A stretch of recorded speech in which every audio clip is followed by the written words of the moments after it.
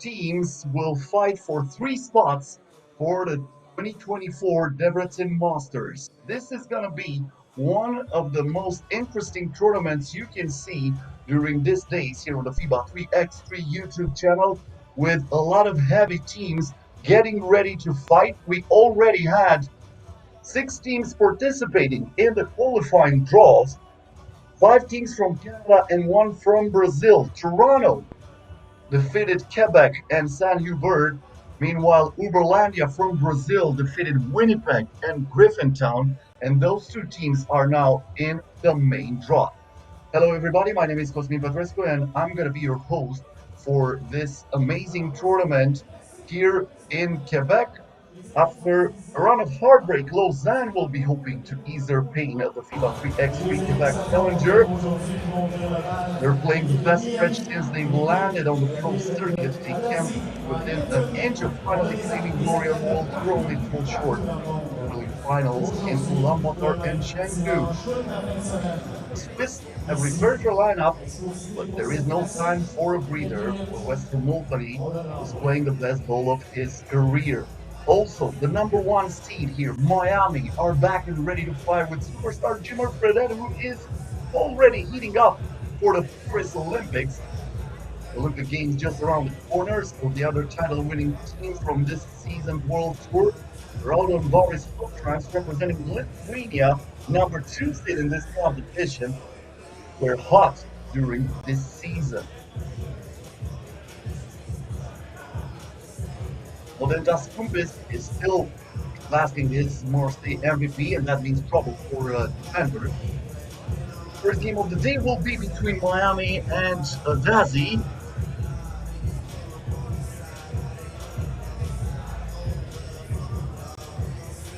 We're getting ready for the players to be introduced here on the court in a few moments. 12 teams getting ready for the competition. They are divided in 4 pools of 3. Miami with Adazi and Podgorica representing Montenegro. In Pool B, we have Raudondvaris from Lithuania, from the Netherlands, and Calabasas from the United States of America. Pool C is controlled by Lausanne from Switzerland, Dusseldorf, LFDY from Germany, and Toronto representing Canada, and Marijampole and Mantinga from Lithuania, Princeton from the United States, and Uberlandia, who, as I mentioned before, qualified thanks to a qualifying draw from Brazil, are included. The players are introduced.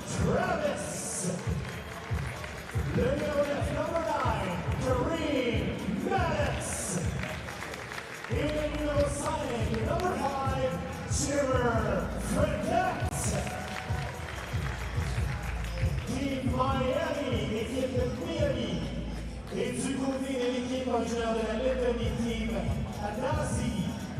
Le numéro 3, #3, Edwards Smith. Le numéro 2, #2, Massis Olsis. Le numéro 5, Akus Strenieks. Et le numéro 6, Christos Chavas. L'équipe Adazi, directement de la Lettonie. Premier match de cette classique 3x3 du tableau principal dans les qualifications ce matin.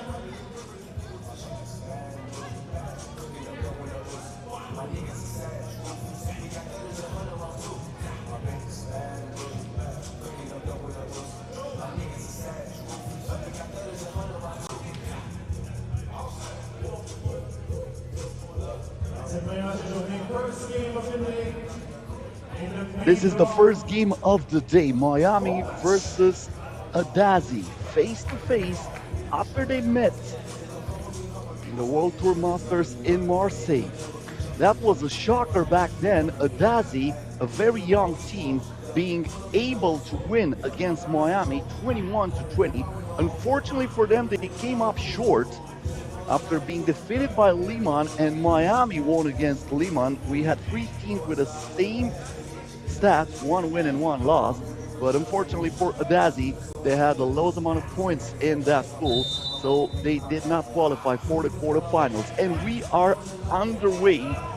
First possession of the ball game in favor of Adazi.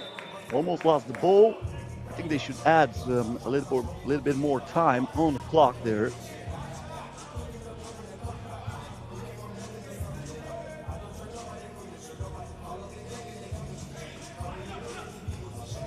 Otis trying to get closer to the rim, puts it up. Was not even close. And Miami gets the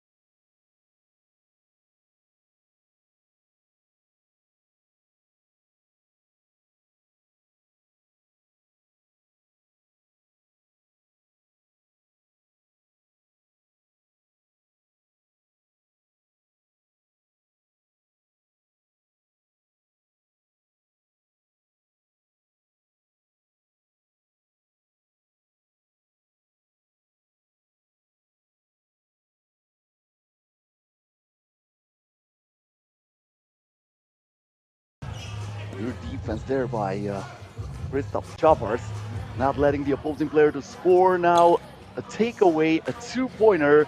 Unfortunately for Adazi, even though that was very open, it did not go down, and they paid the price. Canyon buries one from outside, and just like that, Miami ties it at 3.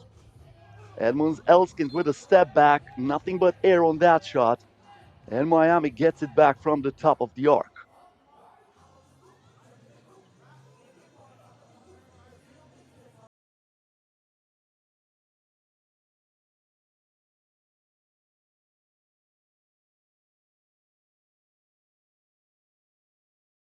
Shot this time for 1 point.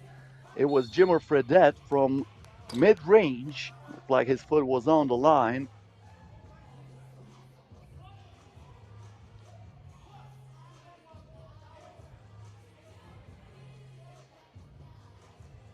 Edmunds Elsnes waiting for that check ball. He's going to face Jimmer.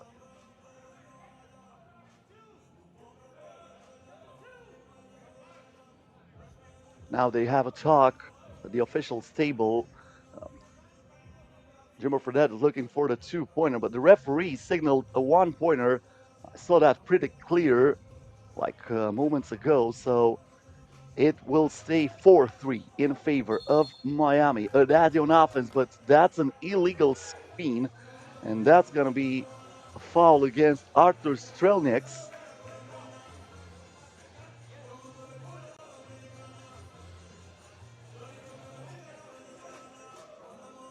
Travis gives the ball to Fredette, and that's a kick ball. That's going to reset the clock in favor of Miami.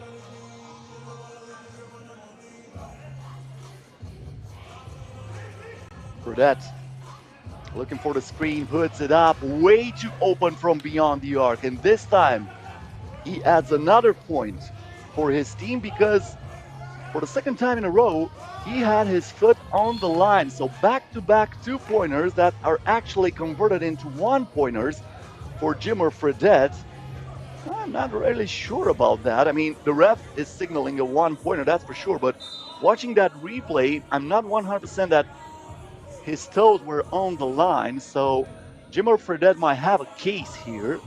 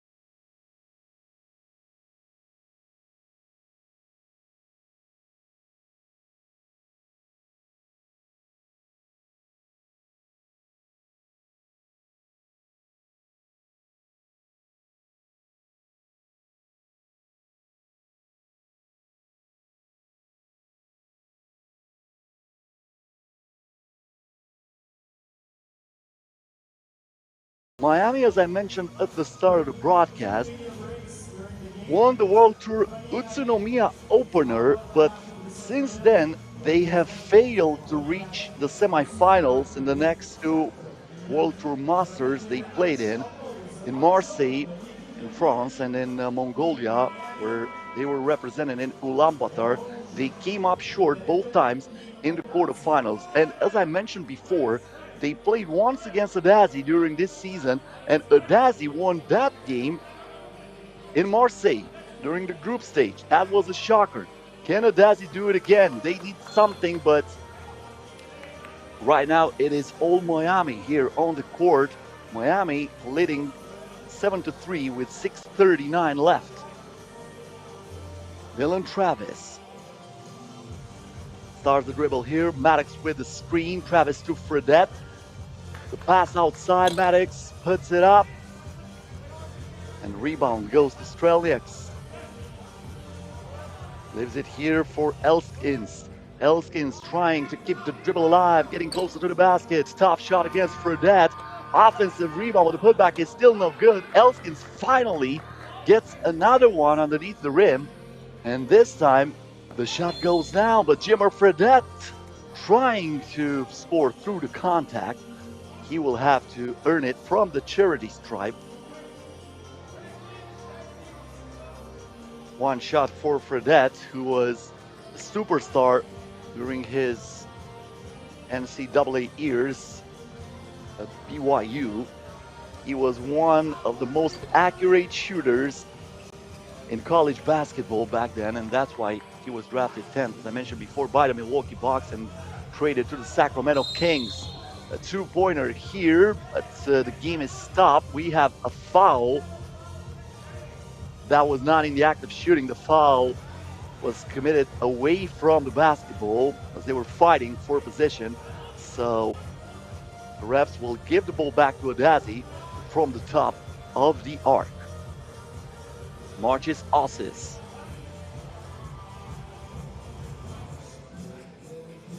It's a down low, the handoff here for Strelnieks. And it looks like we have a traveling violation. Streliak's a former Riga player. He was one of the replacements for different bowlers during the years for that Latvian team that at some point was dominating the 3x3 basketball. Now the drive and the denial by Artur Streliak. Talking about him, not able to score from outside. He was trying to work double shift here. Defense plus offense. That was a great defense against Dylan Travis. But even though he was wide open from beyond the arc, he's not able to put that in.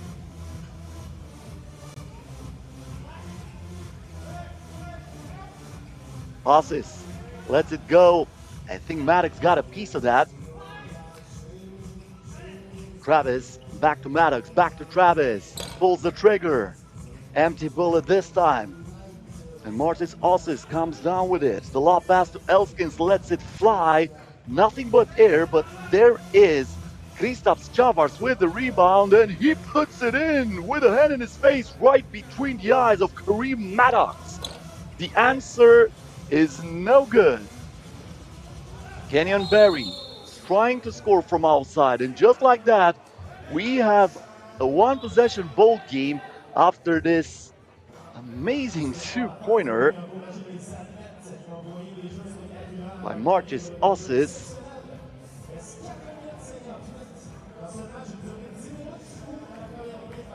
Looked like we had a foul here, but an offensive foul against Adazi. They'll have to figure that out. Once again, going to official table here in Quebec.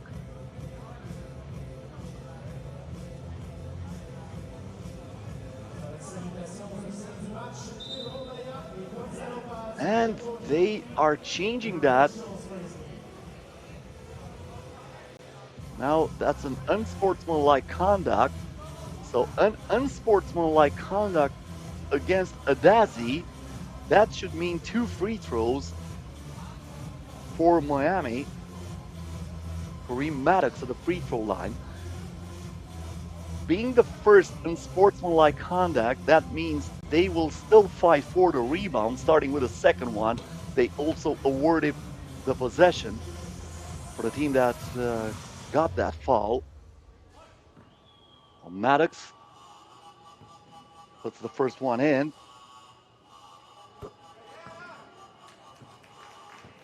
He has the second one to go too. Ossis, Streliak's. Streliak's here. The handoff for the two-pointer that goes down for Edmunds Elksnis. And Adazi is still in it. Now Fredette trying to answer from beyond the arc. That won't go. Looks like that was also a one-pointer moments ago for Adazi.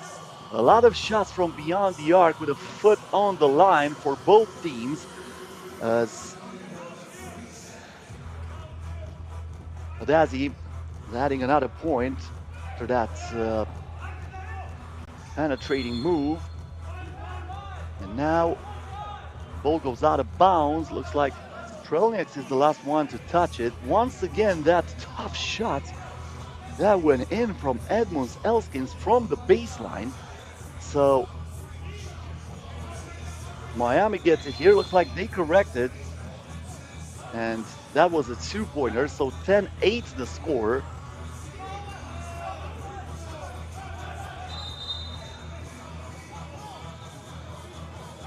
Once again, they're arguing with the referees, and probably Adazi saying that should have been their ball. Miami has it from the 3x3 logo. It's going to be Kenyon Berry. He lets it fly from there, in and out from the logo. Would have been huge for Miami to double their lead, and now we have a foul away from the basketball again. Foul against Adazi. That's team foul number 9. So from now on, Adazi is in the double penalty. Every foul committed by them will be awarded with 2 free throws plus the ball for Miami. Jimmer Fredette on the move. Looks for something, puts the ball inside for Kenyon Berry, but that was deflected. And we're gonna have a timeout with 3 minutes and 56 seconds left until the end of the ball game. As I was mentioning before, Miami start as the #1 seed of this competition here in Quebec. The first 3 teams at the end of the tournament will qualify for the Debrecen Masters in Hungary that will take place between August 31st and September 1st as part of the FIBA 3x3 World Tour. This 2-day extravaganza here in Quebec can be followed live on the FIBA 3x3 YouTube channel. Don't forget to subscribe, and don't forget you can find us on every social media platform.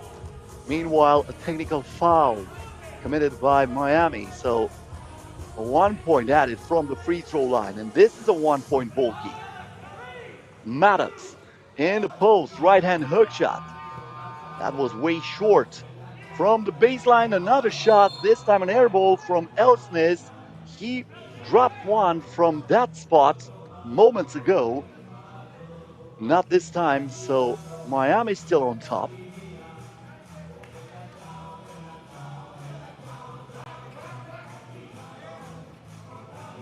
Strelniaks gets inside, passes it out, and Elsnes draws the foul against Maddox.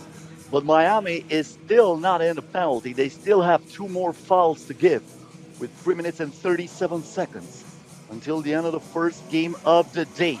A total of 12 games will be played during this group stage of the tournament. He lost it there. Talking about Edmonds Elsnes. It's going to be a turnover against Adazi. Good defense by Miami, putting enough pressure on Elsnes to lose that ball. Elsnes will check out of the game. He will be replaced by Kristaps Chavars. Fredette with a pump fake. Kicks it out. Gets it back from Travis. Fredette with the shot block winding down, penetrating. Top shot from the inside, but he gets the friendly bounce. And Miami is up by 2. Now Fredette, all he can do is foul Marchis Osses, the youngest player in this game, only 20 years of age. Marchis Osses is actually the youngest player in the entire competition today.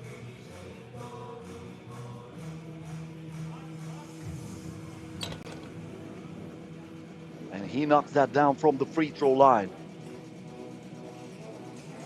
Miami still having a lot of trouble against this team. Exactly that happened in Marseille. Fredette with a hand in his face, in and out. And Chavars comes down with it. Adazi with a chance to tie it or even take the lead if they score from outside. This is what they look for.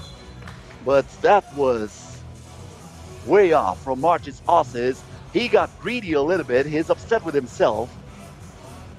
Telling to his teammates, excuse me, probably should have done something different on that possession. Fredette here stops, gives the ball to Maddox. Maddox now on the drive all the way to the hoop, but he misses the layup.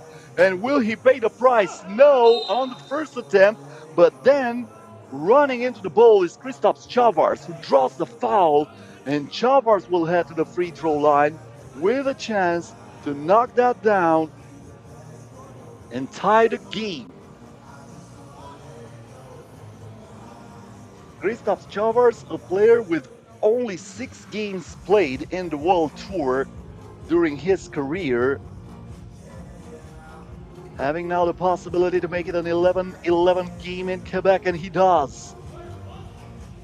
Miami on the attack. This is Barry. The bounce pass inside, trying to thread the needle, and the reverse layup is good from Dylan Travis. Travis here with the ball. The takeaway for Miami. With 2 minutes and 18 seconds left, Maddox from way outside. Travis with a follow, puts it up. Still no good. Good box out this time by Chavars. And he hands off for Elkins. Back to Chavars. Great connection on the pick and roll. Now, Chavars was down, and Miami's taking advantage on that. Kenyon Berry driving and thriving. 13-12. They are fighting there for the ball. Look at that hustle.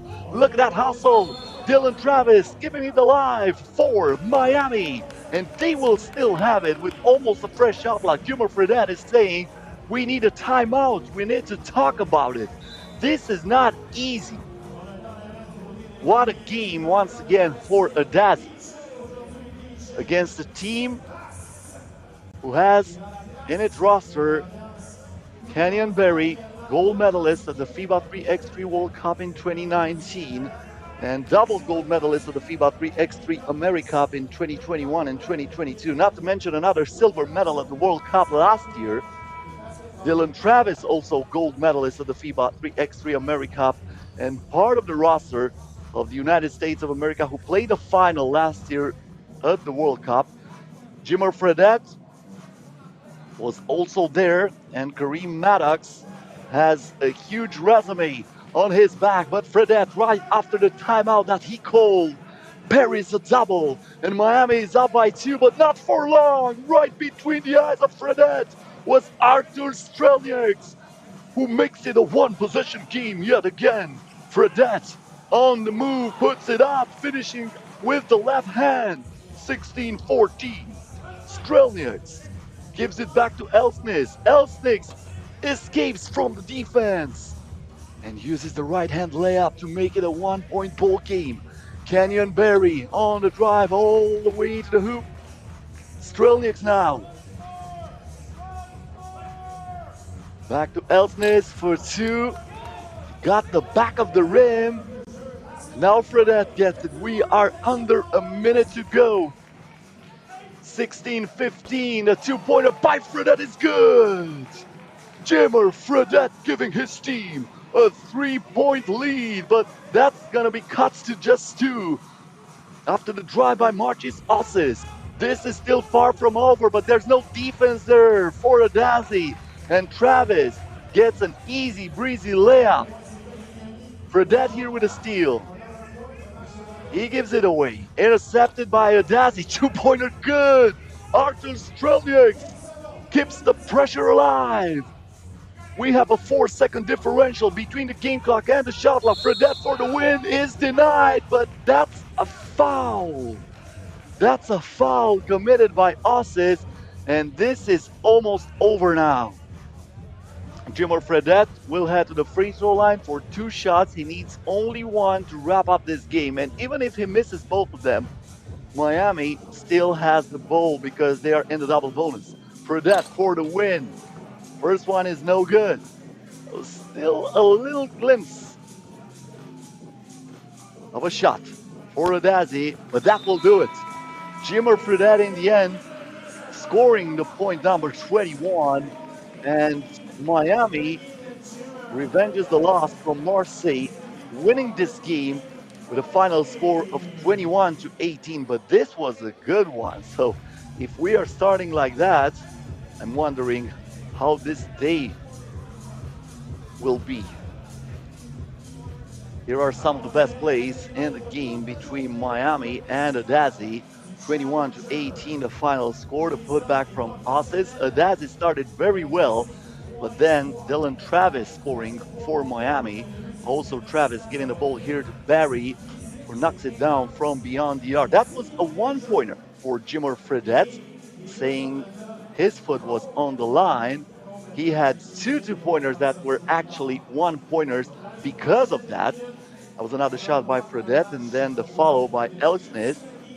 The two-pointer here by Ossis, who played very well, especially being only 20 years of age. As I mentioned before, he is the youngest player in the entire Québec Challenger.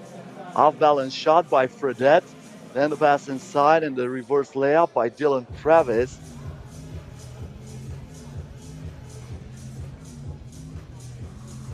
It was pretty heated up, but then Fredette with a two-pointer, and here after the contact, finishing with the left hand, finishing with a hand in his face. Jimmer Fredette coming out big when his team needed him most. Dylan Travis with that final shot, and that was the story of this first game.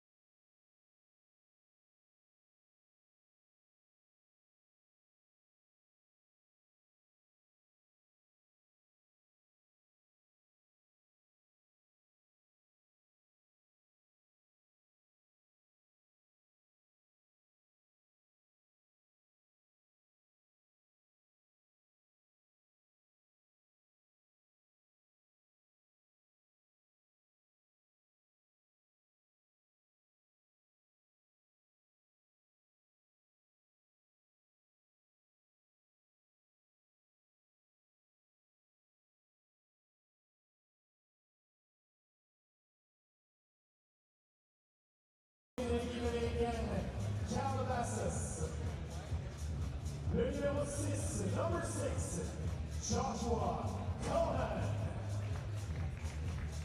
At FIBA 3x3, number 2, Riley Madden. In FIBA number 1, Jeremy Lieberman. En jaune, l'équipe de la Lituanie. En vert, l'équipe des États-Unis. Les officiels du match, Dusseldorf, Chapeau. The next game in the tournament is between Raudondvaris Hoptrans and Calabasas. Unfortunately for Calabasas, they are short-handed Max Montana, who was initially on the roster. That was the center of the team, one of the highest players in the tournament, got injured and he is not available. So that team is going to be down by only 3 players, so no substitution for them. And they face a monster, Raudondvaris, a team who already played in 3 World Tour Masters this year, winning the one in Marseille and reaching the semifinals in Ulaanbaatar. Plus 2 more challengers. They won the Orleans Challenger just a few days ago, and we are underway. Raudondvaris in yellow, getting the first bucket of the game. Jaugis scoring it easily from the paint. Now this is Lieberman. Lob pass inside, get that out of here, says Evaldas Jaugis. And he deflects that out of bounds. It will stay with Calabasas, a team that got here thanks to a wild card. And look at that block! Modestas Kumpis lowering the ceiling here in Place Jean Bellevue.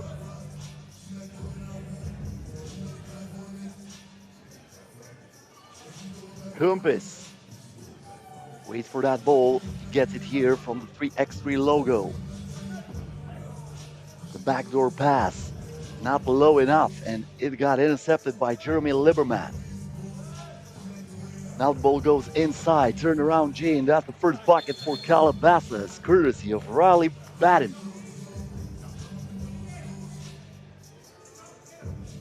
Game is stopped here.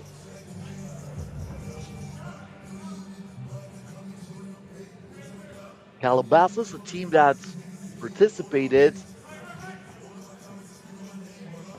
only in challenger tournaments, never qualified for a World Tour Masters. It will be pretty hard for them to reach the Master in Debrecen, being down by only 3 players here, but you never know. 3x3 basketball is full of surprises sometimes. 2-point shot was missed there by Modestas Kumpis. Lieberman heel with the rock. Wait for the screen, lets it fly. It rims out, and we have a push underneath the basket. I think that's against Joshua Cohen.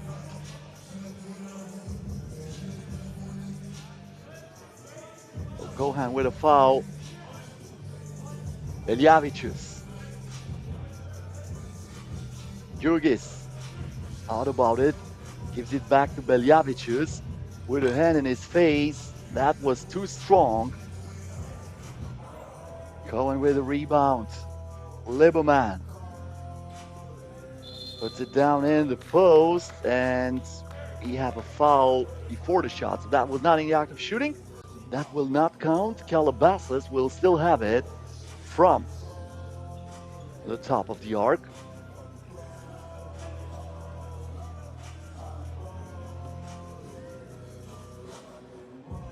Two-point attempt here.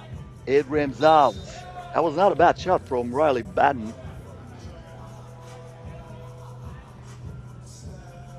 He got a little bit unfortunate.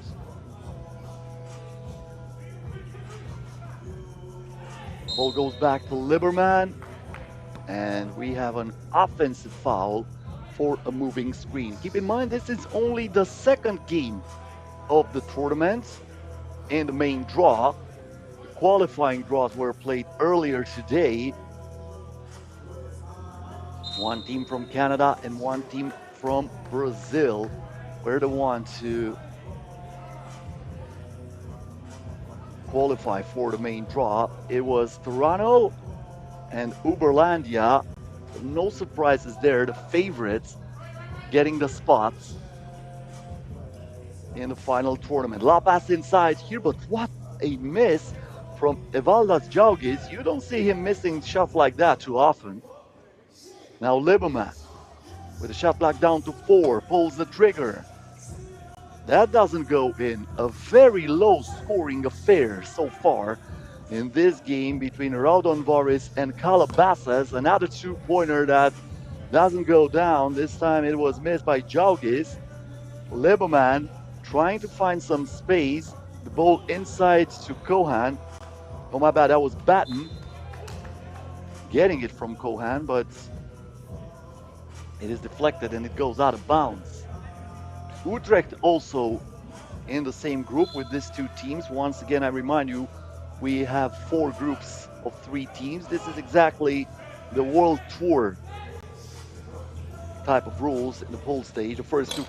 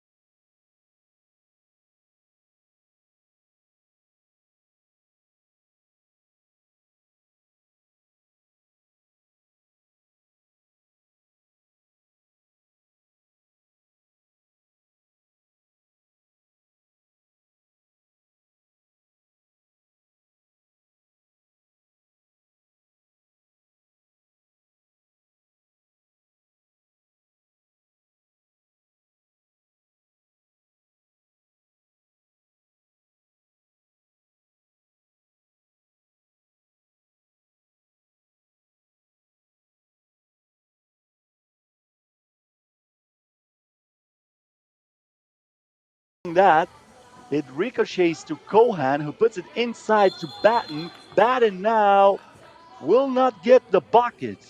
He wants the point, but looks like he was fouled before the shot. He was fouled probably on the entry pass. Keep in mind, Batten plays underneath the basket, especially after losing Max Montana. Max Montana should have been the 4th player in the Calabasas roster, but he got injured. That's an unsportsmanlike conduct against Kohan.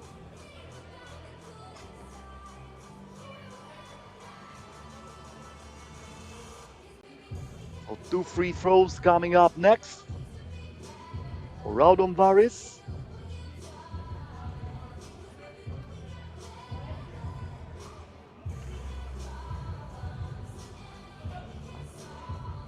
Going to the free throw line is Modestas Kumpis. A lot of experience for him.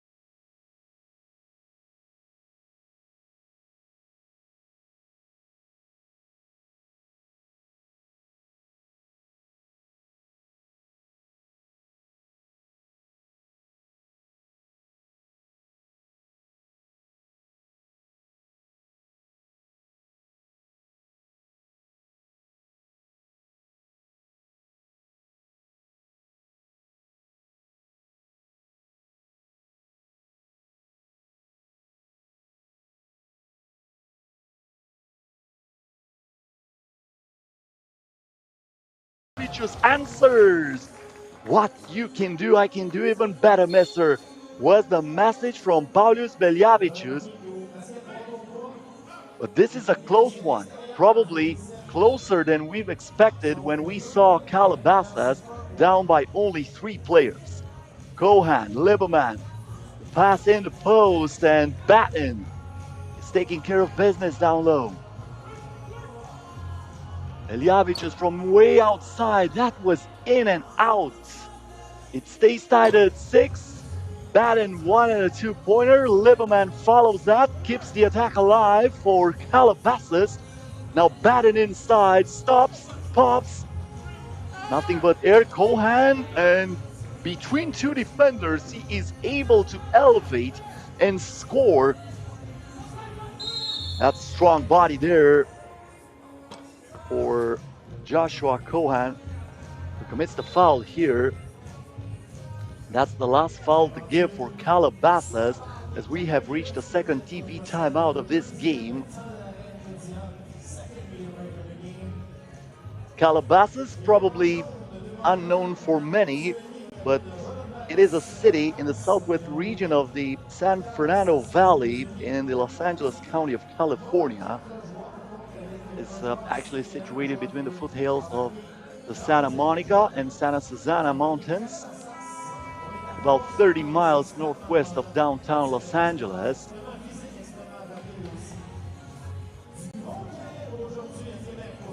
Calabasas is well known for state-of-art residencies and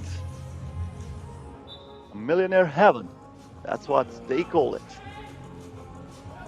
Now the crossover here and the throwdown for Modestas Kumpis, who was not taking any chances on that play. Raudondvaris ties the game at 7. The ball got deflected here and it goes out of bounds. Once again, the nasty crossover and the elevation for Modestas Kumpis, who got high. Riley Batten waits for the ball here. 2-point attempt missed by Batten. The follow goes to Jauges. Back to Kumpis. Kumpis looks for Jauges in the paint. He gets it there, lowering his shoulder. The right-hand hook shot is no good. Beljavicius fights for the rebound, and he draws the foul. Was that a foul? If that's so, then Beljavicius will head to the free throw line for 2 shots, and yes, that was the call.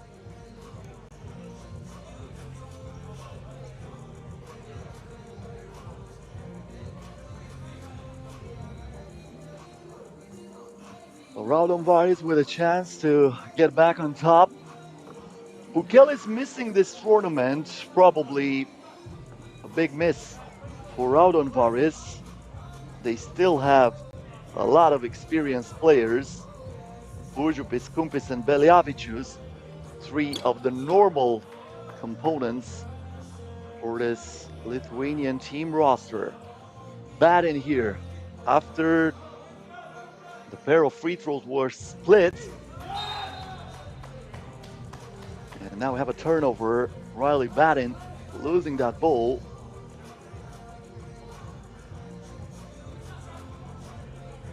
Jauges. And up there for Jauges. Back at it. He puts it in using the glass. They're now up by 3. Looks like that was a problem on the board, so I thought they scored only 1 out of 2, but actually they made both free throws. I was looking at the graphics and I was looking at the board, and it said 8-7 for a second, but then they corrected that.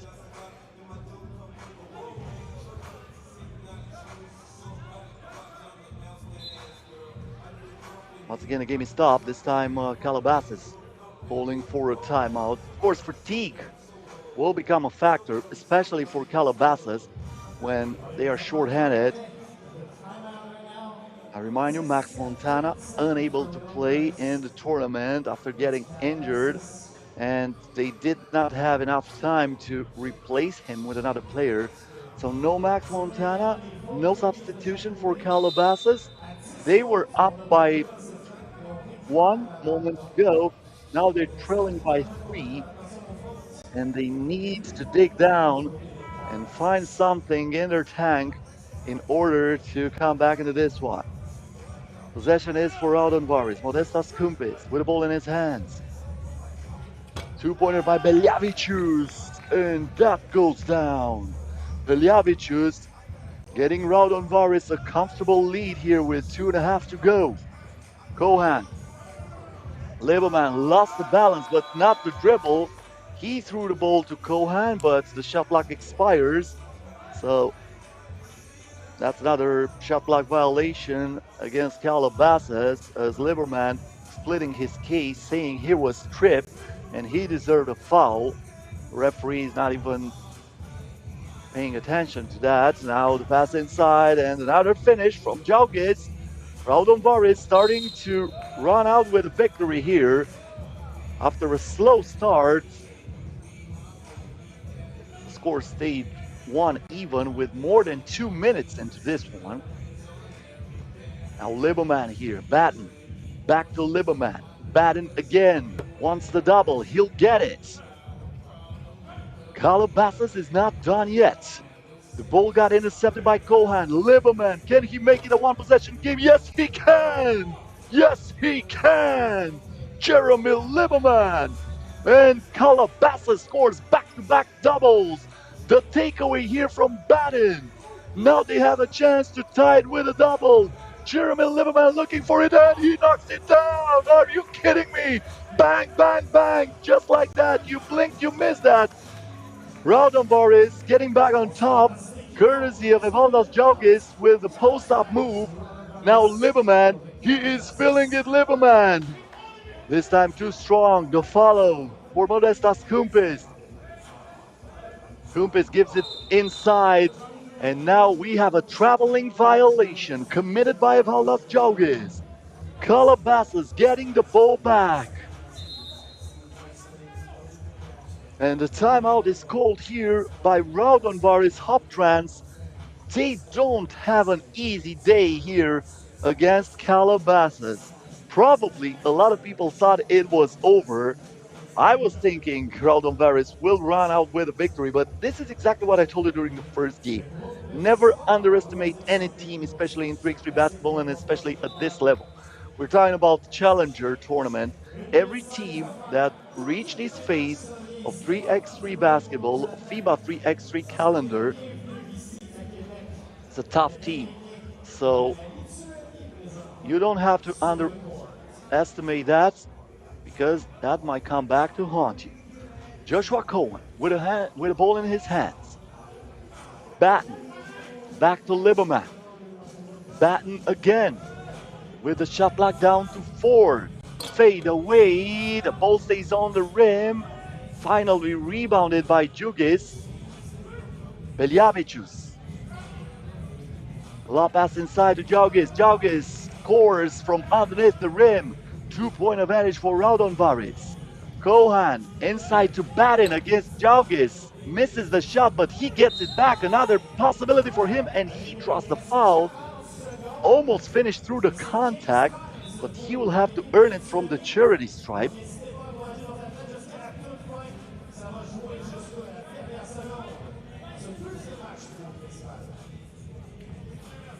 Riley Batten, the free throw line, puts that in. 1-point ball game. We are in crunch time, ladies and gentlemen. This is Beljavicius.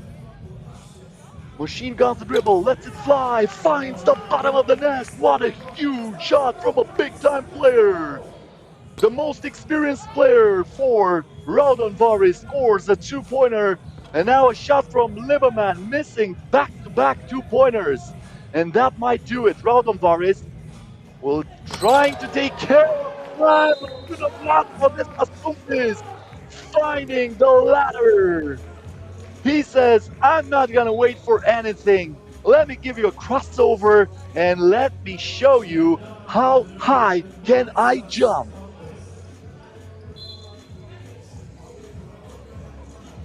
Cohan here, Batten, 10 seconds to go. They need a 2-pointer fast. Riley Batten from outside. It rims out. The rebound for Jugis, and that will do it. Raudondvaris survives after a comeback from being down by as many as 6 by Calabasas, and finally wins the game with a score of 18-14 against a team who played with only 3 players. So Raudondvaris gets the win, but it was not easy, even though they had that 6-point advantage at some point. That was the turnaround J at the start of the game by Riley Batten, the finish by Jugis. Then the 2-pointer here by Beljavicius. Lieberman from mid-range.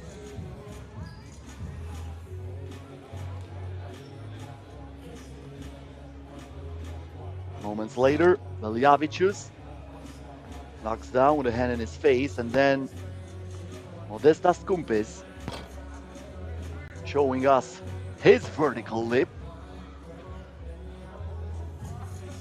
Later on, ball backs inside. Jugis doing his job from the paint. 2-pointer here by Beljavicius. Also Beljavicius kicks it inside for Jugis. He knocks it down, but then back-to-back doubles for the American team, and they tied the game. Right after that, score from inside from Evaldas Jugis, and then a 2-pointer that came up huge, and that finished the deal. The slam dunk by Modestas Kumpis, second throwdown of the game. 18-14 the final score. Getting ready for the next game. Lausanne versus Toronto. First game to be played in Pool C. Stay with us.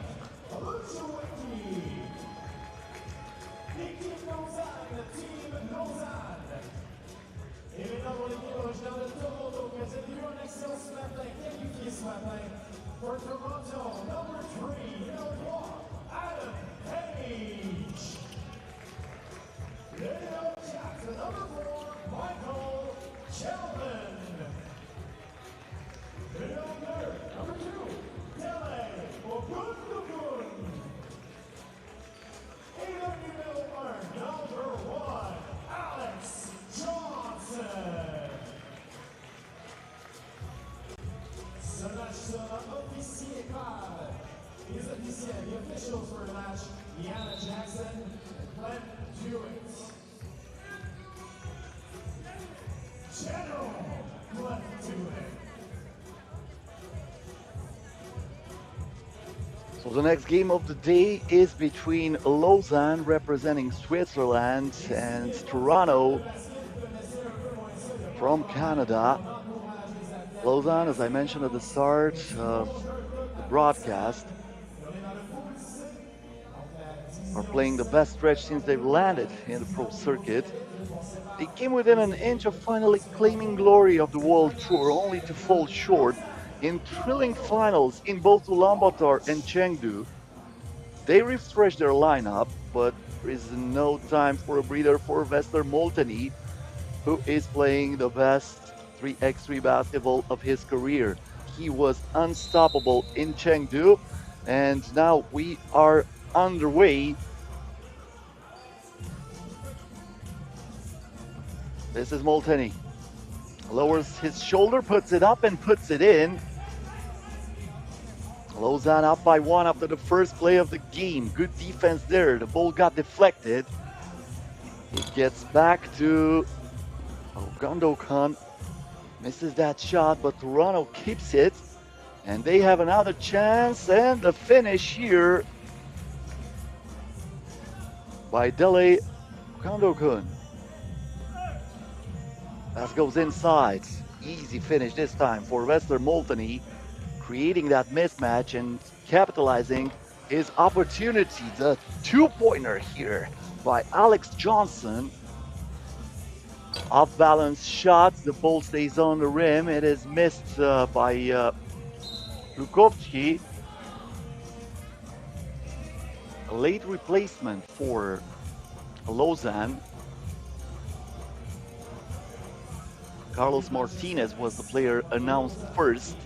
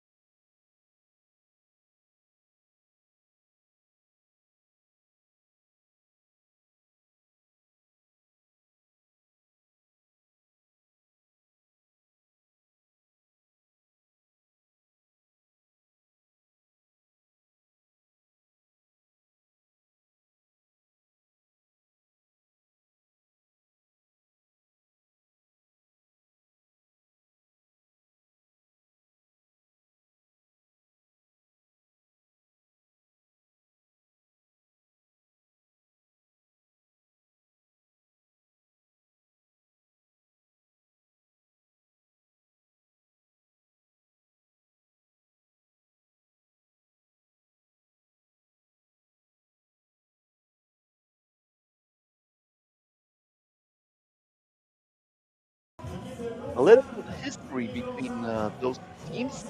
They met once in the quarterfinals in Colorado last year.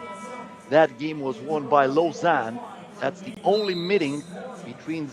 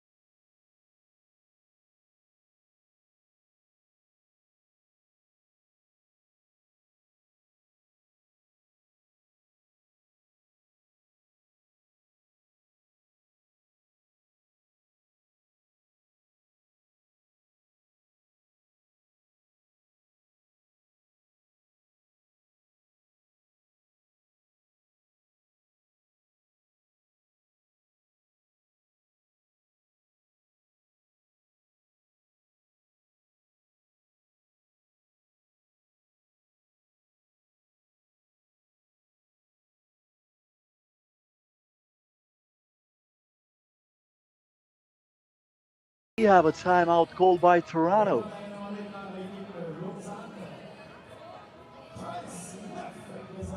15 minutes, 15 seconds left until the end of this one. After this game, we're gonna watch Marijampole against Uberlandia. That will be the last game in the first set of games in the pool stages. Already a 21-18 win for Miami against Adazi and an 18-14 win for Raudondvaris over Calabasas. Kelvin here. Page thought about it. Nice palm fake. Kicks it out. Kelvin for two. Still no good, but he almost took that away. But it will stay with yellow, says the referee. So is Malik Luchowski. Molteni behind a back pass, right where the GPS was. And Marco Lehmann saying, thank you very much, you have reached the destination. But just like that, Dele Ogundokan scores from beyond the arc. Now the lob pass for Molteni. Luchowski and Molteni were not on the same page on that play, but they are bailed out with a foul. Once again, that two-pointer for Dele Ogundokan.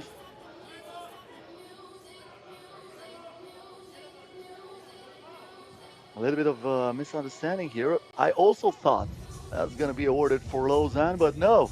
Toronto gets it again. Johnson inside. Page with a height advantage. Misses the first attempt, misses the second one, but he is fouled.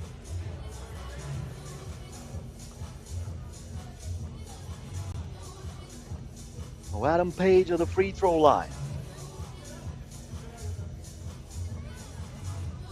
One shot for him. He can make it a one possession game with a long way to go. But his free throw will not go down. Look at that pass from Martin. And once again, he connects with Marco Lehmann. Looks like all the teammates are putting the dishes to Lehmann. Johnson, meanwhile, scores for Toronto. Luchowski in the paint. Lost it for a second, but Alex Johnson cannot keep it inbounds. The question here is, did he have possession? Looks like he didn't, so it will be 3.6 seconds on the shot clock. The bounce pass again, and the finish plus the foul. Luchowski after the magic dish from Jules Martin. How sweet was that?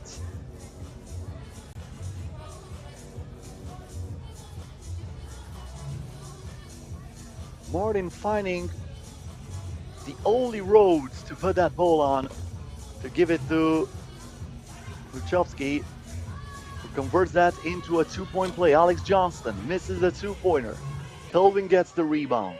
Toronto stays on offense. Ogundokan driving on the baseline, misses the layup. And now Molteni with the fake and the finish. A lot of patience there against the younger Kelvin, who showed his lack of experience on that one. Misses the two-pointer here. Molteni comes down with it. Now Molteni in the paint, stops. Good breaks for him, but the shot was not even close. And now we have a foul against Malik Luchowski, who grabbed Ogundokan from behind. 3 minutes and 32 seconds. Lausanne with a 6-point lead. Of course, they are the favorites, but I will not consider this game over yet. Just remember what happened during the Raudondvaris Calabasas game. Just moments ago, Raudondvaris were up by 6, and then Calabasas caught fire from beyond the arc, scoring 3 two-pointers in a row. And after those 3 bombs, we were all even. In the end, Raudondvaris used their superior experience to stay calm and not losing that game after the great comeback. Alex Johnson here. The step back, lets it go. Bukowski with a rebound. Bukowski again stops the dribble, gives it to Jules Martin. Martin behind the back to Lehmann, lets it go, and he burns the net from outside. Marco Lehmann gives his team an 8-point advantage, and Lausanne is within one of winning this before the game time expires. This is a 2-pointer by Marco Lehmann. Ogundo Khan. Page for 2.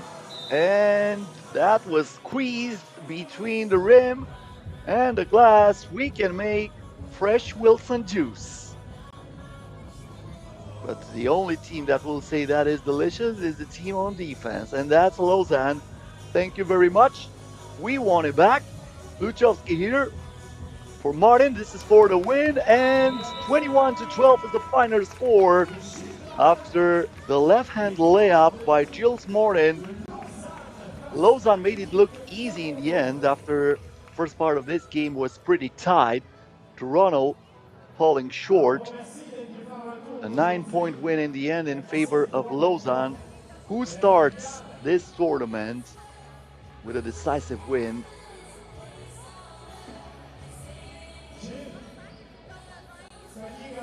Highlights coming up.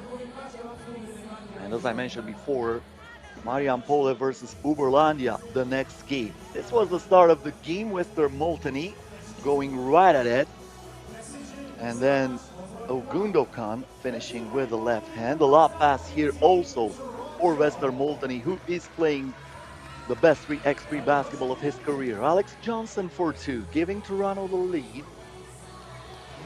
Then Gilles Martin answering from beyond the arc, nothing but net on that shot. Ogundo Khan here, the pass for Kelvin, second youngest player in the tournament. Turnaround J by Luchowski. Late replacement for this Lausanne team. As I mentioned during the game, he is here instead of Carlos Martinez. Adam Page with a fadeaway, nothing but net for him. The putback by Wester Molteni, needed 2 shots to finish that. And then Gilles Martin splitting the defense, scoring with the left hand. Toronto was not done yet. The 2-pointer by Ogundo Khan, but that was not enough. Lausanne starting to show us why they are one of the favorites in this tournament. The backdoor pass from Gilles Martin to Marco Lehmann, and then Wester Molteni with the fake and the finish. Gilles Martin behind the back here for Marco Lehmann, a 2-pointer, and the basket who sealed the deal also from Gilles Martin. 21-12, the final score. Lausanne defeating Toronto. Stay with us. Coming up next, Marijampole Mantinga versus Uberlandia.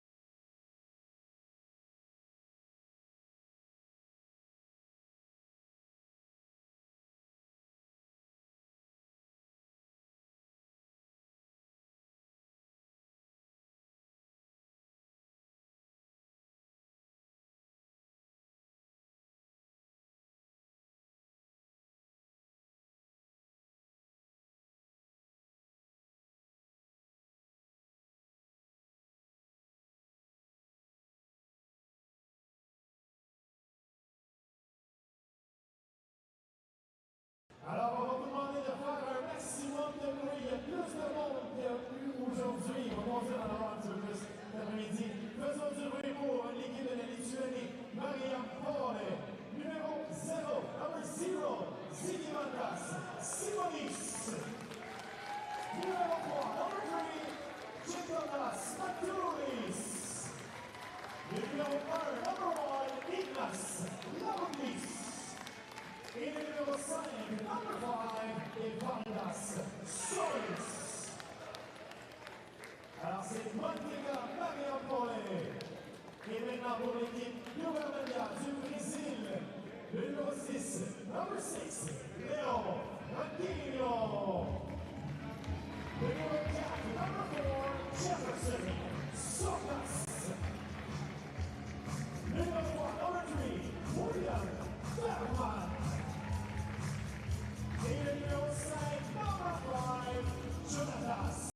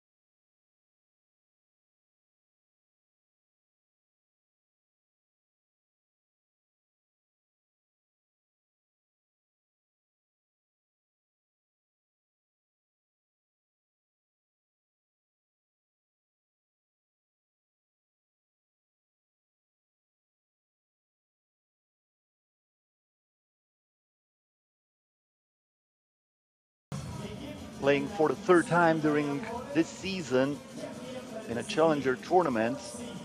They have failed to reach the semifinals in the first two attempts. They finished 6th in Clermont-Ferrand and 10th in Orléans. Both of those tournaments organized by France. On the other hand, for Uberlandia, this is for the first time when they are participating in a Pro Tour. After winning the Light West in Floripa Airport, qualify here for Quebec. It's like that, ball bounced outside of the real estate of that's going to be a loose ball by Gintautas Matulis. Turnover for Marijampole. And Uberlandia gets it back. The two-point attempt, a little bit too strong for William Weierman. And Marijampole takes advantage. Matulis puts the ball into the net. 1-point ball game, but not for long. Good pass inside. And the finish by Branquinho. Offensive foul here. The elbow was way too high for Ignas Labertis. So Labertis with the offensive foul. Uberlandia once again on the attack. Ball got intercepted here by Mello. Let's go. Oh, what a shot from Evaldas Schaulis. And Marijampole ties it at 5. Sokas gives it inside to Jonatas Mello, and he was grabbed from behind. That was not in the act of shooting. The bucket will not count.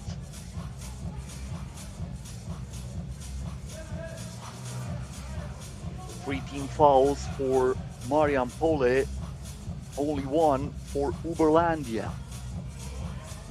Two-point attempt missed by Weierman.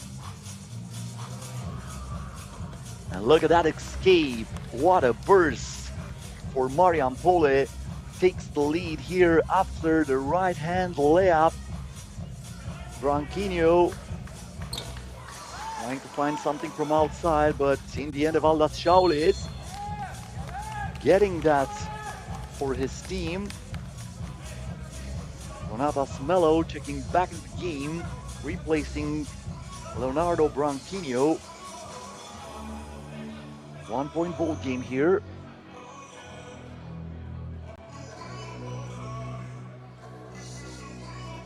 Team from Lithuania on offense. Nice bounce pass inside and a finish for Jonatas Mello. No, my bad, from Schaulis. Now this is Sokas. Sokas misses everything with that right-hand hook shot.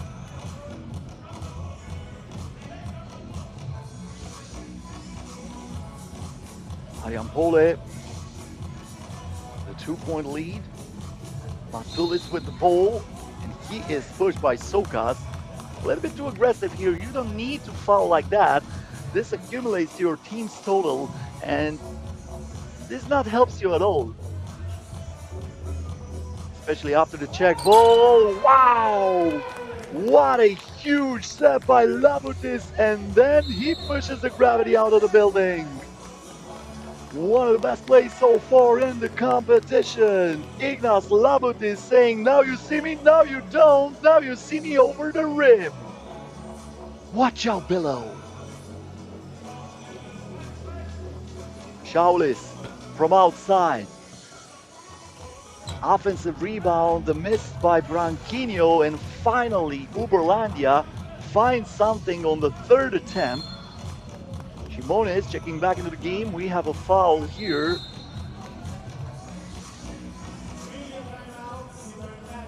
And also a timeout with 6 minutes and 46 seconds until the end of this one.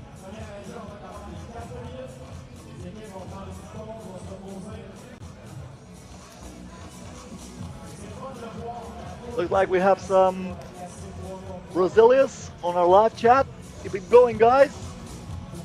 They cheer up for their Brazilian team. Uberlandia was outstanding today during that qualifying draw.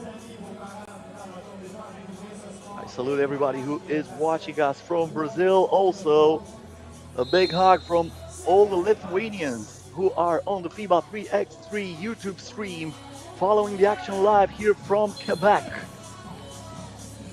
Ball goes out of bounds here. That's a turnover against Marijampole.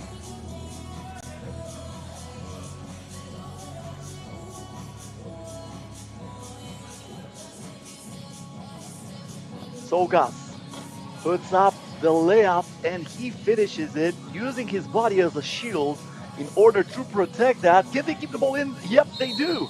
And Sokas now was looking down low for Jonatas Mello. The game is stopped.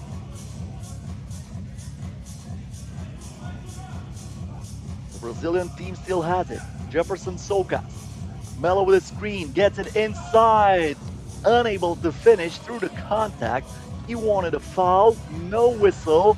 And a miss from point blank range from Matulis, who tried to finish that in one move. Now a 2-pointer for Uberlandia. The rebound goes to Labutis. 2-point attempt missed by Shaulis. Turns, fires, and scores. Talking about Ignace Labutis. Giving Marijampole a 2-point lead. Sokas. The pass inside, and we have a 3-second violation against Jonatas Mello. So for Uberlandia, a little bit of reality check. After those easy wins in the qualifying draw, nothing will come that easy in the main round. But they are only 2 points behind. They can get the rebound here, but they don't. Shauli skips it alive for his team and knocks it down for a 1-pointer. His foot was on the line. So it is 11. It should be, I think it should be 10-7. I saw the referee showing a 1-pointer. Now the board shows 2 points. They're gonna talk it over. Probably they're gonna check out what they saw. The referee from underneath the basket showed 1 point. They had 2 on the board. Probably I'm the only one who was paying attention to the ref. The technical officials didn't, and now they corrected that. It is 10-7 in favor of Marijampole. So yay for me. From time to time I am right. Don't wait for that to happen often. I also get a lot of mistakes during those calls when I'm paying attention to what's happening on the court and less on the referees, but I'm trying to keep an eye on them because this is really important. This is going to be a 2-pointer. Evaldas Shaul is saying, you know what? You didn't give me the 2-pointer first. I'm going to knock it down this time. And you can say nothing about it. Not you, Mr. Petrescu, who is there on the mic, and not you, ref, who is there underneath the basket. That's 2-point. That's my 2-point. I'm going to take it, and you're going to like it. And now a traveling violation against Uberlandia. Leonardo Branquinho, with too many steps, commits another turnover for the Brazilian team. Labutis.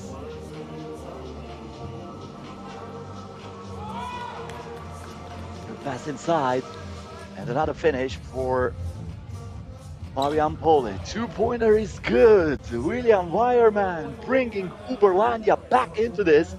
They were down by as many as 6 moments ago. Now they're trying to defend Chimones. Kicks it out, the fake, the shot, and the finish. Right back at ya. Evaldas Shaul is showing a lot of patience on that play. Right after this 2-pointer by Jefferson Sokas, Evaldas Shaul is answering with a double of his own. Sokas now has an open lane to the basket. He complicates that, but he finishes it. And that will count. And then Marijampole throwing that away. Gintauras Matulis with a bad pass here.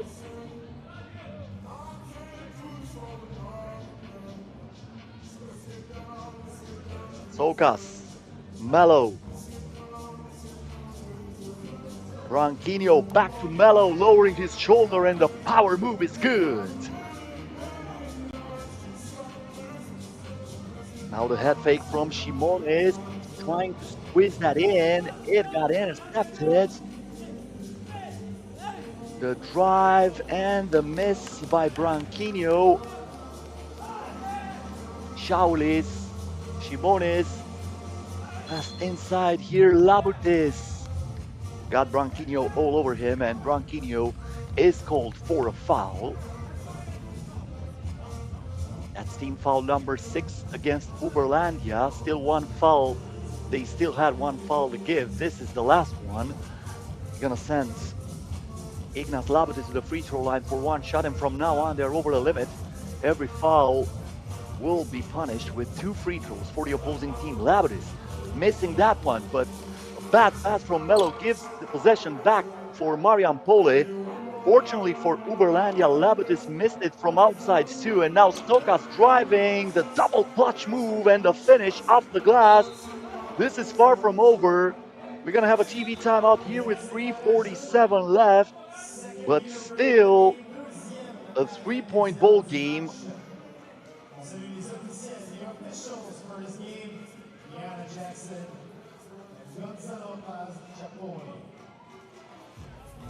Marijampole trying to put their tactic in order, keep this 3-point advantage they have right now in the game against Uberlandia.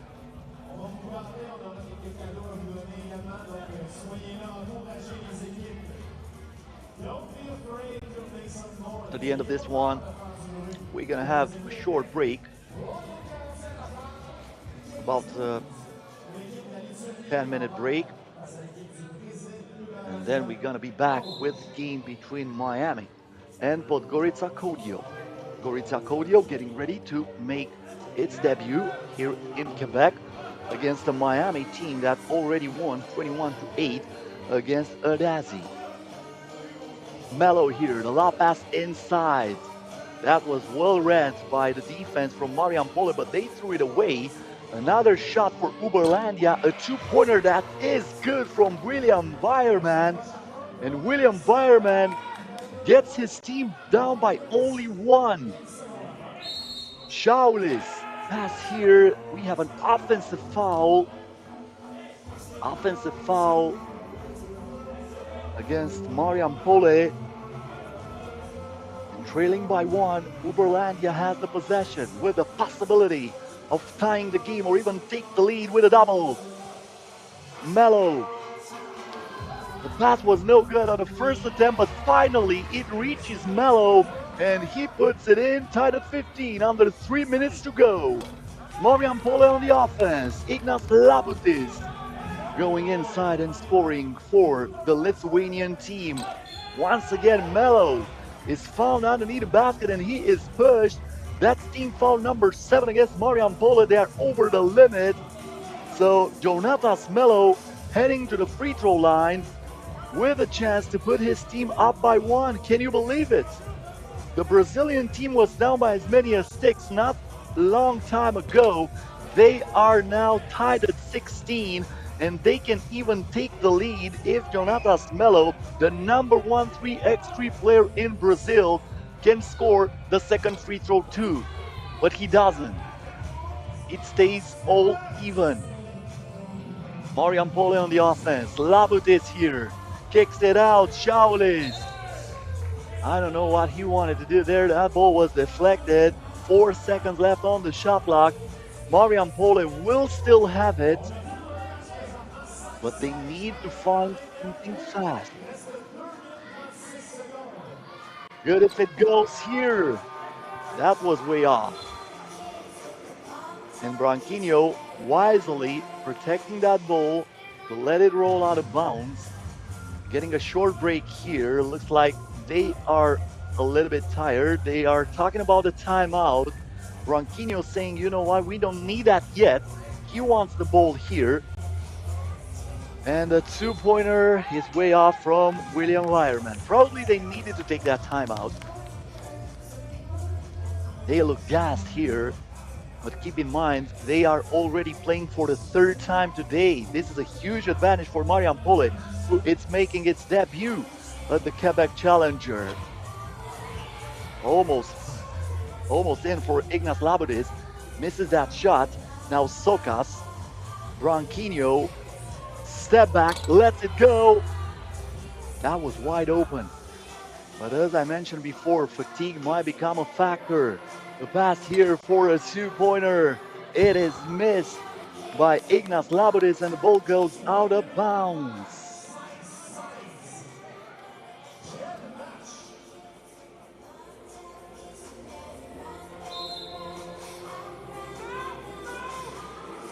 Now we have a timeout. Under 2 minutes to go. Uberlandia calling for that timeout.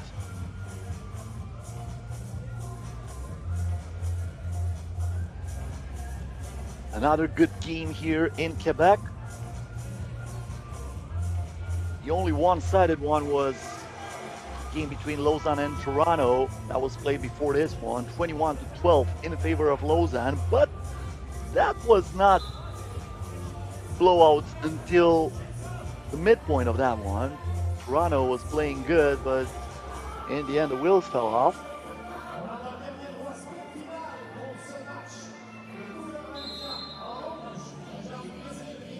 Labudis here. Ball goes to Shaolis, who wants the double. Good box out by Sokas. Sokas gives it again to Branquinho, driving in the paint, puts it up, and Uberlandia is on top. 17-16. Can Marijampole answer here? The two-pointer was tried by Matulis. Melo gets the rock. Branquinho with the shot clock winding down. 3 seconds on it. Branquinho to Melo, a lot of patience, and he finishes it. Off the glass, the two-pointer. Missed again by Marijampole. The offensive rebound by Labutis. Kicks it out to Shaolis. Shaolis here gives it to Matulis. The two-pointer is still no good. They are forcing it from outside, even though they have plenty of time. Under a minute to go. Uberlandia up by one. Melo in the paint. Power move again. Misses that. But he tracks it down. And now Leonardo Branquinho draws the foul. That's gonna be a penalty against Marijampole. 2 free throws coming up. Another timeout here with 42.3 left until the end of this. We have to give a lot of credit to this Uberlandia team.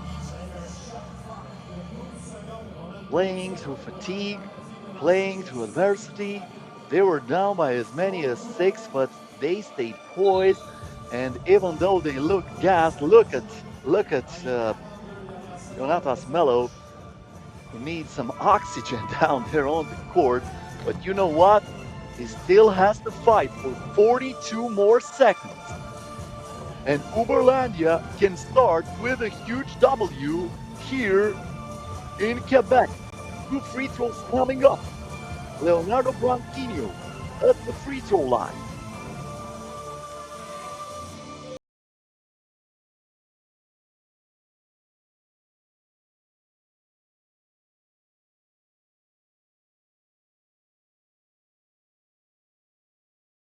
Uberlandia would be within 1 of winning this game before time's expired. This is not the case. First one got the back of the iron, and that's it. Another shot for him. Splits the pair. 19-16. 2-possession ball game. Matulis with a good pass inside. And the finish there makes it a 2-point ball game. Melo keeps it going to work in the paint, taking care of business. The two-pointer is missed here by Shimones, and Uberlandia will have it with about a 12-second differential between the game clock and the shot clock, up by as many as 3, and within 1 of ending this before time expires. Branquinho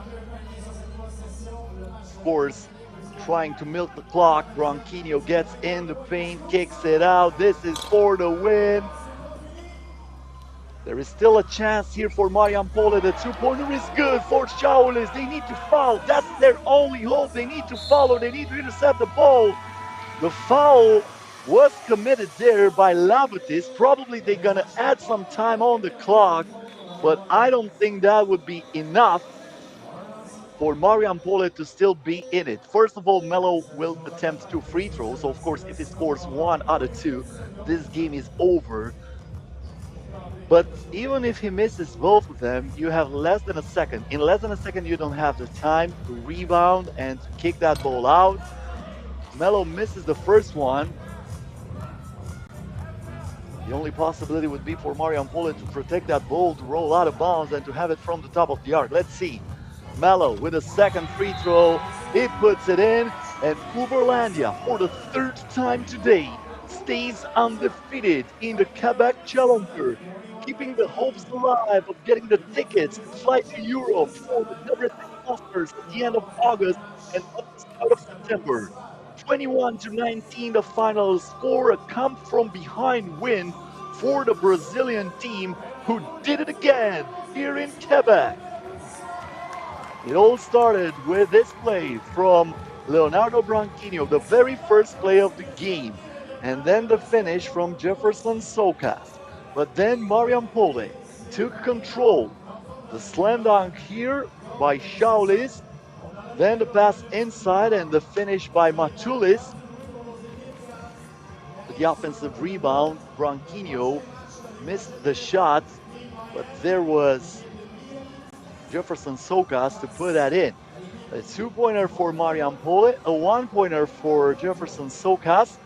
Later on, Marijampole with a backdoor pass from Labudis, the easy finish, and then the step back from Evaldas Shaulis and a two-pointer.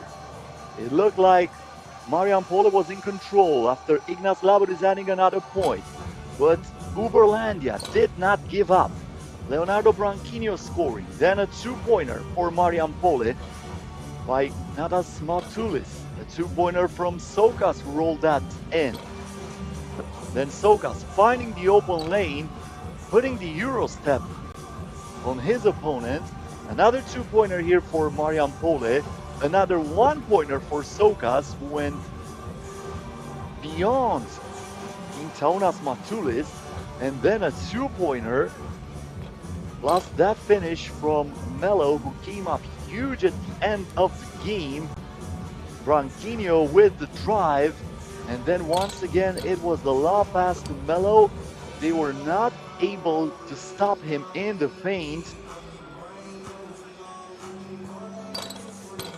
Mello, too big, too strong, too good in the end for Uberlandia. Then the two-pointer, but that was not enough. Final score, 21-19, and Uberlandia wins a huge game against Marijampole. Coming up next, Miami versus Podgorica Kodio. That's going to start in less than 10 minutes, so stay with us here on the FIBA 3x3 YouTube channel. And don't forget to subscribe. We'll be back.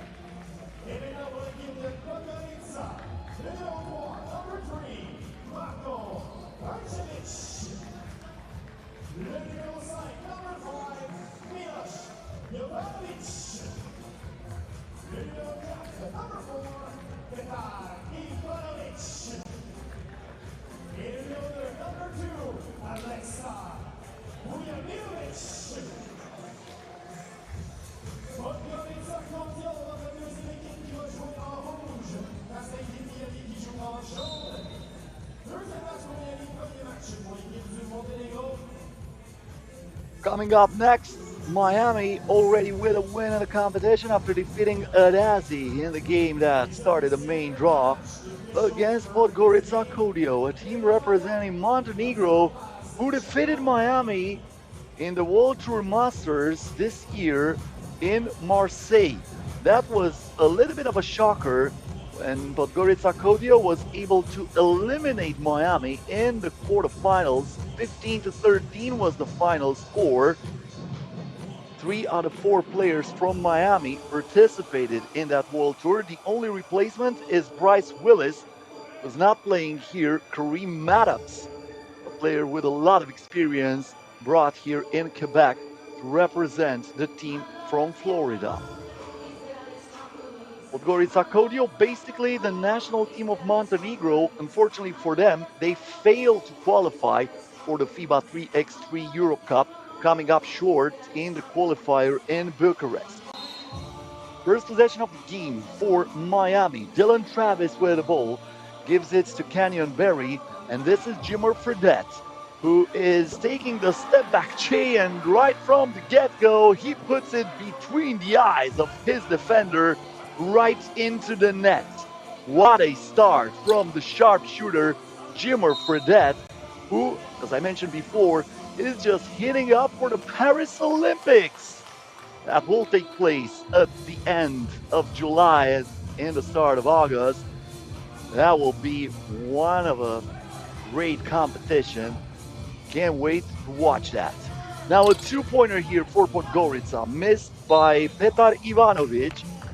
It will stay though with Podgorica. They were fighting for the rebound, but a little bit of concern there. Marko Rajicevic having a lot of difficulties of getting back up. Probably he took a shot as he was fighting for the rebound. Jimmer Fredette is saying that his opponent was all over him. So Rajicevic, clearly limping, needs to take a sit for a moment. Ivanovic. Milos Jovanovic. Jovanovic here against Maddox, looking for the contact. Maddox dropped the chair, and he had no equilibrium on that play. Now Fredette, keeping the dribble alive, lets it go, and he draws the foul on a two-point attempt. Fair play by Alexa Vujadinovic, who's not even arguing with that call. No, my bad, that was Milos Jovanovic. Milos Jovanovic committed a foul. So Jimmer Fredette at the free throw line, 2 shots for him. Selected in the NBA in 2011 with a 10 overall pick by the Milwaukee Bucks.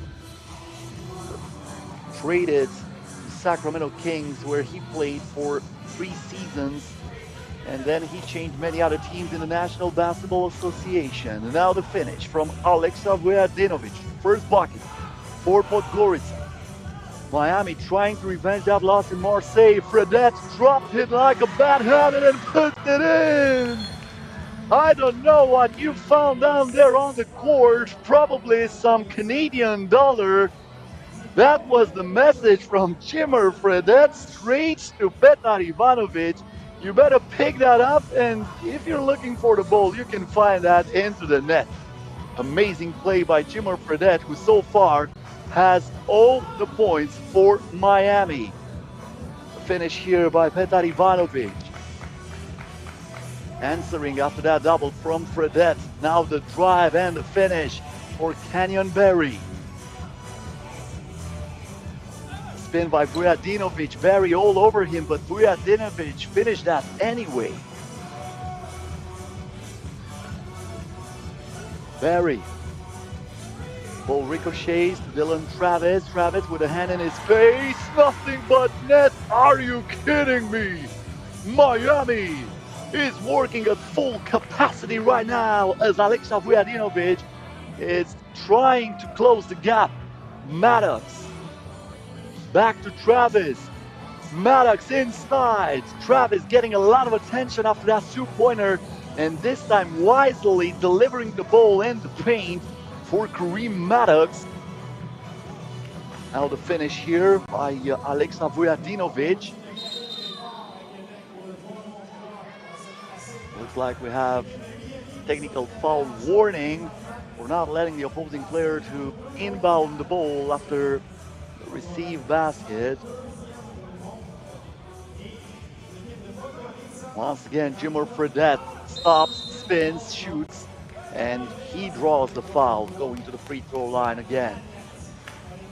I was talking about his career during the first game. He played also for the Chicago Bulls, New Orleans Pelicans, New York Knicks, and the Phoenix Suns. He was the international MVP in the Chinese Basketball Association, where he played 4 years for the Shanghai Sharks. 3 times he was selected for the All-Star game in China. Fredette here comes down with it after the high pass. Vujadinovic not able to control that. Fredette misses the 2-pointer. The rebound by Raicevic. And now Jovanovic back to Raicevic, who got pushed by Kenyon Berry. That's going to be a foul against Miami. First team foul for the team representing USA. Raicevic. Jovanovic. That's a traveling violation against Podgorica. The team from the capital of Montenegro down by 6. Once again, keep in mind, Podgorica won against Miami in Marseille in the World Tour, but Jimmer Fredette is ready to revenge that loss. Counted plus the foul here, a jump shot with the ball into the net, and Miami is up by as many as 7, only 3 minutes and 4 seconds into this game. First TV time out of this one, 12-5 in favor of Miami, and an additional free throw coming up from Jimmer Fredette. Look at that. That was so nasty. That was nastier than a Quavo song. And then finish from Alexa Vujadinovic. Vujadinovic working in the paint, trying to keep his team into this one, but so far they have a handful of Fredette and they are not able to cool him down. The scoring leader of the NCAA in 2011 at his last year at Brigham Young University. Ball ricochets here to Fredette. Gets the steal. Waits for Dylan Travis for the screen. Travis from the corner. Comes up short.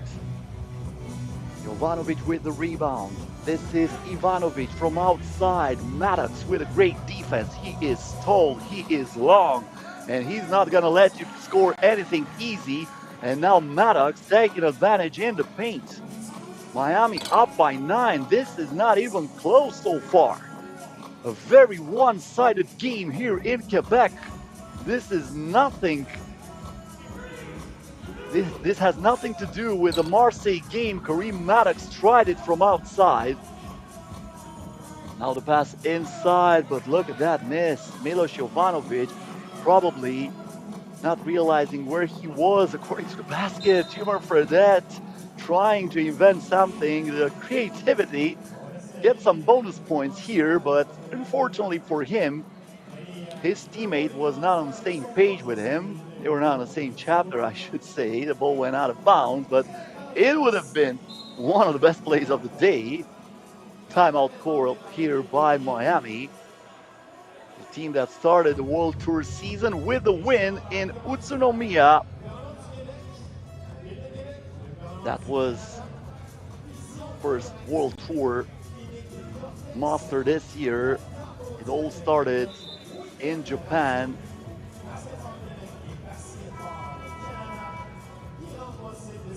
Miami winning that game against Huishan 21-20. That was a nail biter. And one tournament after that, as I mentioned, they were eliminated in quarterfinals by exactly this Podgorica team. That is on offense here. Raicevic driving and scoring. Now Kenyon Berry, and that's going to be a foul. First team foul against Podgorica. They were not aggressive, but so far they're paying the price because they're down by 8. Maddox is looking for Fredette. The hand up here. Fredette from outside. Not this time, but that almost went in, even though he was off balance. Podgorica able to keep that ball inbounds. Marko Rajicevic denied by Jimmer Fredet, who is going strong to the hoop, lifts it inside, and Maddox puts it in. That had all kind of flavors in it. That's a tutti frutti delicious. Jimmer Fredet for Kareem Maddox, and Maddox here with the opportunity of putting his team up by as many as 10, a double-digit lead in Quebec. Podgorica trying to close the gap a little bit. 2-point attempt, nothing but air here for Milos Jovanovic, and that's a shot clock violation.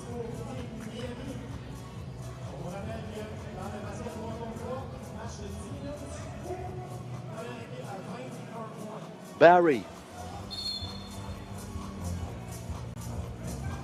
And now we have another foul against Podgorica. They did not foul many times at the start of the game, but suddenly they're picking foul after foul, and they are over the limit from now on. That's a double dribble. Jimmer Fredet got the ball with both hands. He's not happy with that call, saying that was not the case, but the referee saw a double dribble. Of course, when you're leading by 10, not going to be that upset after a call like that. A finish here by Alexa Vujadinovic. This is almost the only thing that Podgorica was able to find during this game. Buckets from Vujadinovic inside, and Dylan Travis adding another point to this Miami lead.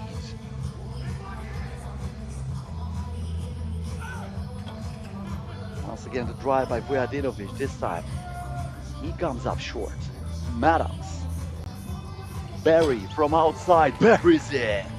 Kenyon Barry, the gold medalist at the FIBA 3x3 World Cup back in 2019, puts it in, and the answer is good this time from Podgorica, but Miami is within 2 of winning this one.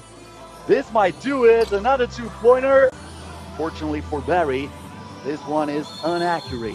And now we have a foul committed by Dylan Travis, silver medalist at the World Cup last year. Of course, Kenyon Barry was part of that team too. Jimmer Fredet also. And Kareem Maddox. This might be the national team for the United States at the Summer Olympics in Paris. So they are heating up here in Quebec.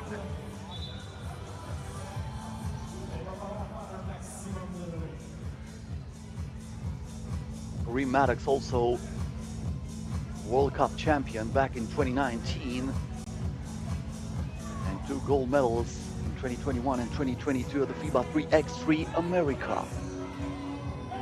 Jovanovic here, and up to Rajicevic.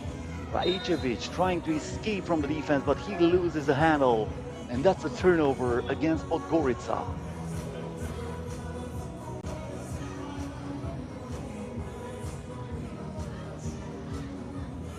Maddox, Fredet, the step back for the win, nothing but net, and Fredet ends it in style. The exclamation point for Miami, who defeats Podgorica with a final score of 21-9, revenging that loss in Marseille at the start of the World Tour season when Podgorica won by the final score of 15-13. This was not even close, and right from the get-go, Jimmer Fredet was on fire. He had the first points for his team as Alexa Vujadinovic was fighting for his life, but that crossover, as I mentioned before, was nastier than a Quavo song. Vujadinovic, the only one to find something with those drives, and delivering from inside here, but then Fredet again, plus the foul from mid-range on a jump shot. Then Kareem Maddox getting it done from the inside. Later on, Rajicevic with the drive trying to keep his team close. That was not the case. Fredet with the pass to Maddox and the and one. That was the play of the game. Vujadinovic here after the pass from Petar Ivanovic, and then the drive by Dylan Travis and the right-hand layup. Later on, Kenyon Berry, bingo from beyond the arc, and Jimmer Fredet saying, you know what, I'm going to show you another double, scoring over Milos Jovanovic. Jimmer Fredet ending the game here with another two-pointer, 21-9. Fastest game so far here in Quebec. Coming up next, Raudondvaris Hoptrans versus Utrecht, but that will start in about 10 minutes because Miami took care of business really, really fast. We have a short break. We're going to be right back. Stay here with us on the streaming on the FIBA 3x3 YouTube channel. Don't forget to subscribe.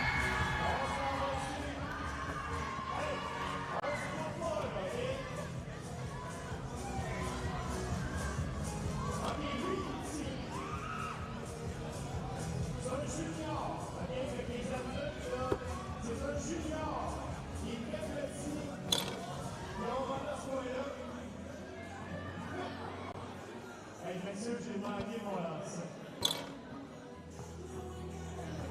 30 secondes.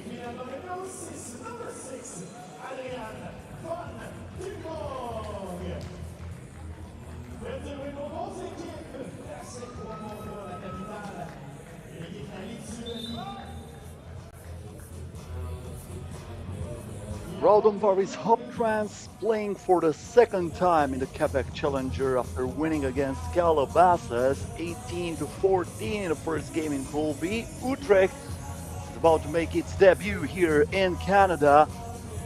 An Utrecht team who is trying to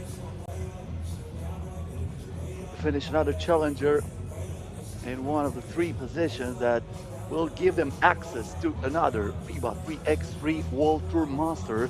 They finished third at the Hoptrans Challenger during this season. Also, they participated in the World Tour Chengdu Master, but they have failed to qualify on the main draw. They were one of the teams that played in the qualifying draw, but they did not make it in the main competition. First possession of the game, Paulus Beljavicius for Raudondvaris. Now this is Kumpis, great pass inside, and the finish from Jaugis, who puts the first point on the board for the Lithuanian team. Now the 2-point attempt for Utrecht, nothing but air. The putback is still no good. Double miss for the team representing the Netherlands. Beljavicius here. The bounce pass inside, and that's another finish for Jaugis. Second bucket from underneath the rim for Jaugis. Utrecht yet to score.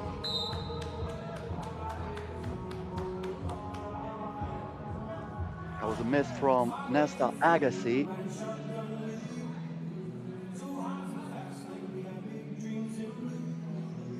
Beljavicius.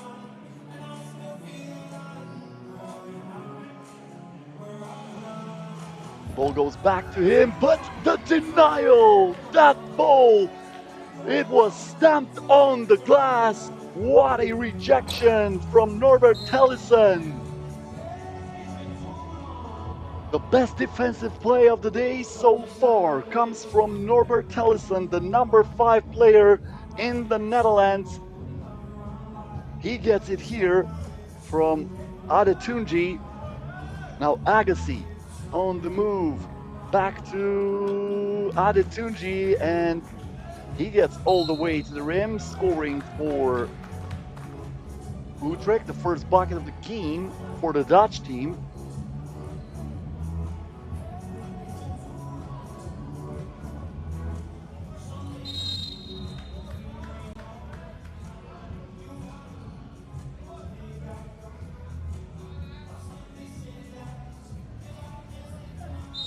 Handoff here for Paulus Beljavicius. Now we have a foul against Utrecht. That's team foul number 2.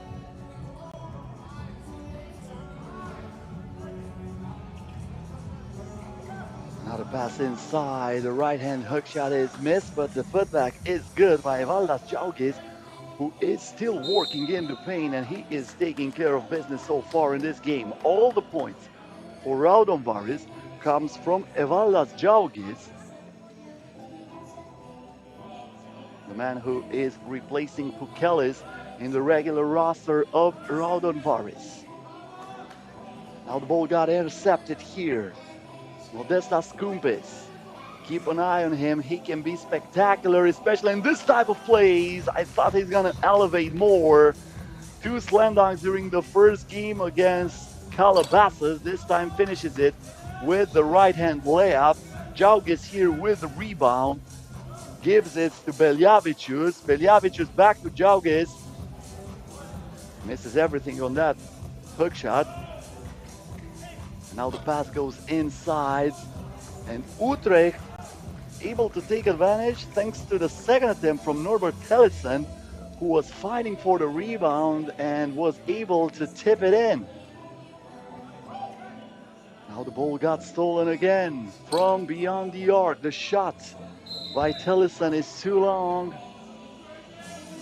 And now it goes out of bounds. Once again, that's, I might say, pretty lucky bucket from Norbert Tellison, but he'll take it.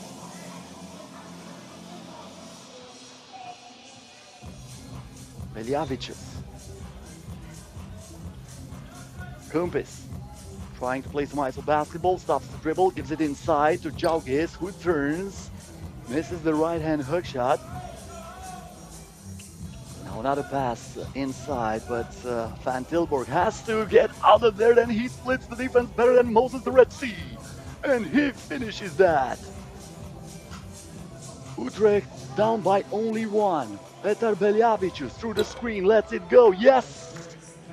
Huge two-pointer for Raudondvaris. Just when Utrecht thought they're gonna come back into this one.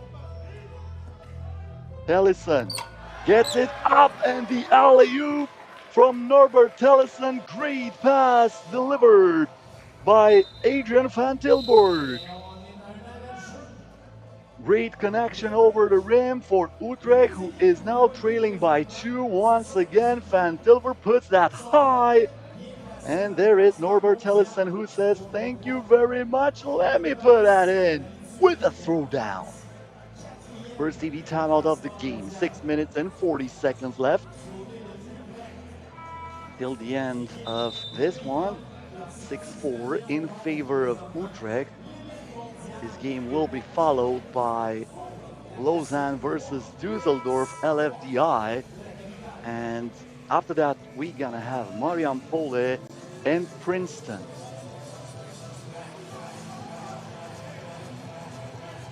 Two-point attempt for Beljavicius. Ball rolls out of bounds. Beljavicius saying he was hit on his elbow as he was attempting that. Usually you don't get that type of calls in 3x3 basketball. The game is pretty physical, so there are very few referees who are calling fouls like that. Hand off here. A lob pass inside for Van Tilburg. And he was pushed there, but that was probably a tactical foul by Valda Djaugic, who felt that he has no position over his opponent.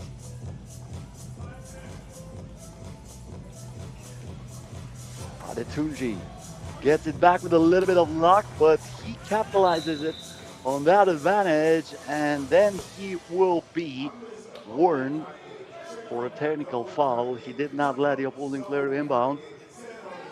Only the warning here. If he does it again, he's going to be hit with a tech. Kumpis now behind the back dribble. Kumpis with the fake, gives it inside to Djaugic. This time draws the foul. And Djaugic will head to the free throw line for one shot.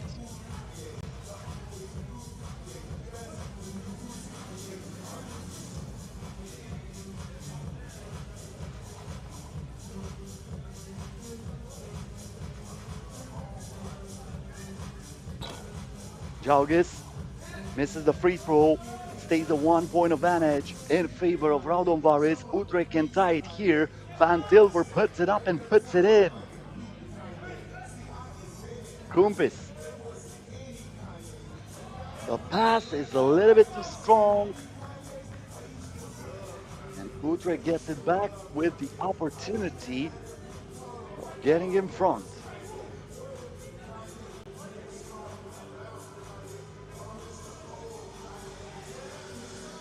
Van Tilburg. Ellison. From the land of plenty, he had a lot of time there. But even though he was wide open, did not knock that down. We are still tied at 6. The lob pass inside. Djaugic not taking advantage of his position. Adetunji. Great dish, and Van Tilburg puts Utrecht up by 1. Beljavicius here lost his balance, but he was pushed. That's going to be a foul against Utrecht. Raudondvaris looking to win the second challenger during this pro season in 2024 after winning it in Orleans. They also have a dub in the World Tour Masters. They won it in Marseille during the second Masters of the season. The bucket will not count here. The foul was on the entry pass, so they are not going to give any continuation for Norbert Tellison. Utrecht with the ball, Adetunji, Agassi, Tellison, back to Adetunji from way outside. He burns the net. and Utrecht is up by 3. Beljavicius, the pick and roll with Jaugis, the right hand hook shot. Jaugis trying to tip that to himself. It goes into Teleson's hands. Thought about it. Teleson puts it inside. The fake, the shot, and the make from Nesta Agassi. Utrecht catching some rhythm here. And one for Evaldas Jaugis. Important bucket for Raudondvaris as they were trailing by 4. That was the biggest gap so far in this game and the biggest advantage in favor of Utrecht. So a 2-point play opportunity for Evaldas Jaugis. He missed the free throw before. This time he knocks it down. Adetunji. Van Tilburg for 2. That won't go. Bounce pass to Beljavicius. Great dish inside. And Jaugis taking advantage. 3-0 run in favor of Raudondvaris. They almost took it away, but that's going to be a kick ball with less than 4 minutes until the end of this one. Utrecht on top, 10-9. This is far from over. Already the 6th appearance in the pro circuit this year by Raudondvaris. Did not make it to the quarterfinals at the season opener in Utsunomiya in the World Tour. Then they stopped in the quarterfinals at the Zhejiang Challenger in China. That was followed by that great win in Marseille, where they won the Master in France, and then they stopped in the semifinals in Ulaanbaatar in Mongolia, only to win it not long ago in Orléans at the Challenger in France. Agassi. That was Teleson. Now Van Tilburg. Off-balance shot, not even close. Jaugis with rebound. Modestas Kumpis now looking for the screen. Kumpis was trying to thread the needle, but the ball was deflected. I'm gonna say that was a kick ball, so the shot clock will reset.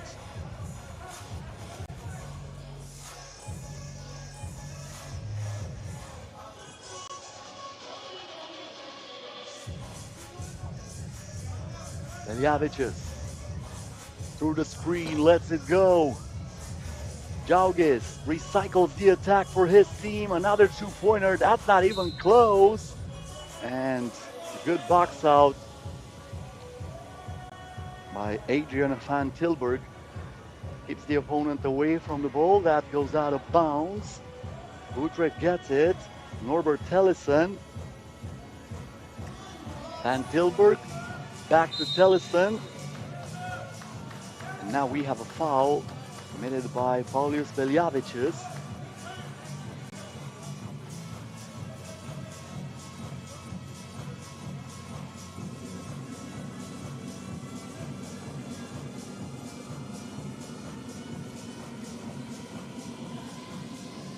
Van Tilburg. Adetunji with a shot block down to 2, pulls the trigger. Kumpis comes down with it. Kumpis now trying to give his team the lead. Adetunji keeps it in bounds, but that ricochets, fortunately for Raudondvaris, to Paulius Beljavicius, who gives it down low to Evaldas Jaugis, and he is fouled from behind. That's a foul committed by Adetunji, and they are over the limit, so that is costly. Adetunji putting Jaugis the free throw line for 2 shots. Jaugis with the opportunity to put his team back on top.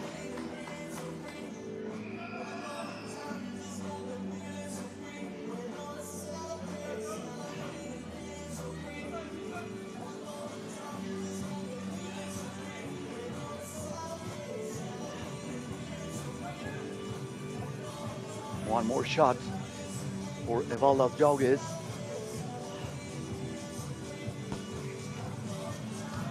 That rims out. but it is rebounded by Modestas Kumpis. Beljavicius from way outside did not touch the rim, and once again, box out clinic, this time by Nesta Agassi, keeps the offensive rebound away from his opponent.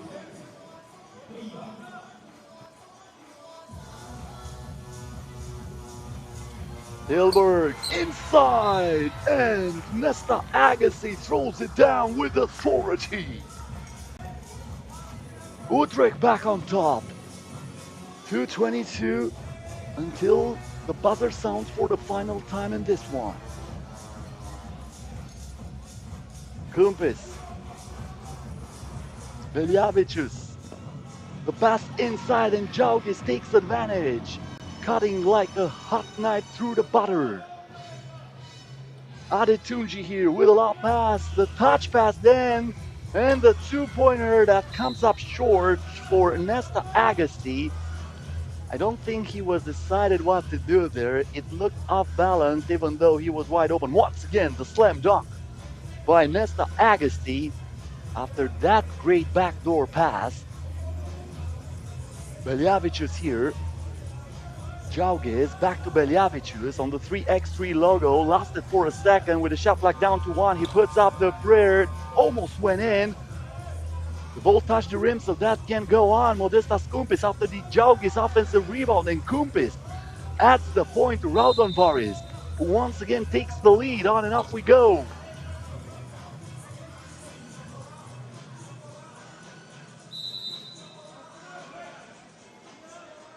Timeout with 1 minute and 37 seconds till the end of this game.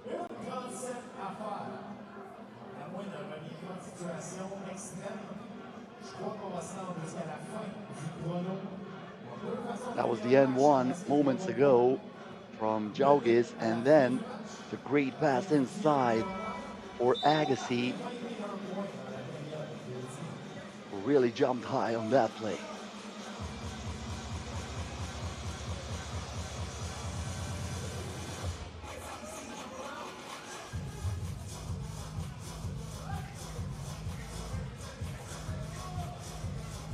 Now the shot from outside, missed by Tellison. Beljavicius getting closer to the rim. The bounce pass, but you won't get anything. Get that out of here is the message from Norbert Tellison. Keeping Jaugis away from the point. Huge rejection, 2.1 seconds on the shot clock. Modestas Kumpis needs to find something fast with a hand in his face. Adetunji comes down with it. Leaves it to Tellison. Tellison here driving and thriving. We are tied at 12, both teams with a dozen of points. We are getting ready to go under a minute to go. Beljavicius, the step back for 2. That won't go. The rebound for Tellison. Tellison with a pass inside to Van Tilburg, and even though Adetunji tried to do anything possible to keep that in bounds, he will not save the ball for his team.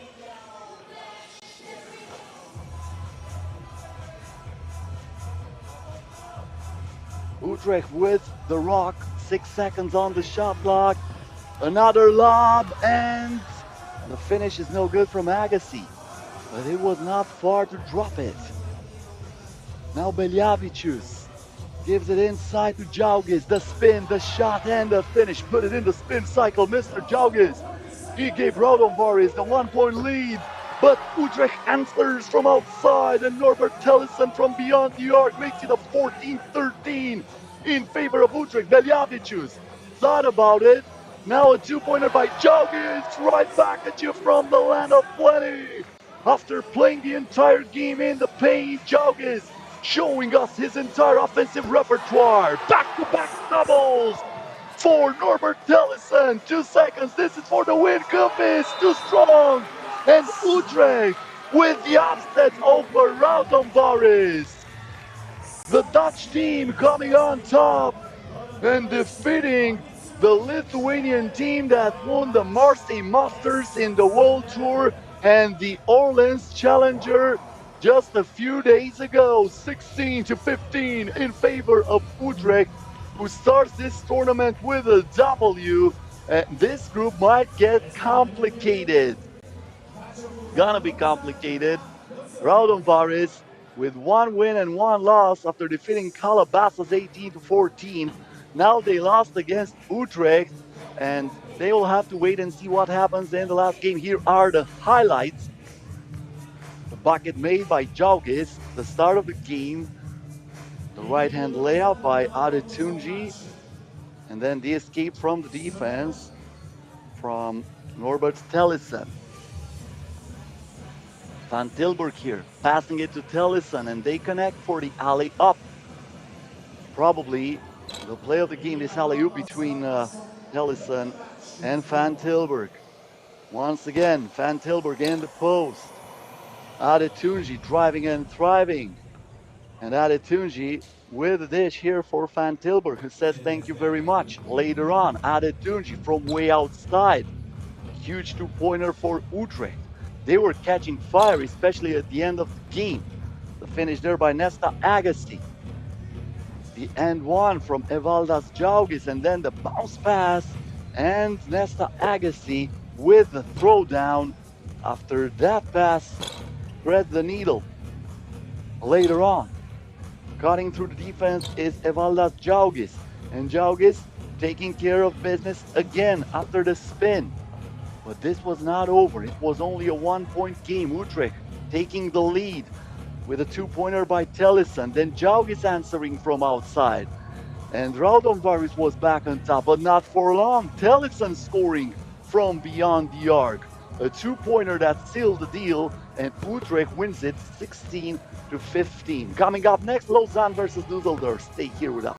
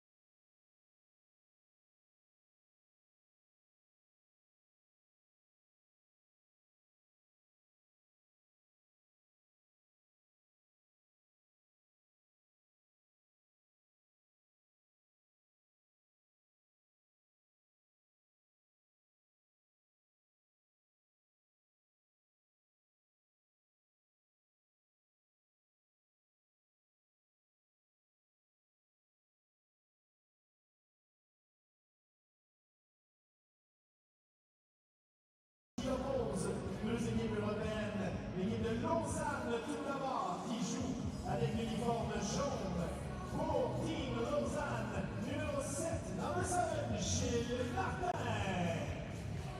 Allez, retour les applaudissements, numéro 8, number 8, Western Montaigne.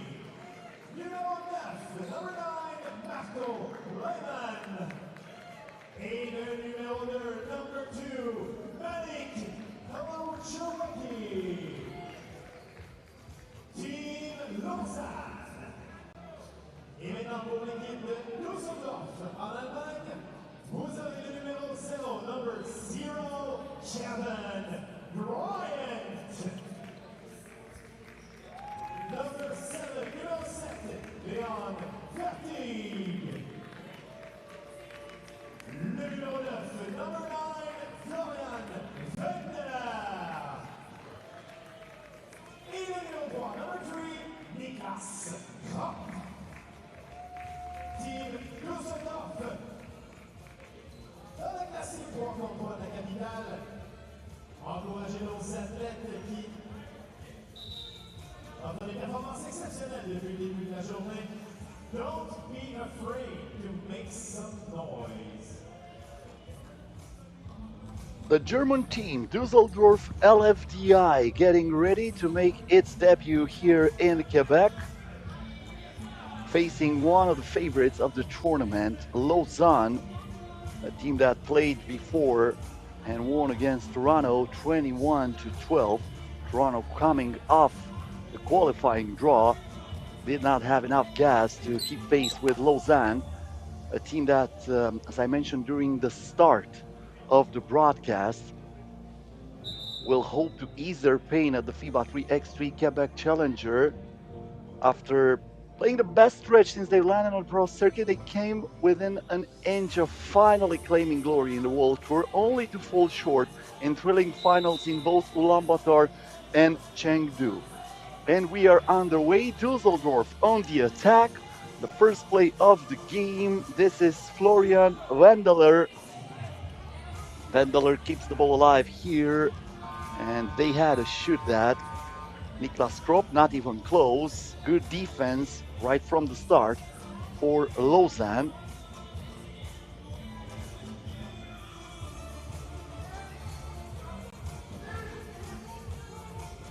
Now Lausanne on the attack. Lester Molteni lets it go from outside, and he is right on cue.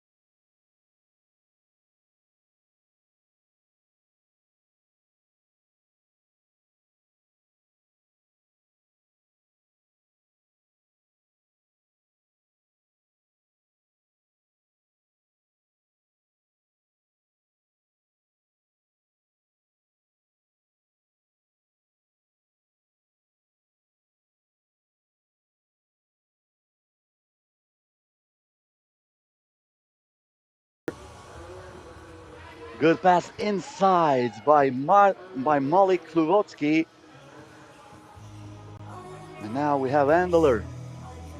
Fertig in the post. Fertig trying to lead this German team, but this time he lost the ball. Molteni, Lehmann, Luchowski. Luchowski puts it up and puts it in. Off balance shot up to the contact. That was far from easy. The degree of difficulty of that finish, it is up on the ceiling here in Quebec. Now the foul before the shot attempt. Stays with Dusseldorf. Fertig turns, fires. This time no good. Martin with the rebound. Martin keeping the dribble alive, but lost the handle. And Brian is saying thank you very much. Now Fertig leaves it to Kropp, who drives and thrives. Another point added for Dusseldorf by Niklas Kropp. And we have another turnover for Lausanne. This group might get interesting too. We have a timeout here with 6 minutes and 44 seconds left until the end of this one.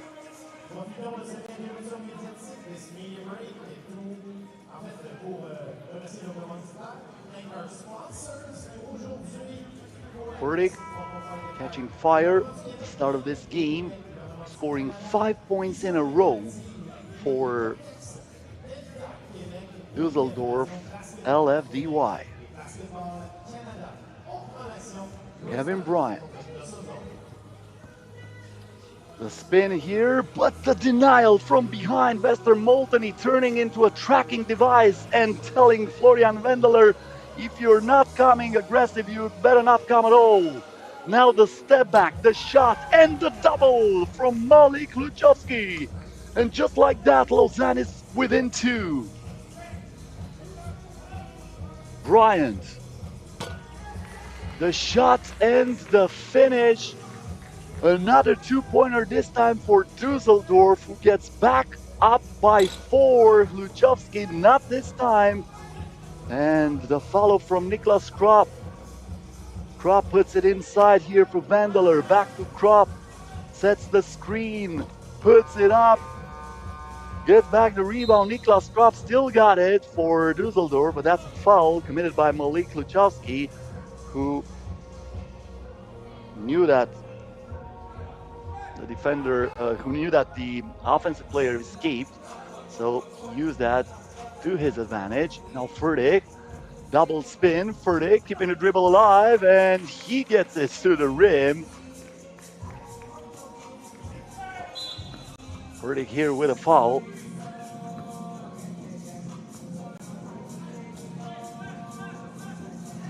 Spectacular game so far for Dusseldorf.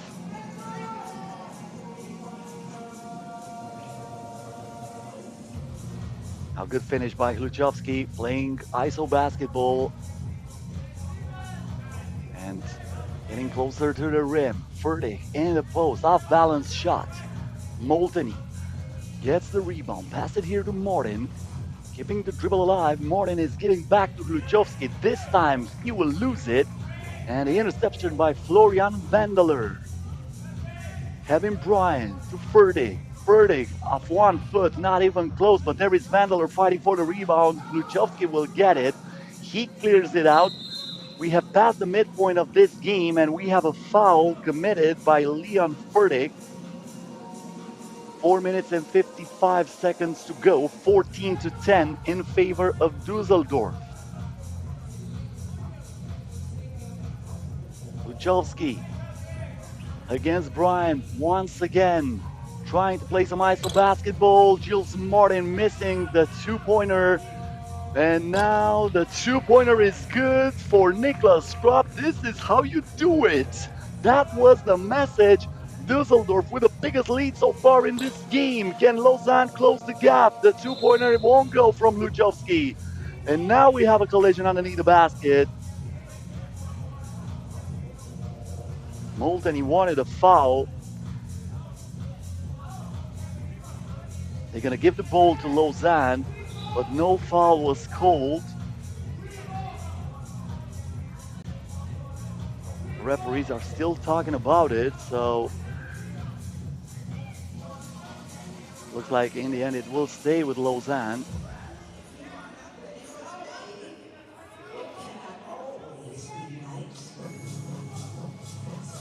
But eventually they changed it. Jules Martin cannot believe it. It was first shown a Lausanne goal. Now they're trying to figure it out. They're talking to the officials table.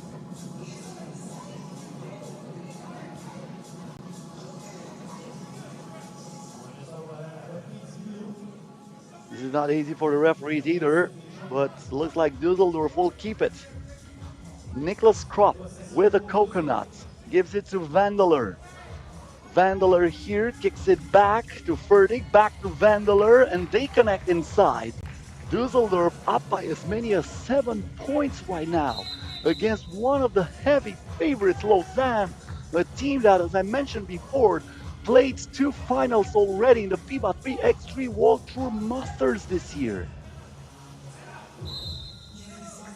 This Lausanne team having a lot of trouble against the Germans from Dusseldorf, who are showing right now they are for real. Dusseldorf played in 3 challengers so far. They were eliminated in the quarterfinals in both Hangzhou and Zhejiang in China, but they reached the semifinals in Clermont-Ferrand in France.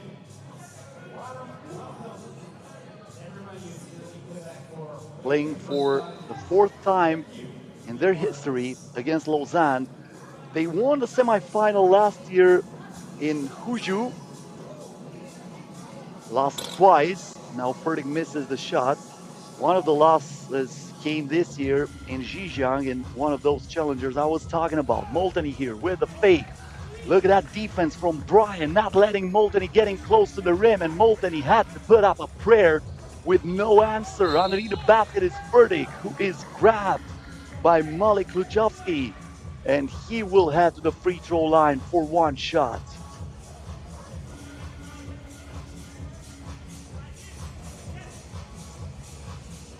Also, those 2 teams met last year in the Lausanne Masters in the World Tour. Lausanne playing at home won that game. Fertig knocks down the free throw. Jules Martin gives it inside to Molten. He kicks it out back to Martin. That was unexpected even for Kluchovsky, who had to put it up as the shot clock was about to expire. Now in the post, the power move by Florian Vandeler and the throwdown. Dusseldorf up by 9, one-sided game as Kluchovsky is trying to bring Lausanne back into this. Fertig puts it up and scores again. Dusseldorf within 1 of ending this before time's expired. Now I think Jules Martin is upset because they did not call a kick ball. Once again, that spin from Vandeler, actually, Jules Martin had no chance. Jules Martin, 1 meter and 73 centimeter against a player that has 205 centimeters like Florian Vandeler, had no chance there in the post. We have a timeout with 3 minutes and 9 seconds. Looks like the referees figured that out in the end, so they are announcing a fresh shot clock after the kick ball. But Lausanne needs a miracle here. Of course, every bucket counts. Every point is important because Lausanne, they won the first game against Toronto 21-12. Now they're scoring only 11 points. If Toronto wins against Dusseldorf, there is a possibility. Then we will have 3 teams with 1 win and 1 loss, and the tiebreaker is the points average. So you need to score. Even if you're losing the game, you need to try to put as many points on the board as you can. But now they have to play defense. Kevin Bryan putting the shoulder on his opponent, missing that shot. Vandeler was already celebrating it. He has to wait a little bit more. The spin and the finish from Hluchowski. Now Kevin Bryant to Nicholas Kropp. Kropp kicks it out. Fertig, he was red hot during this game. Back to Kropp, the two-pointer, in and out. And Molten soars for the rebound. Now the game is stopped. Foul away from the basketball. That's team foul number 5 against Dusseldorf.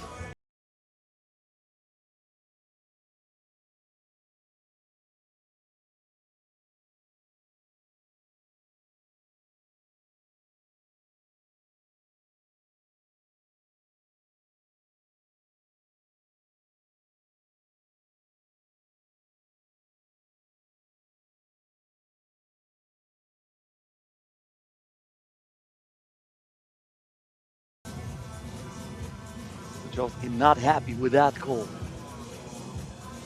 Fertig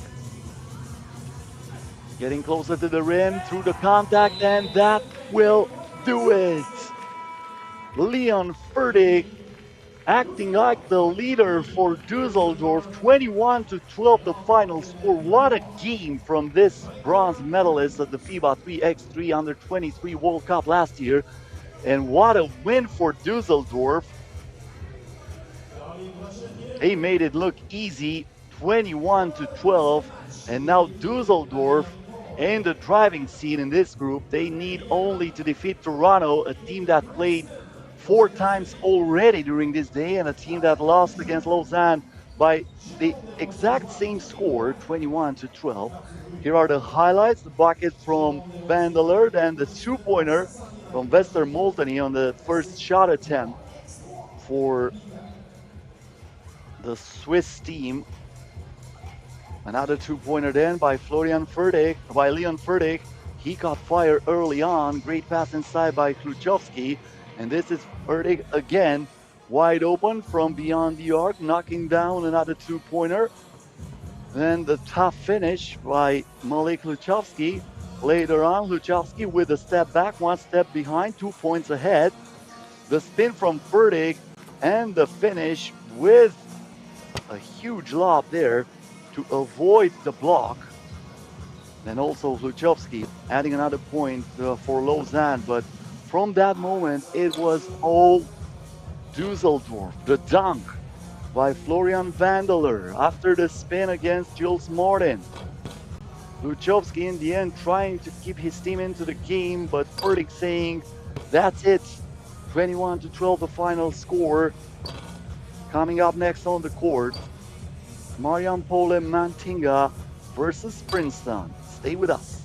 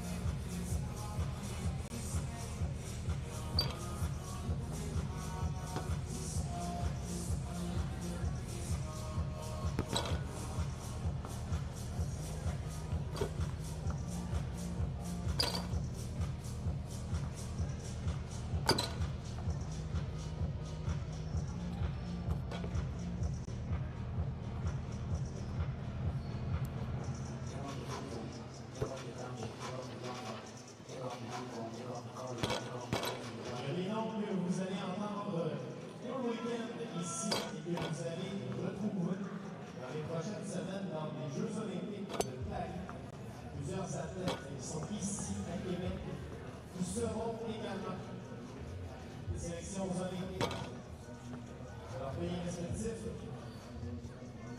Actuellement, on est dans le 3 contre 3, donc vous pouvez notre classique 3 contre 3 de la capitale. Les équipes qui représentent les villes sont avec nous. Donc, on peut aller chercher des joueurs dans les différents pays et supporter les équipes, ce qui explique pourquoi la prochaine équipe de Princeton, Jérôme Léontier fait partie de l'équipe. Mais quand on arrive aux Olympiques, c'est vraiment les équipes de ces pays-là.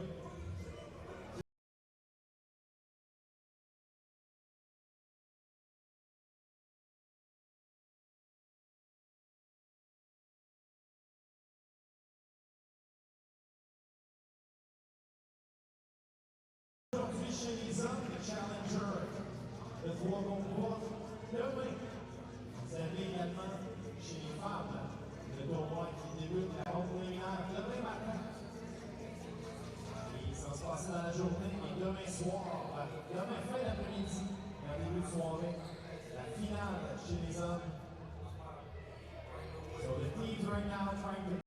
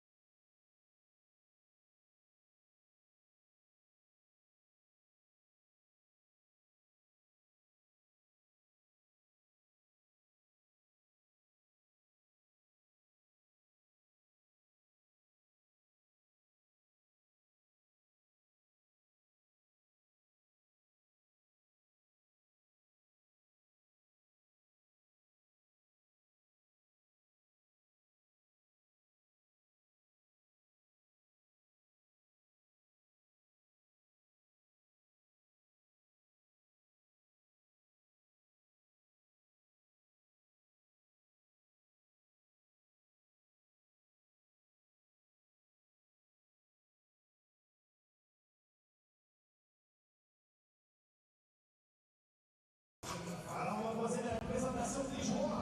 Tout d'abord, pour l'équipe de l'Lituanie, du Marijampole Mantinga, le numéro 0, number 0, Sigimantas Simonis. Allez, on les applaudit, on va continuer. Le numéro 3, number 3, Chikotas Matoulis. Le numéro 1, number 1, Ignas Laboudis. Et le numéro 5, number 5, Evaldas Solis. L'équipe de Marijampole en Lituanie. Et maintenant, passons à l'équipe de Princeton aux États-Unis. Un athlète originaire du Québec, le numéro 7, number 7, Jérôme Desrosiers. Le numéro 2, number 2, Henry Caruso. Numéro 4, number 4, Austin Butler. Et le numéro 3, number 3, Riley Grigsby. Votre équipe de Princeton, USA.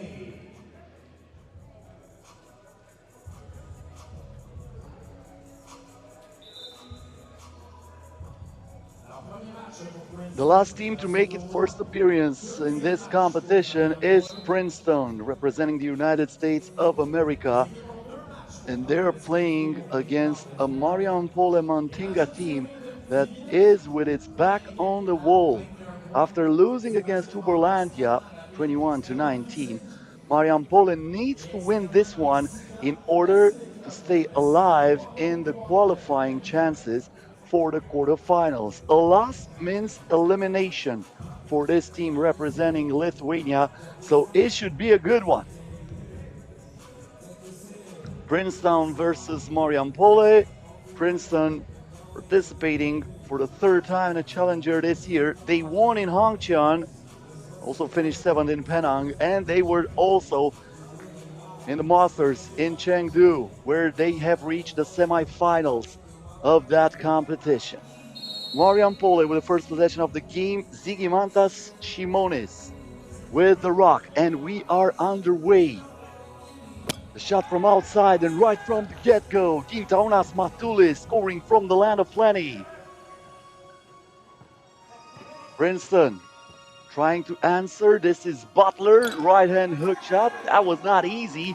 Butler fighting for the rebound, but Labutis comes down with it, and he throws it inside, where Matulis is able to reach before Henry Caruso.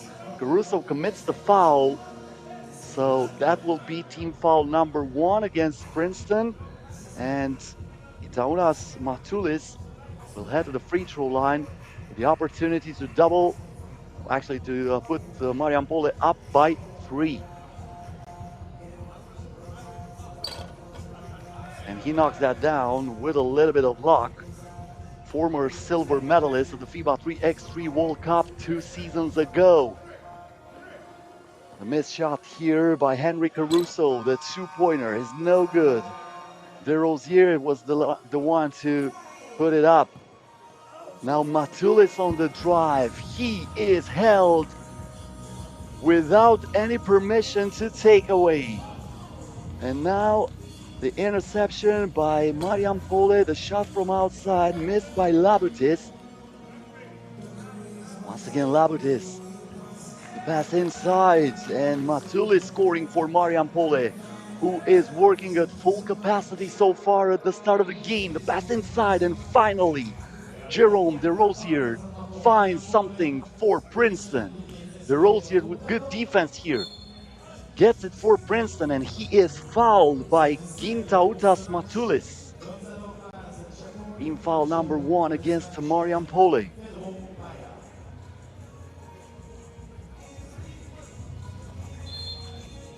DeRosier, and we have another foul away from the basketball.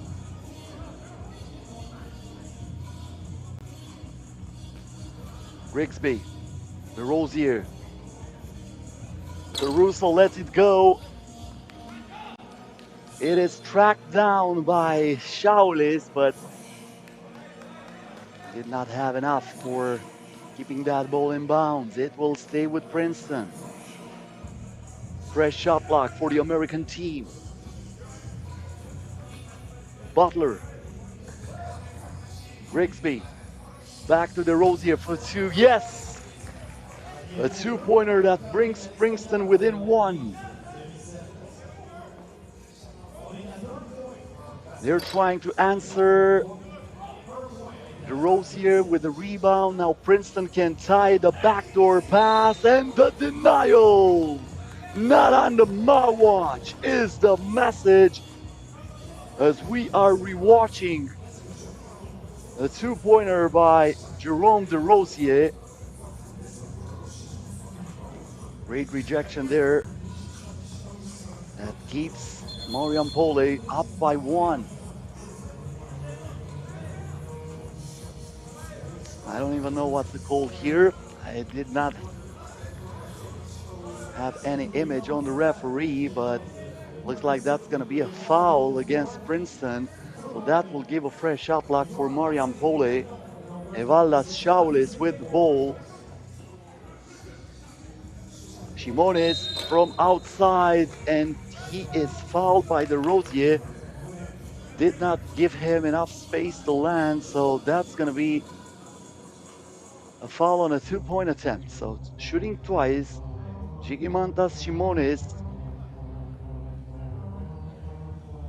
Shimones, the player who replaced Euchinikas. He was announced first. Tautvidas Euchinikas was the initial 4th player in this Marijampole roster. And Shimones knocks down the free throw, 6-3 in favor of Marijampole. Inside Grigsby, and looks like we have an offensive foul after Riley Grigsby hooking his opponent with the right hand. That's another turnover for Princeton. Not the start they wanted. But usually this is a team that starts slow and then they catch fire later on. Let's see if that will be the case here. The bounce pass inside, and another foul committed by Grigsby. Once again a free throw. Matulis with a good pass there for Shaulis, who heads to the free throw line.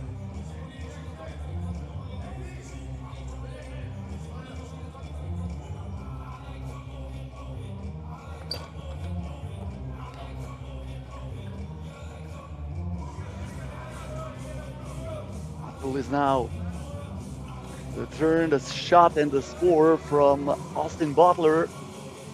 Butler gives the point here to Princeton, 6-4 the score. Butler soars for that takeaway. He was really high when he grabbed that, and now he is served by Henry Caruso, who puts the ball right into his hands, and Butler knocks it down from inside. A two-pointer is no good. But the offensive rebound gives Shaulis another chance to score, and he takes advantage of that. Austin Butler, the two-pointer here, nothing but net from Henry Caruso. We are tied at 7. This is exactly what I was talking about. Princeton usually starting slow, but catching fire later on. Talking about catching fire. A two-pointer here for Marijampole. Valdas Shaulis. Caruso on the move, turns, puts it up, and he was pushed. And we're going to have a TV timeout, 6 minutes and 26 seconds until the end of this one. Great pace so far between Marijampole and Princeton. Keep in mind, the situation is like this. Marijampole lost against Uberlandia from Brazil during the first game of this group. So for Marijampole, this is a do or die game. They need to win it in order to still have a chance to qualify. And even if they win, they are not sure of the outcome of this group. On the other hand, Princeton, the last team to make its debut here in Quebec, will try to eliminate Marijampole and set a meeting with Uberlandia for the first place in this group later on. Going to the free throw line now is Henry Caruso with a chance to cut the lead in half, and he does that. Now the pass inside, but I don't know what Levitis wanted. Luckily for him, he was able to find the offensive rebound, and with a second attempt, he puts it in. But look at that pass. Unfortunately for Princeton, the shot was missed, but they dodged the bullet first. That's Shimonis getting another offensive rebound. You're going to pay the toll. 11-8 in favor of Marijampole. Austin Butler wide open from outside. Yes, right on the bullseye. Shimonis, the ball is intercepted. DeRosier gives Princeton the lead. From beyond the arc, Jerome DeRosier working in a double shift on that play, stealing the ball, clearing it out, and not wasting any time, no hesitation, pulling the trigger and scoring for Princeton. 12-11 to score. Princeton on offense. Butler gives it here for Grigsby, back to Butler, in traffic, finishes it, now wide open from outside is Shaulis, and 8 ball to the corner pocket is the message. 13-13. Once again, I have to say, great pace in this one, but no defense here for Marijampole, letting Butler getting all by himself to the rim. It was like the police was in front of him with the siren on, and he has the open boulevard to follow. 14-13 in favor of Princeton. The Lithuanian team with the ball. Žygimantas Simonis. Now Labatis for 2. Comes up short. It was Caruso, and the game is stopped for a foul. We have reached the midpoint of this game, but judging by the pace in this one, we might not need 10 minutes in order to find a winner between Marijampole and Princeton.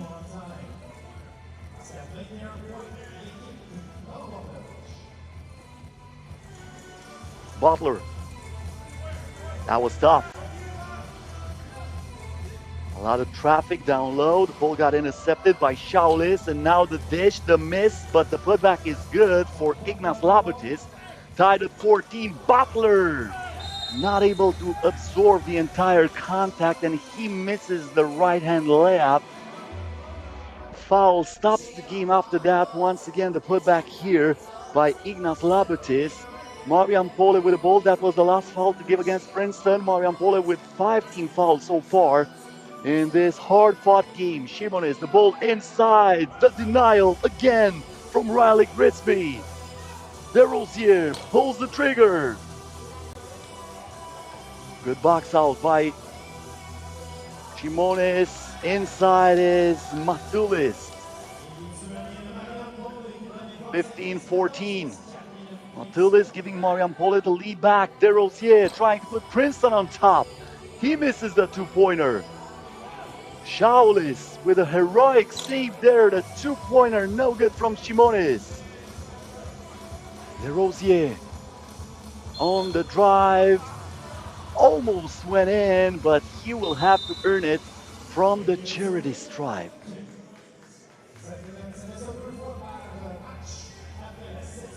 (15-14) the score. Second TV timeout of this game. Once again, Marijampole trying to stay undefeated against Princeton. They met 2 times last year in Netanya and in Lausanne. That was also during the group stage of those competitions. Every time, Marijampole won those games. Team that finished 6th at the Clermont-Ferrand Challenger and then 10th in the Orleans Challenger, where they failed to qualify for the quarterfinals. Jerome Desrosiers, the free throw line, scoring the bucket for Princeton. We are once again tied, but I want to say not for long, but from point blank range, Ignas Labudis misses that shot. So we are all even. Their turnaround G is good by Henry Caruso. Shaulis, good dish. And the finish from Labutis with a left-hand layup. Desrosiers, back to Caruso. Desrosiers is wide open, lets it go. Barely touched the rim on that two-pointer. Shaulis with a lot of moves. The step back here, and he draws the foul. Putting the bait on Desrosiers. And Desrosiers commits a foul that will send Evaldas Shaulis to the free throw line for 2 shots. It doesn't even matter if he was in the act of shooting or not, because Princeton is all over the limit right now, but I think he was in the act of shooting.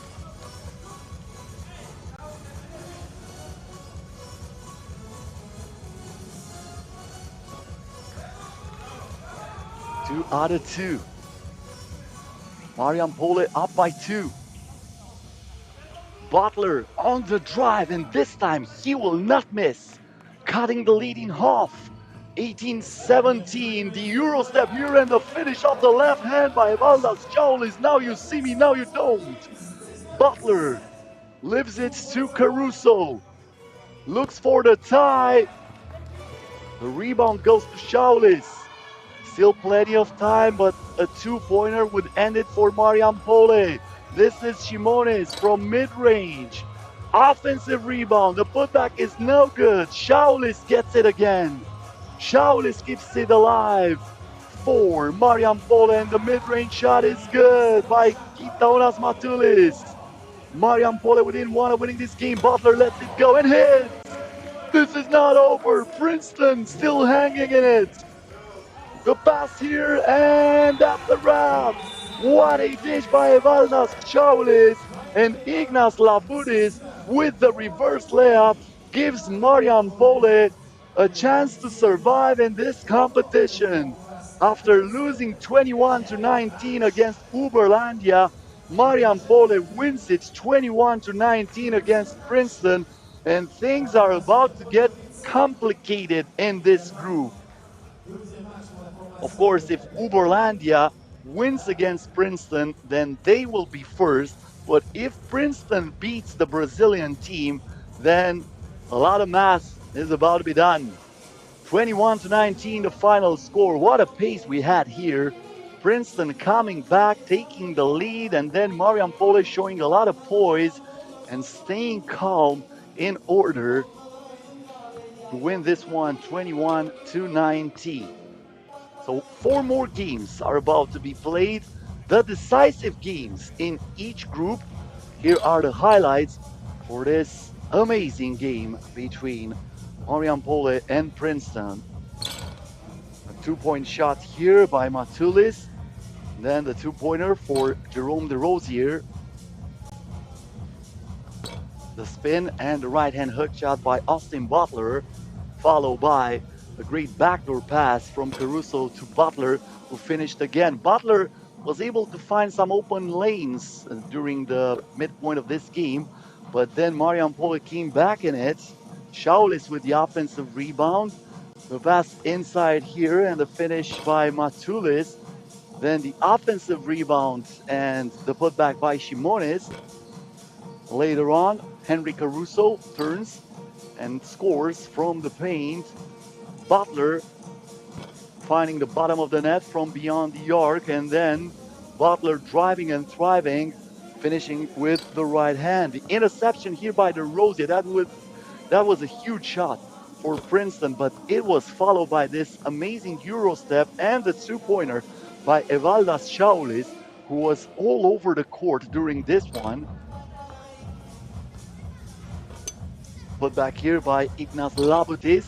Princeton was trying to stay in the game. Butler made it a 1-point game, but in the end, it was 21-19 after this reverse layup by Kitauras Matulis. So 4 more games left to be played. Podgorica Kodio versus Adazi, Utrecht versus Calabasas, Dusseldorf versus Toronto, and Princeton versus Uberlandia. We're gonna take a short break, less than 10 minutes, and we're gonna be back here. Stay with us on the FIBA 3x3 YouTube channel. Plenty of action and decisive games are coming up next. So, as I always say, work with us, not against us.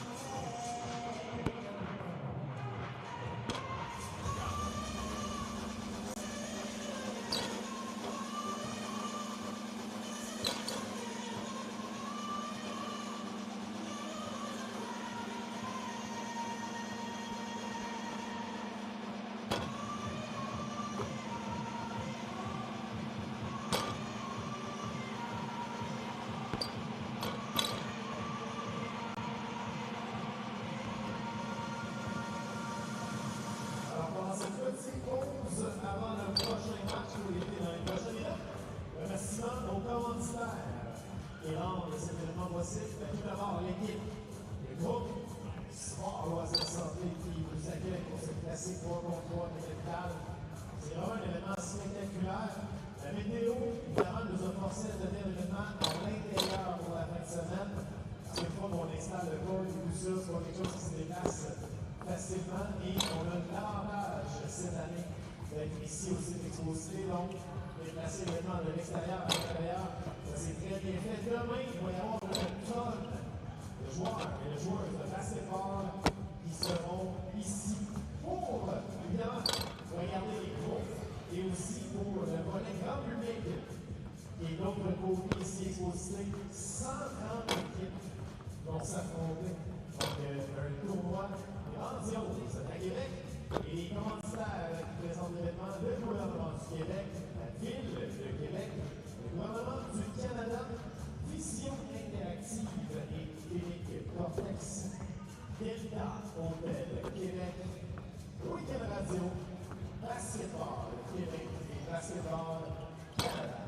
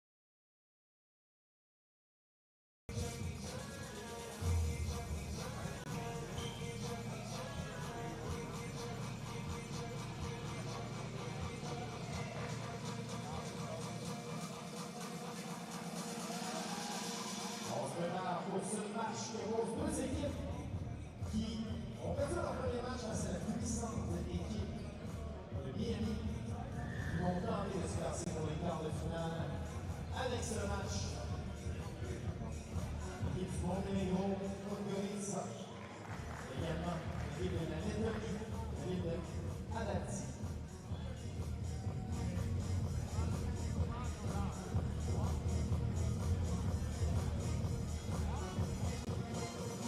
Donc, on vous demande d'applaudir et de souhaiter la bienvenue à l'équipe du Monténégro pour Podgorica, numéro 3, number 3, Marco Rajcevic. Numéro 5, number 5, Miloš Jovanovic. Numéro 4, number 4, Petar Ivanovic. Et le numéro 2, number 2, Alexa Vujanilovic.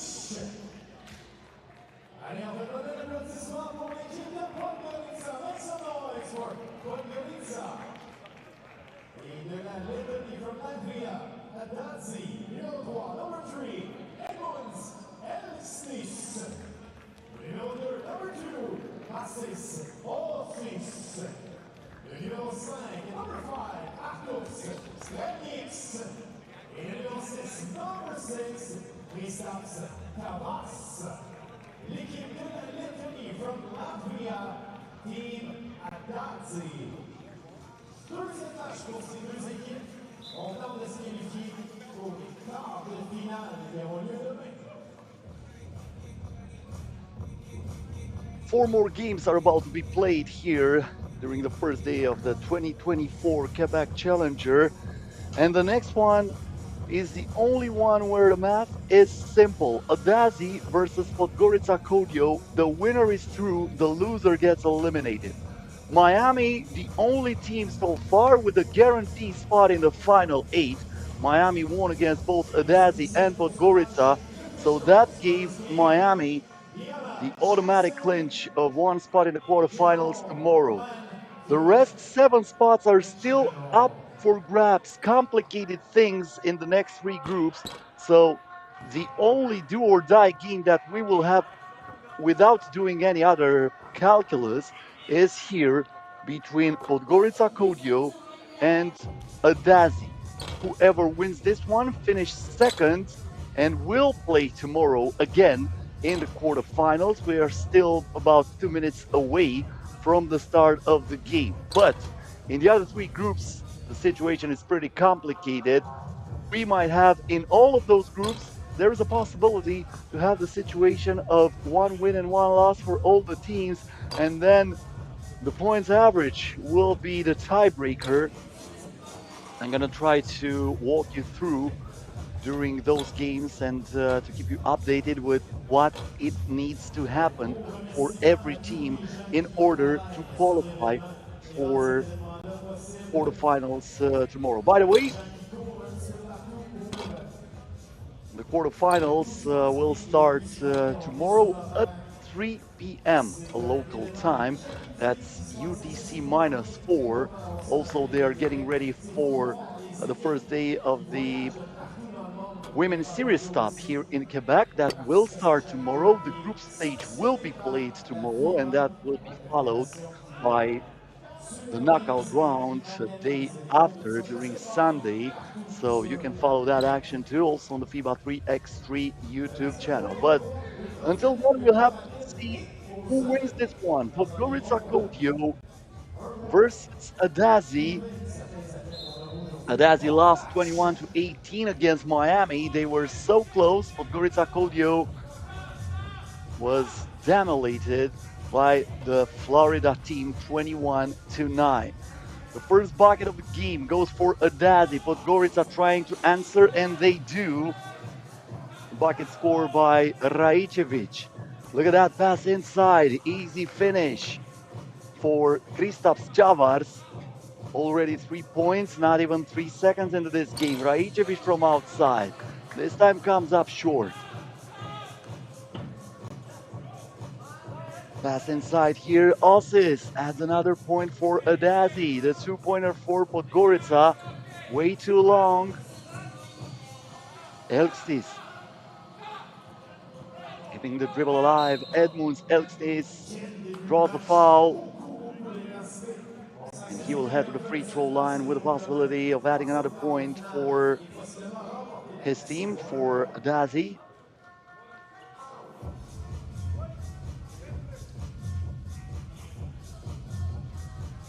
Not a lot of experience in the pro circuit. Only 10 games played before this challenger by Edmunds Elksnis, but he doesn't look intimidated by his opponents. Meanwhile, Rajicevic adding another point for Podgorica. 4-2 the score, the bounce pass inside, and the finish by Matis Osis. Matis Osis also with not too much experience during pro season. 8 games played before, but he was one of the players in the national team of Latvia who won the bronze medals last year at the FIBA 3x3 Europe Cup. This year, the Europe Cup coming up at the end of August in Vienna, Austria. Podgorica was actually the national team of Montenegro, tried to qualify for that Europe Cup. They failed to do so, but a 2-pointer here by Milos Jovanovic makes it a 1-point game.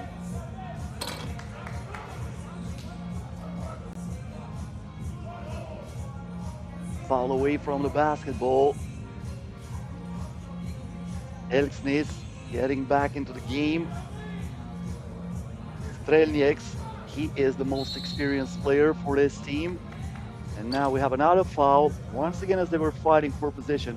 Talking about Strelnieks, if his teammates did not play too much in the Pro Tour, he is approaching a total of 100 games, 44 of them only in the World Tour.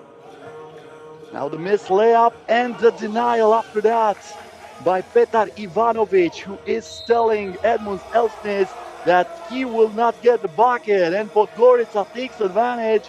Count the basket plus the foul. Alexa Vujadinovic driving and thriving, and now Podgorica can take the lead.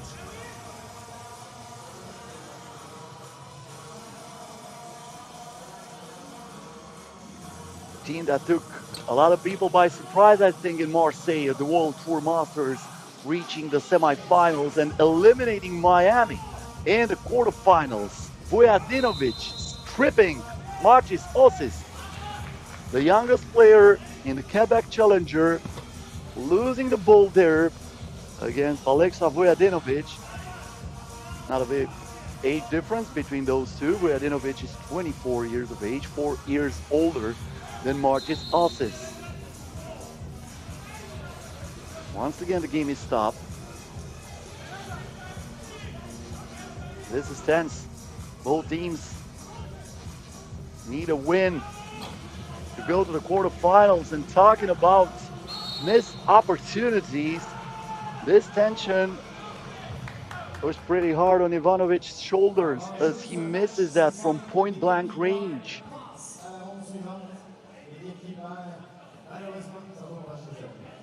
Have a technical foul here against Podgorica for arguing the call, and that was converted into 1 point by Artur Strelnieks. 38 years of age, Artur Strelnieks, still acting young there on the court. What a great pass here, and the deliver by Artur Strelnieks again from the inside. Rajicevic here. The ball got stolen by Elksnis. Elksnis on the drive was looking for the contact, and he was pushed by Alexa Vujadinovic. Threading the needle here. Amazing pass by Matis Osis. Showing his qualities. Of course, he is not by mistake here in this roster. He is a very talented 3x3 basketball player, and they're trying to give him the experience needed to grow. And I think he has a lot of space to do so. Strelnieks from outside comes up short. The offensive rebound is still no good on the putback for Kristaps Chavars. Chavars now sets the screen. This is Elksnis in the paint, puts it up, misses the shot. Elksnis gets it back here. Strelniaks from way outside. Got the back of the rim. Elksness, thanks to Chavars, adds another point for Adazi, who is up by 2. Can they tie it? Yes, plus the foul! What a shot by Milos Jovanovic, who absorbs the contact, puts it in from beyond the arc, and he will have the opportunity for a three-point play as he will head to the free throw line after the first time out of the game. 6:55 left. We are tied at 6. Neither team able to run away from the other.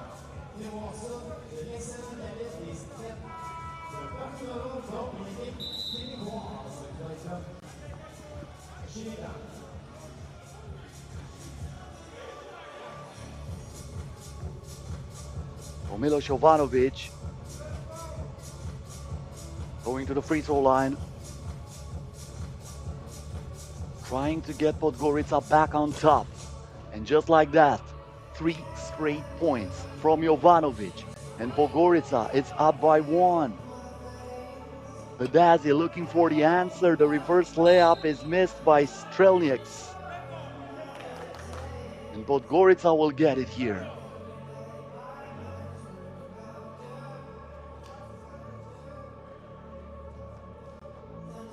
Marko Raicevic is the most experienced player for the Podgorica team. Raicevic gets it back, leaves it to Ivanovic, who cannot hit from outside. Strelniaks with the rebound. Osis with the hezzy, and he nails it. Using the glass, we are tied at 9. Now Raicevic starting the dance, kicks it out from way outside. Jovanovic, unlimited range. Podgorica back on top. The two-pointer by Strelniaks. He cannot tie it. Jovanovic gets the rebound. Gives it to Raicevic. Wide open for 2. Back-to-back doubles for Podgorica. And just like that, they are up by 4. Elksness lost his balance. Got the solution in the end, and that helps Marcus Osis to get closer to the rim and to score. Strelniaks. A shot from outside. No good this time. That was a miss for Osis. The turnaround J. And now we have Raicevic on the drive. This is exactly what he likes to do. Attacking the basket. Usually tough to defend. Raicevic asking for the additional free throw, considering he was fouled on his way to the bucket, but the foul was awarded against Podgorica. And now Marcus Osis will head to the free throw line for 2 shots because Podgorica is over the limit.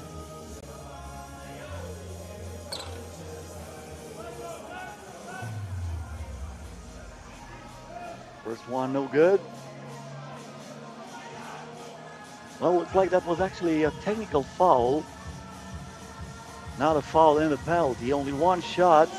And now the pass inside, the rebound goes to Jovanovic. Petar Ivanovic now, back to Jovanovic, and the connection between Ivanovic and Jovanovic works. It is safer than the Wi-Fi in your own house.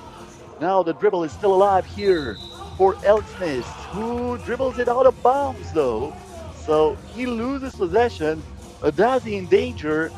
They are struggling to score right now, and they're trailing by 5 when we have just passed the midpoint of this game. But this might be another one who ends at 21. From mid-range, the shot is missed here by Petar Ivanovic, but the putback is good. Podgorica working on all cylinders. Finally, Adazi finds something thanks to Kristaps Chavars, who has the easy, breezy finish inside. Raicevic now gets the rock back. Raicevic with a hot fake. Kicks it out. Gives it to Ivanovic. Lets it go. The ball is still alive, but Petar Ivanovic needed a cap to get to that ball in order to save it inbound. So Podgorica will once again have to play on the defensive side of the ball. Osis not wasting any time, even though the attack just started, but Osis gets the rebound and he knocked it down from inside, but they left Rajicevic wide open beyond the arc and they paid the price. Rajicevic adding 2 more points to this Podgorica's lead. Biggest lead so far in this game, 6-point advantage in favor of the Montenegrin team. 4:04 to go. A lot of 3x3 basketball was found here in Quebec. 3 more games to go after this one and a lot of math to do because the situation is complicated in the other 3 groups right here. This is a win or go home game. Podgorica on the offense. Ivanovic lost his footing, but looks like he was stripped. That's going to be a foul against Adazi. Team foul number 4, and we have a timeout with 3 minutes and 55 seconds until the end of this one.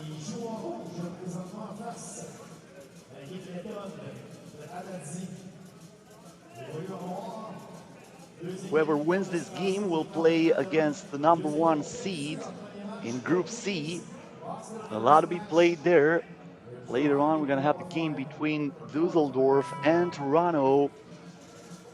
Dusseldorf can be on the top of the group if they win against Toronto, or even if they lose, they score at least 12 points.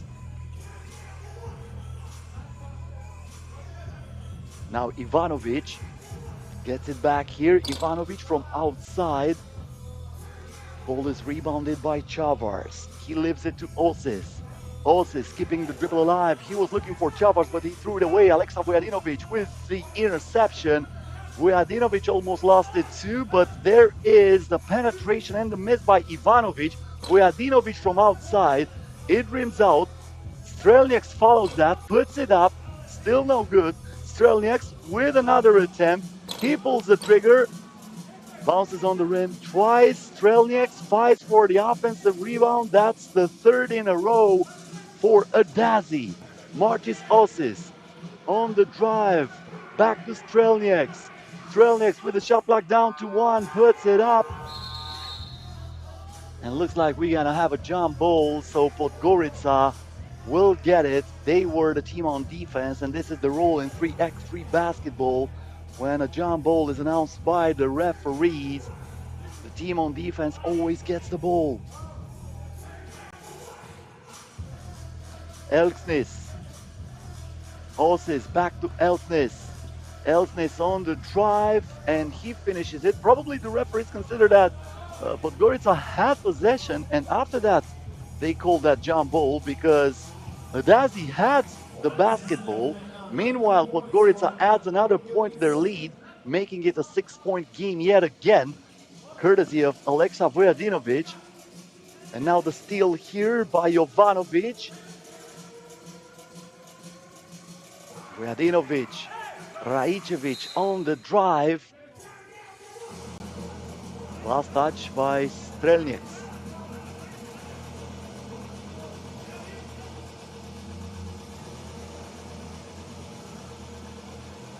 Jovanovic trying to find some space. This is for the win, but it comes up short. The game goes on. Vujadinovic recycles the attack for Podgorica, and he will head to the free throw line with a chance to put another point on the board for the team from Montenegro.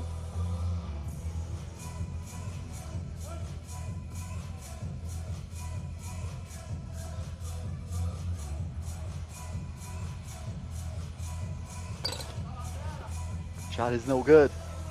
Osis comes down with it. A 2-pointer here. Missed by Elksnis. Another opportunity for Podgorica. Pass inside. Vujadinovic is fouled again. Podgorica with many attacks that they were not able to finish. It looked like it's going to be easy for them.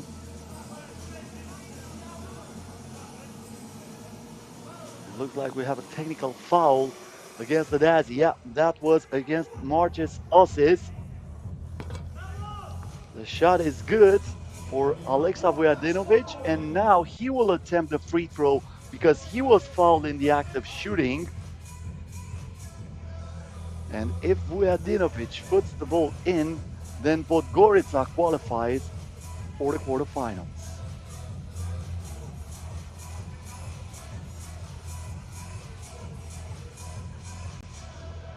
Probably they're talking about the number of free throws. Here should be one free throw. The foul occurred when Adazi were not in a penalty. The seventh team foul was added. That's the technical foul that was called after. So it is only one free throw here for Alexa Vujadinovic. He misses that shot, so the game goes on. Strelnieks from the corner, 8-ball to the corner pocket. And Adazi still has some pulse. Intercepted by Osis, threw it away. Chavars gets it back. Osis again pulls the trigger. It would have been huge for Adazi to close the gap to only 3. Now Podgorica with a chance to win it. They try it from outside and they ended up in style. A 2-pointer for Petar Ivanovic, and Podgorica eliminates Adazi, becoming the second team to qualify for the quarterfinals of the 3x3 Québec Challenger in Canada. They will finish second after Miami, and they will face the leader of Group C that we will find out later today.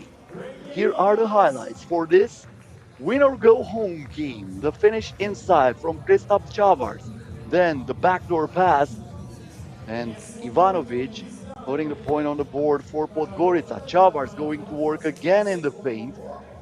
And then Osis was found also in the key for one more point. But the sharp shooting from Milos Jovanovic was shown from the start of the game. Offensive rebound here, and the score by Elksnis. Strelnieks on the penetration. The hesitation move by Osis. And it looked good for Adazi. But then Jovanovic staying in rhythm, scoring from outside. Raicevic also going inside and getting the bucket. Raicevic showing his touch also from beyond the arc. Now the between the defenders pass and the finish for Jovanovic. Then the 1-pointer for Vujadinovic and the 2-pointer for Raicevic. Later on, the lob pass inside. Chavars with the finish. Elksnis trying to keep the defender away from him, using his body as a shield. But then Vujadinovic adding another point for his team, and that was the bucket who sealed the deal. Score from beyond the arc by Petar Ivanovic, 22-15, the final score. Utrecht versus Calabasas coming up next here on the FIBA 3x3 YouTube channel. Stay with us.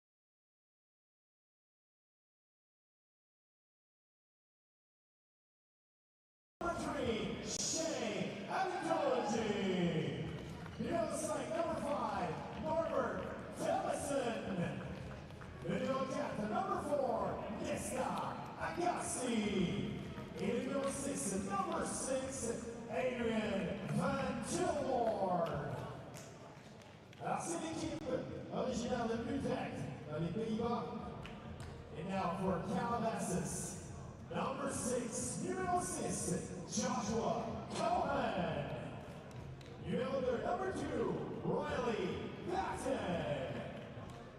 Et le numéro number 1, Jeremy Lieberman. L'équipe des Calabasas aux États-Unis. L'équipe qui joue à 3. Aujourd'hui, donc, complicated possession here in Pool B. Utrecht versus Calabasas coming up next. Once again, keep in mind that Calabasas is short-handed. Max Montana got injured and he is not available for today. No replacement for Calabasas. The team from California lost the first game of the day against the Raudondvaris Hoptrans, but Utrecht won against Raudondvaris.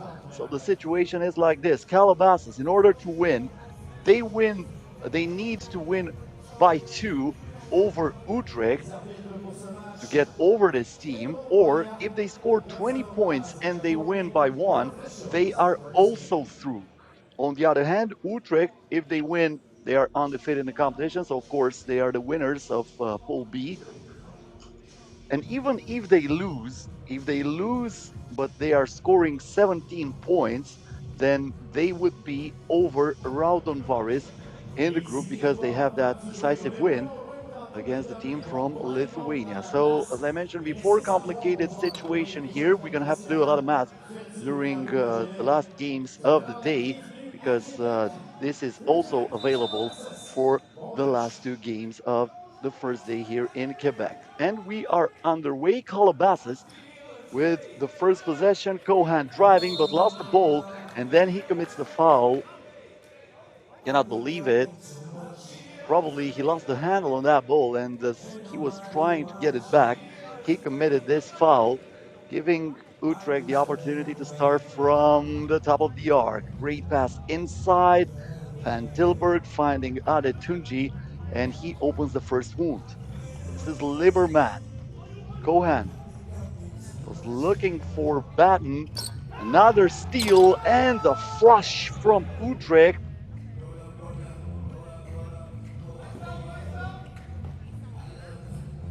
Tough shot there, but that will go in. Ellison, after the dunk, this time he finishes with the right-hand layup. Drew pointer here, missed by Riley Batten. Ellison from outside. This time it rolls out and Riley Batten tracks down that. Lieberman stops the dribble, back to Batten. He has the height advantage here over Adetunji. Kicks it out. Lieberman with a head fake puts it up as the shot clock was winding down. Adetunji gets the rebound here. Adetunji again misses the shot. The putback is good, and Utrecht is up 4-1. This is exactly the start they wanted. The team from the Netherlands trying to not waste any time and create a disadvantage. Calabasas played pretty good against Raudondvaris. The only problem for them was the fact they had no substitution, so they came up short in the end, but that was a well-fought game. Raudondvaris winning 18-14. They were up by 6, but Calabasas came back into it, scoring 3 two-pointers in a row. Great rejection there. The bucket will not count. Good defense by Nesta Agassi.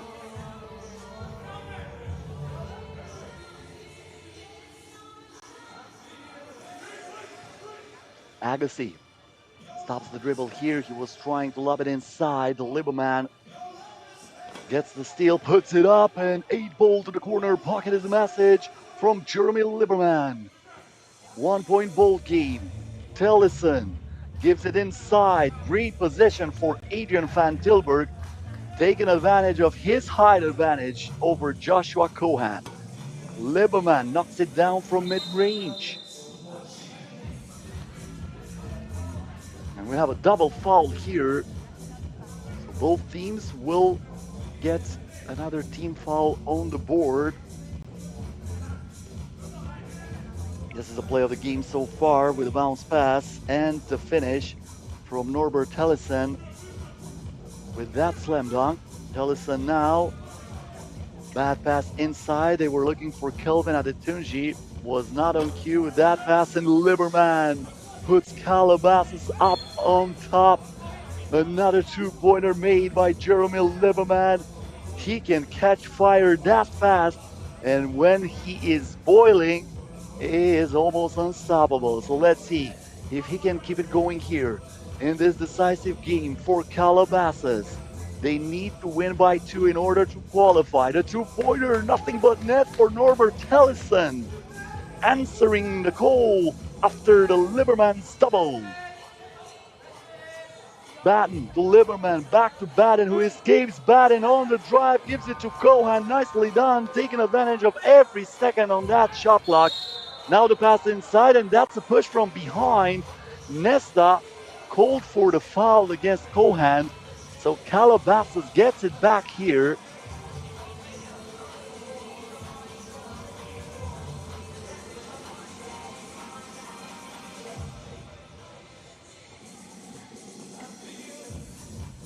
Van Tilburg, now Batten to Liberman from mid-range once again. Jeremy Liberman stays sharp on his shooting. Adetunji. Tillison thought about it first time. Cannot hit. Loose ball foul here against Riley Batten. And we have reached the first TV timeout of this game. Once again, we have to give a lot of credit to this Calabasas team. Utrecht was up 4-1 during the start of the game. Now Calabasas got back on top. They are leading by 1 with 6 minutes and 43 seconds left. And once again, I have to remind you, they are playing short-handed. No Max Montana. So they have to figure it out with only 3 players. They have no substitution. So fatigue might become a factor later on. This is exactly what happened against Raudondvaris during the first game of the day.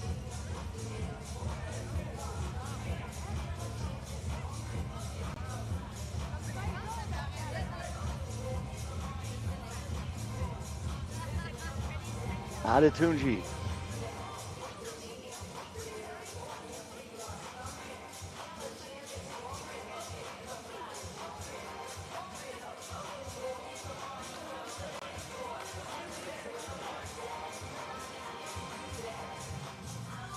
Gets the ball back. Now this is Tellison looking for Van Tilburg, lets it fly and finds the bottom of the nest.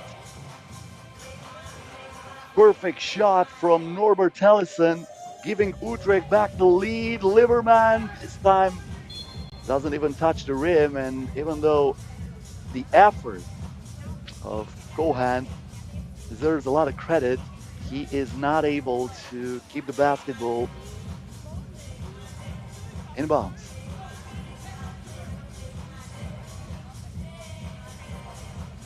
Agassi.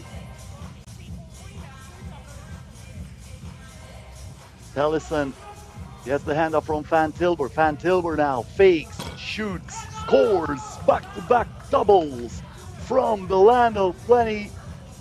Utrecht is thriving right now. They're up by as many as 3. Batten on the move. Stops underneath the basket. He is denied by Van Tilburg, and Van Tilburg locks him down, putting the handcuffs on Riley Batten. They're going to get the ball back. That was a shot block violation.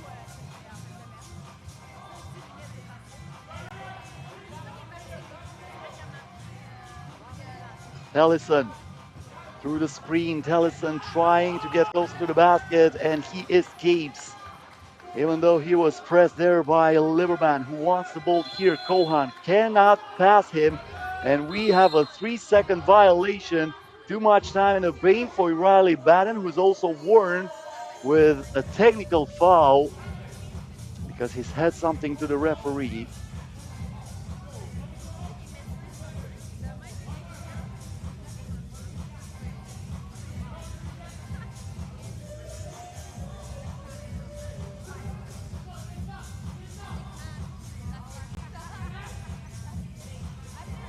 Van Tilburg for 2 again. Utrecht looks like a team that cannot miss from beyond the arc, and Van Tilburg adds 2 more points. This is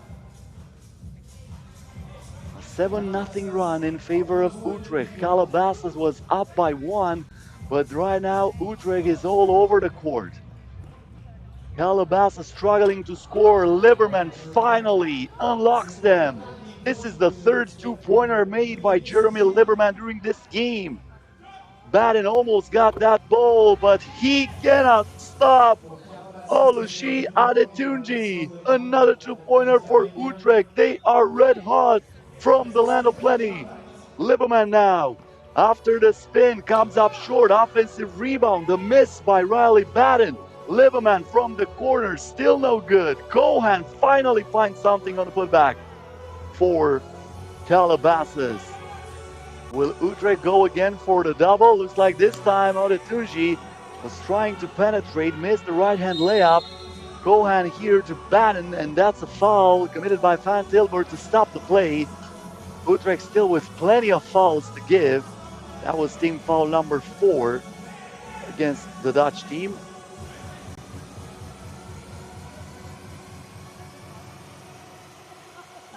Liberman.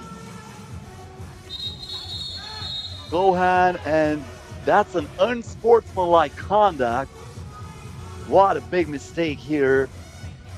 And we're going to have to wait and see if they elevate that foul to a disqualifying foul. If that would be the case, Calabasas would have to play with only 2 players because there is no substitution.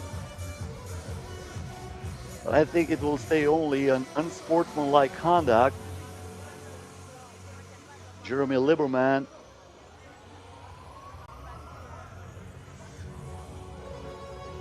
trying to get some words from the referee, who is saying that his teammate had the elbow straight into the next opponent.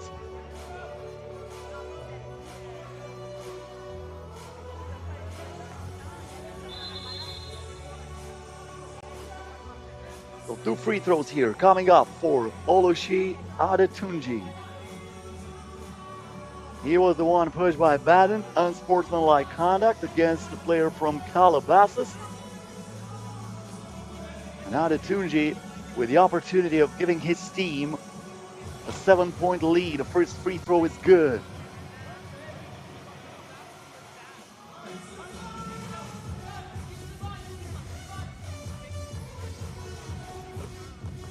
Second one is also good. Liberman, the fake, gives it to Baden. Baden from outside, that one go, but too powerful for Adetunji is Cohan, who scores on the second chance attempt. Adetunji misses a 2-pointer. Baden grabs the ball here. Liberman, I'm not sure he had his heel on the line. Judging from what I saw here, I think he was inbounds. Probably the referee rushed to get that call there, and I don't think he had the angle. For this is just my opinion on that play, but I was keeping an eye exactly on the left heel of Jeremy Liberman, and for me, didn't look he touched that line. Nevertheless, possession is awarded to Utrecht. Ball here for Tellison. Finally a miss from outside for Utrecht, but that's the offensive rebound by Adrian Van Tilburg, and he is fouled as he was rising up. That's team foul number 7 against Calabasas. So Adrian Van Tilburg heading to the free throw line for 2 shots. This is almost the same scenario we have witnessed during the first game against Raudondvaris for Calabasas. Playing with only 3 players is tough, especially in a physical game like it is in 3x3 basketball. So they were able to stand up strong more than half of the game, but finally fatigue became a factor, and now they're paying the price. 1 out of 2 for Adrian Van Tilburg. They need to find something fast here. Jeremy Liberman can give them some life. He has 3 2-pointers already in this game. Off balance shot, nothing but net. That was not easy. Liberman looked like a moving joystick on that play. Intercepted by that in here. Liberman for 2. This time comes up short. This is for the win. Van Tilburg ends it for Utrecht, and they stay undefeated, qualifying for the knockout stage of the competition. Looks like we have some extracurricular activities down there on the court, but this game is over before the time limit. Not even the second timeout was called. So, with more than 3 minutes and 45 seconds left, Utrecht wins it 21-13, and they are through. They're going to be first in this group. Raudondvaris survived, and they will play tomorrow against the number 1 seed in Pool D. Here are the highlights. Pass inside that opened the first wound for Adazi.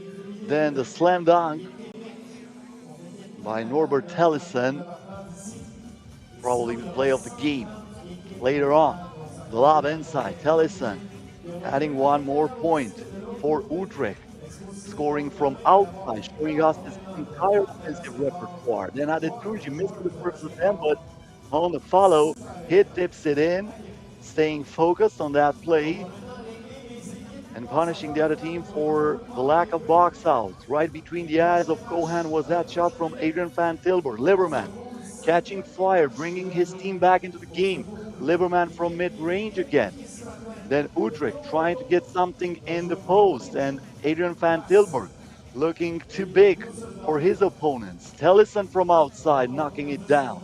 Liberman later on putting Calabasas up by 1.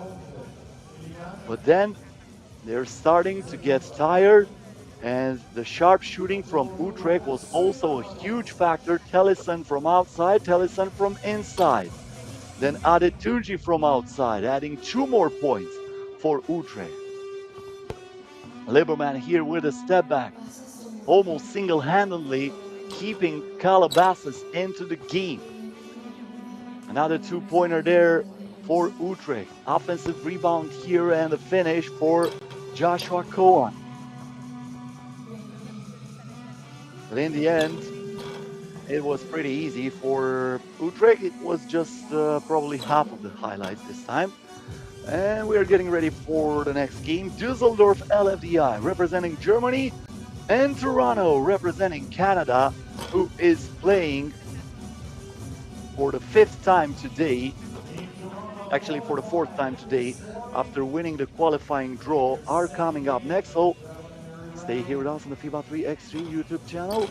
We're gonna be right back in about 10 minutes with the next game of the competition. Less than 10 minutes to go. Dusseldorf versus Toronto.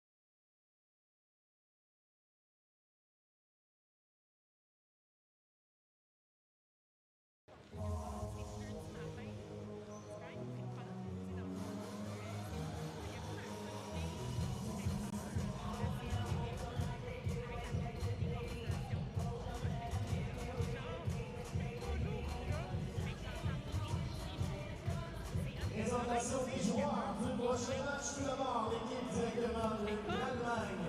From Germany, l'équipe Dusseldorf. Le numéro 0, number 0, Kevin Bryant. Le numéro 1, number 1, Leon Pepe. Le numéro 9, number 9, Florian Wendler. Et le numéro 3, number 3, Niklas Kropp. Pour l'équipe de Dusseldorf de l'Allemagne. Pour le prochain match, et pour l'équipe de Toronto, from Toronto. Le numéro 3, number 3, Adam Page. Le numéro 4, number 4, Michael Kelvin. Le numéro 2, number 2, Dele Okundokun. Et le numéro 1, number 1, Alex Johnson. Your Toronto team, pour l'équipe de Toronto, qualifiée ce matin ici à Québec, dans le rester en finale ce tournoi, qualified this morning and trying to qualify for the quarterfinals tomorrow. Dusseldorf, Toronto. Le prochain match. Dernier match du pool C. On tente de se qualifier. Dusseldorf joue en vert. Dusseldorf LFDY representing Germany versus Toronto representing Canada coming up next. Complicated situation, especially for Toronto. They still have a chance, but they kind of need a miracle here in order to qualify for the quarterfinals. They either need to win by 9 against Dusseldorf or they need to win without trying to pay attention on the difference, but they need to score 22 points in the end.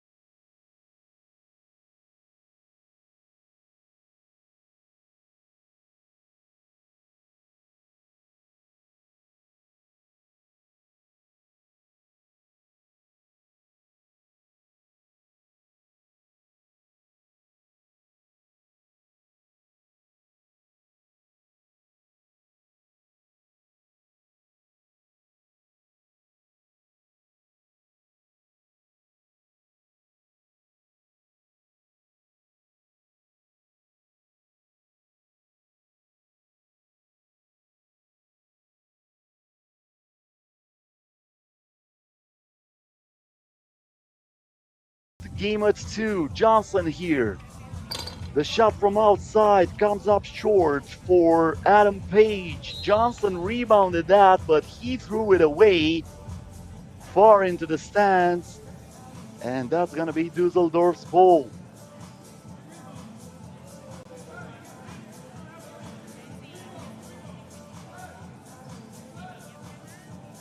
Leon Furtick getting the ball back here.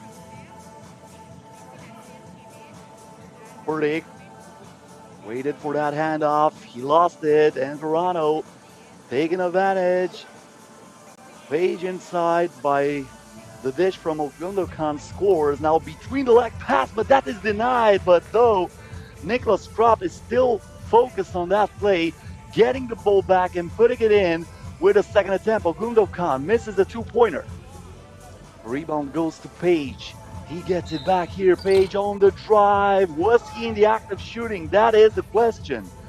I think he was not dribbling the ball anymore when they called that foul, but probably they will not give him the continuation here.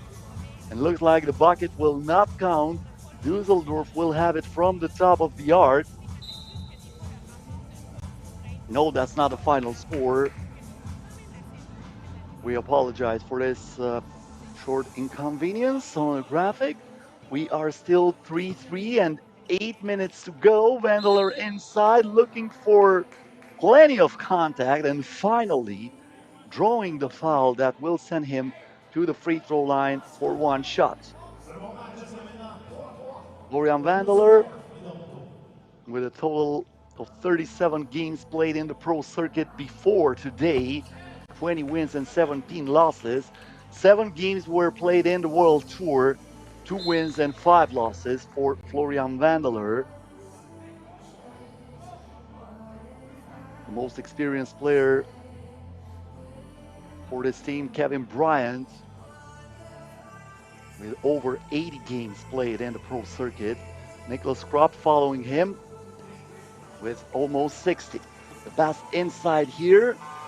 Tough shot there as the shot clock was about to expire, but that will count for Michael Kelvin.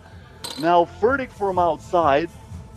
Looks like she is not as accurate as he was during that first game. In and out here for Kelvin, and looks like Kevin Bryant is okay, even though that was a hard foul. He landed straight on his back. Looks like no problems for him. That might leave a mark for later on. Furtick. Bryant back to Furtick. Furtick with a spin. Furtick with a fake. Puts it up. Alex Johnson with a board. Shortest player on the court. Kelvin, well defended by Leon Furtick, who reached and teached right on the ball there, not letting Kelvin to take off. Alex Johnson here playing some ISO basketball, but Kevin Bryant is a tracking device coming from behind and saying, "No soup for you." It will stay with Toronto. 2.6 seconds on the shot clock. And another block by Bryant. Back-to-back denials for Dusseldorf, this time over Ogundokan. Kevin Bryant here for Leon Furtick. Furtick through the screen, back to Bryant. He is wide open from beyond the arc, misses the shot. Adam Page with a rebound for Toronto. Kelvin for 2, yes! Toronto up by 2. Vandler going to work in the post. Tough shot, but he knocks it down. 1-point ball game. Adam Page, Ogundokan again. Bang, bang for Toronto. 2 shots from the land of plenty, and they are up by 3.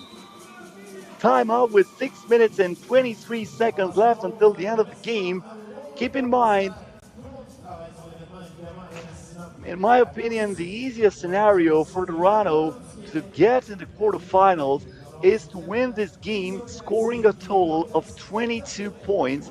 That would give them the advantage on a point average and would make them to play again tomorrow in the quarterfinals.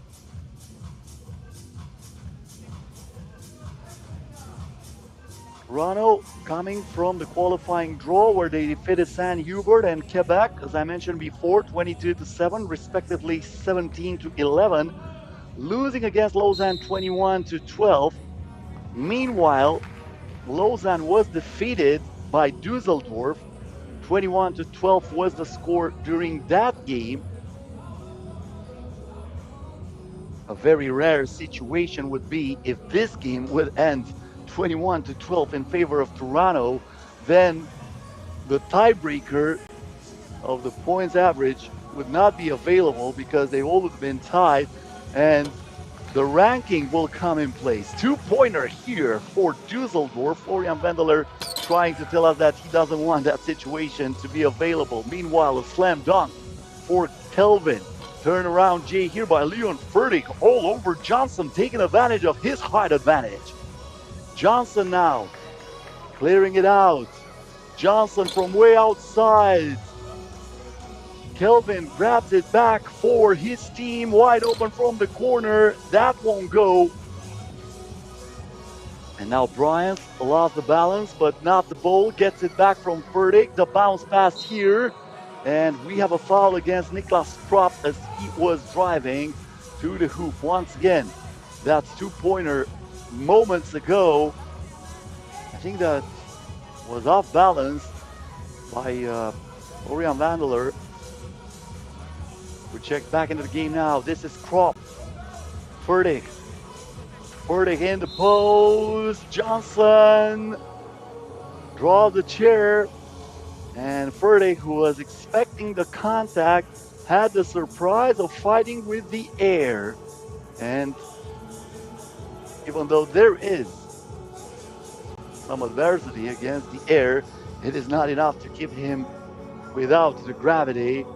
So he fell down, he lost the ball, Toronto gets it back. This is Alex Johnson. Johnson now gives it for a two-point attempt. Kelvin misses the shot. The rebound goes to Brian, who fakes and makes the shot. The two-pointer here. That won't go for Adam Page. Furtick inside. Wendler saving that ball, but there is Alex Johnson. Once again trying to look like a human joystick. Misses the shot from beyond the arc. Furtick. Bryant thought about it, now puts it up. That won't go. Offensive rebound by Bryant, and easy finish underneath the rim. Dusseldorf takes the lead. Johnson for two. Bryant comes down with it. Now the pass ricochets to Furtick. The two-pointers still no good. Kelvin with the rebound. Neither team able to score during the last moments of the game, and now we have a foul against Dusseldorf. Surprisingly, only the first foul in this game by the German team. Toronto already over the limit. Gundo Khan. Johnson back to Page. Pulls the trigger, knocks it down. Back on top is Toronto. Kropp kicks it out. Furtick for two. This is not his game so far. Missed everything from beyond the arc. Kropp lets it go, and he knocks it down right between the eyes of Alex Johnson. Also a technical foul then. A technical foul for flopping. They're saying Kropp was trying to fool the referees by saying he was hit on the act of shooting. So that sends Alex Johnson to the free throw line. He misses the shot. It stays 12-11 in favor of Dusseldorf.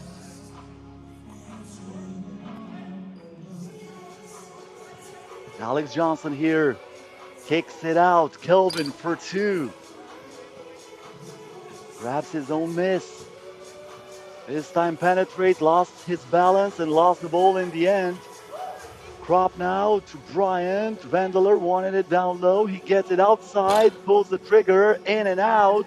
But there is Bryant who gives another chance to Dusseldorf, and Wendler scores. So at least we know that we're not going to have that spring situation where all the teams can be tied with the exact number of points.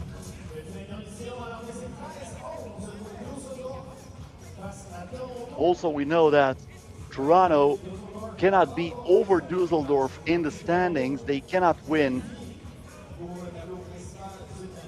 Or actually they can, but they need to score 22 points and not receive anything. Have a timeout here. Not plenty of time though for Toronto. Of course, it's 3x3 basketball. You can catch fire fast, but they need something faster than that in order to stay alive in this tournament.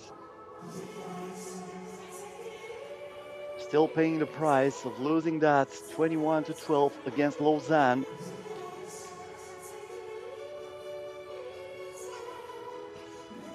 They're also trailing by 2 here against Dusseldorf, trying to stay undefeated in this group. Kelvin against Brian, tough shot, but he puts it in. 40.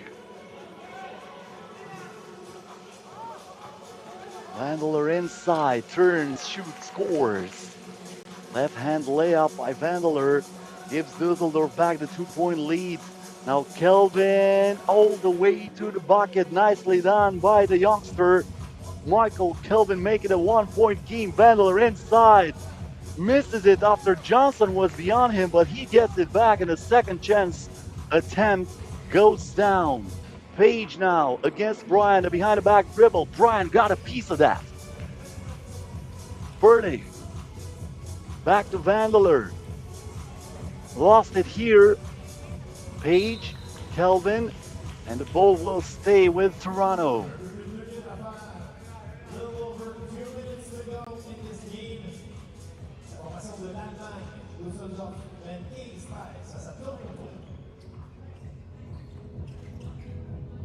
Gundogan lets it fly, not even close.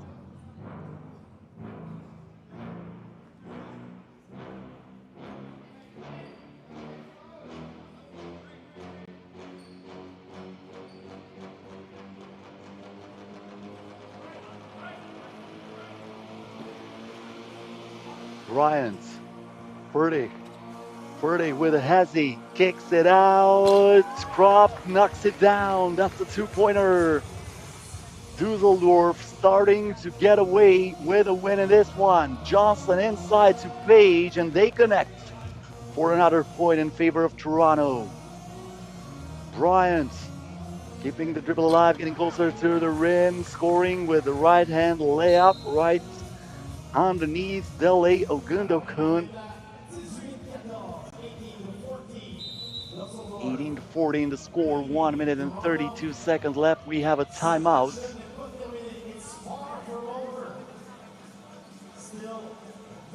The only chance Toronto has here to get in the quarterfinals is to score 8 points and not receive more than 2. They would need an 8-2 run in about 1.5 minutes until the end of this game to pull out a miracle here in Quebec. Otherwise, Toronto will be eliminated.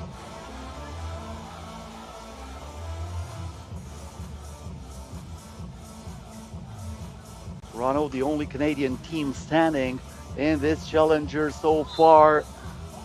They had 5 teams in the qualifying draw, but only Toronto was able to make it through the main draw. Krop here, stops, pops, and drops. Nicely done by Nicholas Krop. Almost trying to pickpocket Michael Kelvin.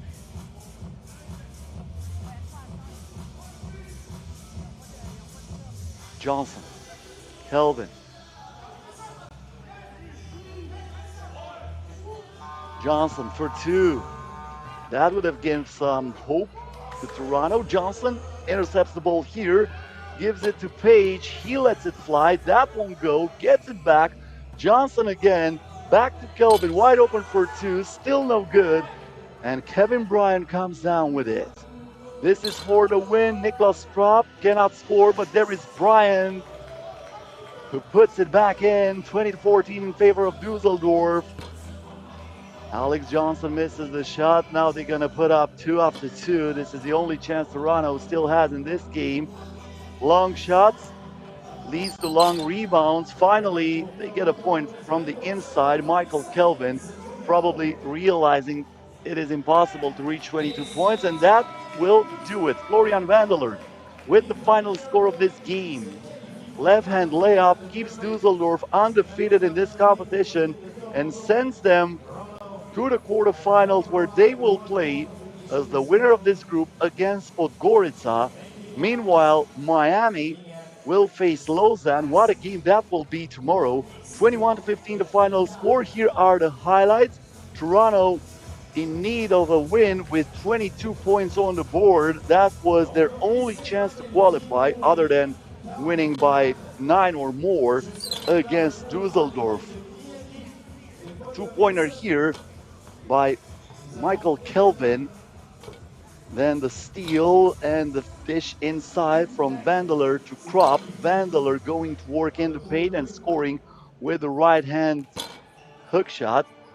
Then Kelvin again showing his skills. Ogundo Khan from outside.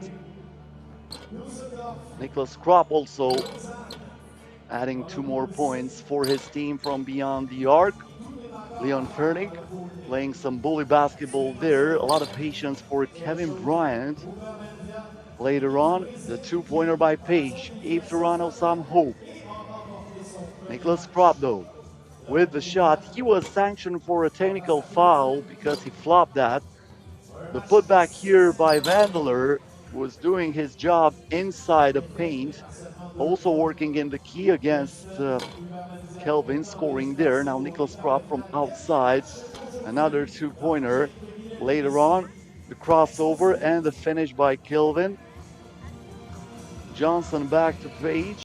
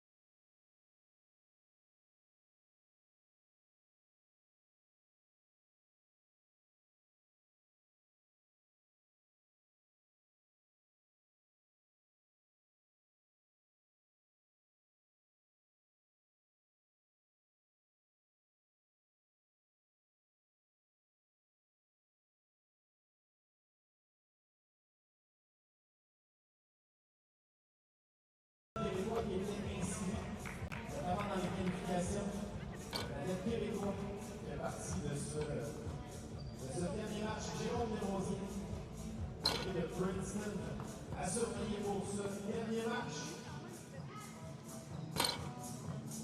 Alors, c'est le dernier match de la journée. Last game of the day. Tomorrow, quarterfinals. Demain, les quarts de finale. Et les équipes qui jouent le temps de se classer pour les quarts de finale. Bien les jouer. On va assister à notre basket de qualité.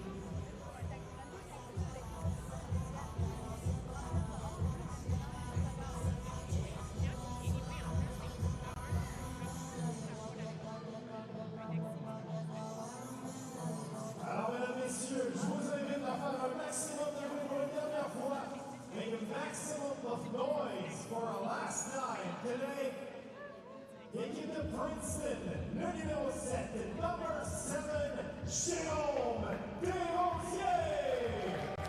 Le numéro 2, number 2, Henry Caruso.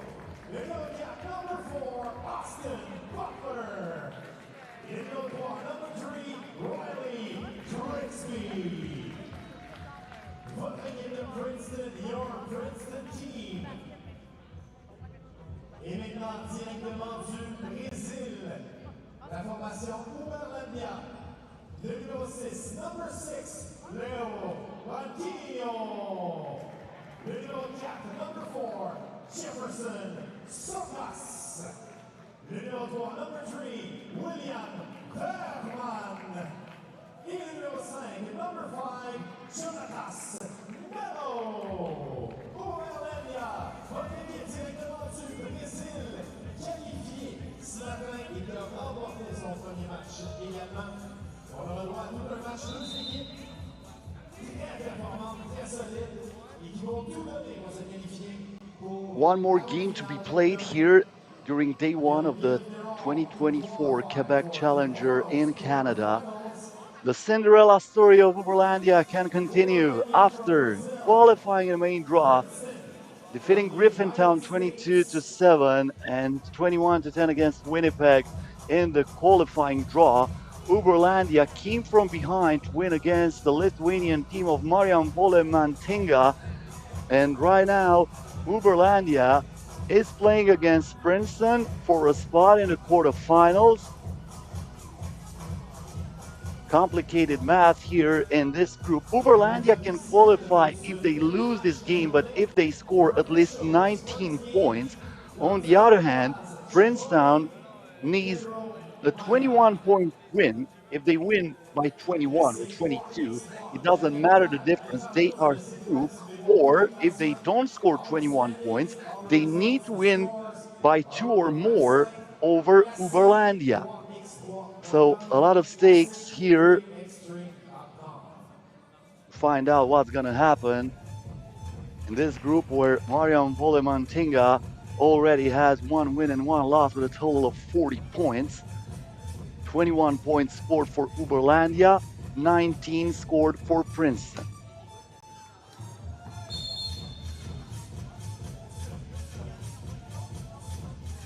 Game is on. Austin Butler gives it inside for the turnaround. Jay, friendly roll for Riley Grigsby. His hand was softer than silk there. A 2-point attempt here, missed by Uberlandia. Leonardo Branquinho is the one to attempt that shot. Right hand hook shot is good for Riley Grigsby. Princeton up by 2. Branquinho lowering the shoulder, puts it up and puts it in.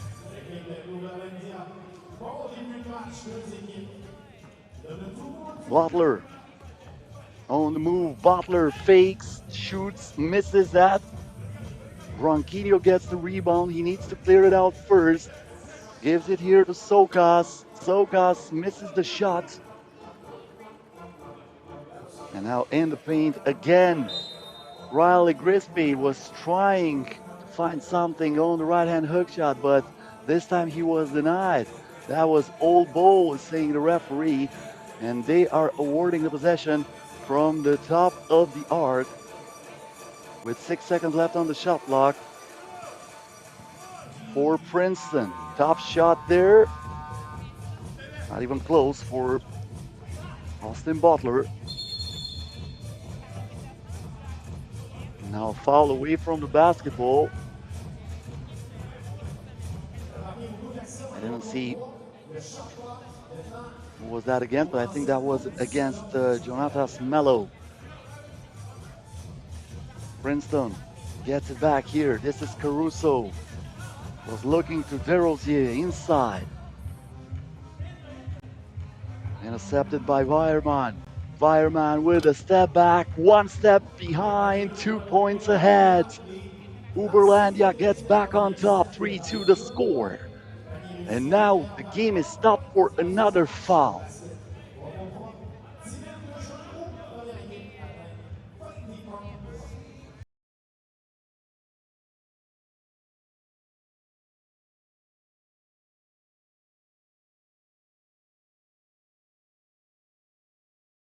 Top shot there by Crispy.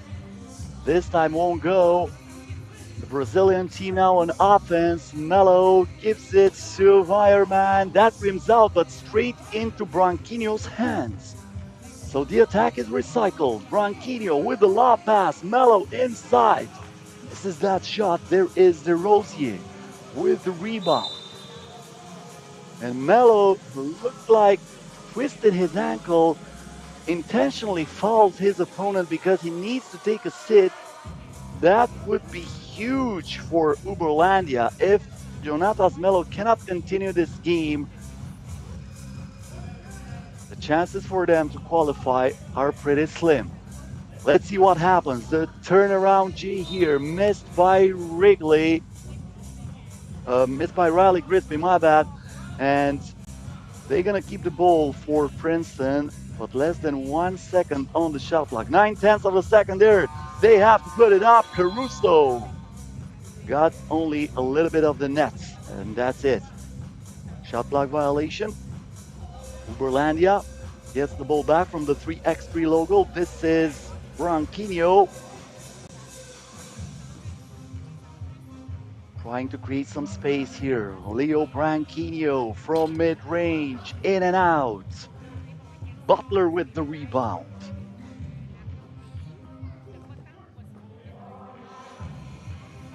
Tough shot there by Caruso. Not far from scoring, but you need to do better than that. Branquinho, and that was a foul committed by Jerome De Rosier. First time out of this one. 6 minutes and 58 seconds left. Low scoring affair so far. Uberlandia on top, 3-2. We are still wondering what is the condition for Jonatas Melo, who right now is standing, but I don't know if he can continue the game. Probably we'll find out that after this timeout.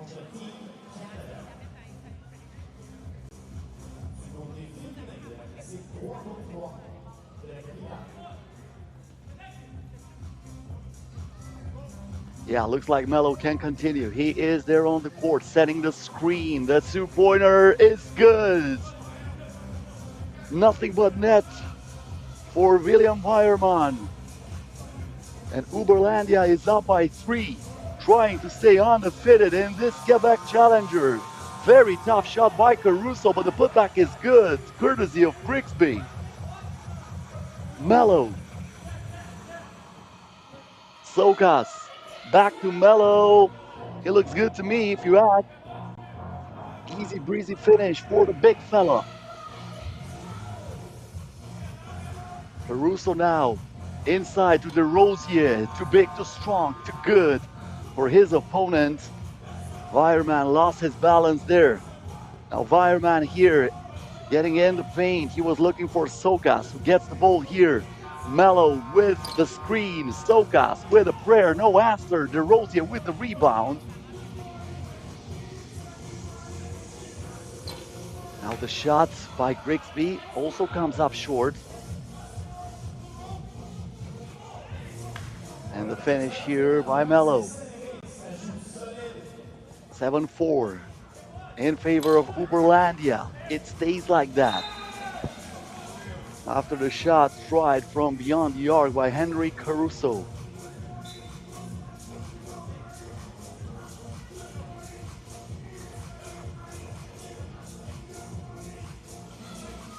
Princeton, the third American team represented here in Quebec. Miami is through. Calabasas eliminated. The Eurostep here and the finish by Austin Butler.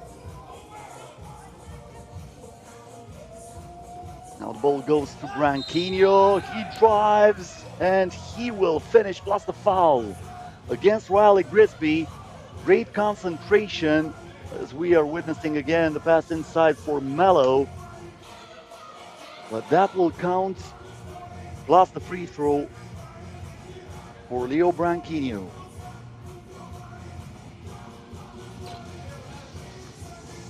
He puts it in.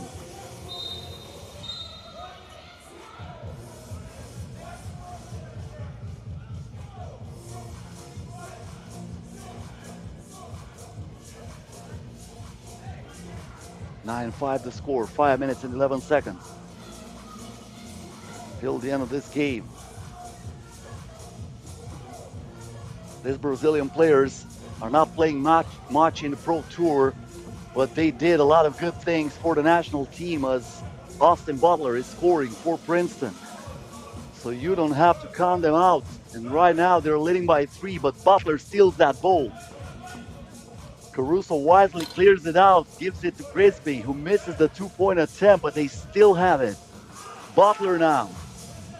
Back to Caruso, thought about it. The shot clock is down to 2. Caruso puts it up off balance and he gets the friendly roll. One possession ball game. 4:30 to go. Sokas was looking for the pass inside and Melo is fouled here by Austin Butler, who's arguing that call. Talking about experience, Jonatas Melo, silver medalist last year, the FIBA 3x3 AmeriCup.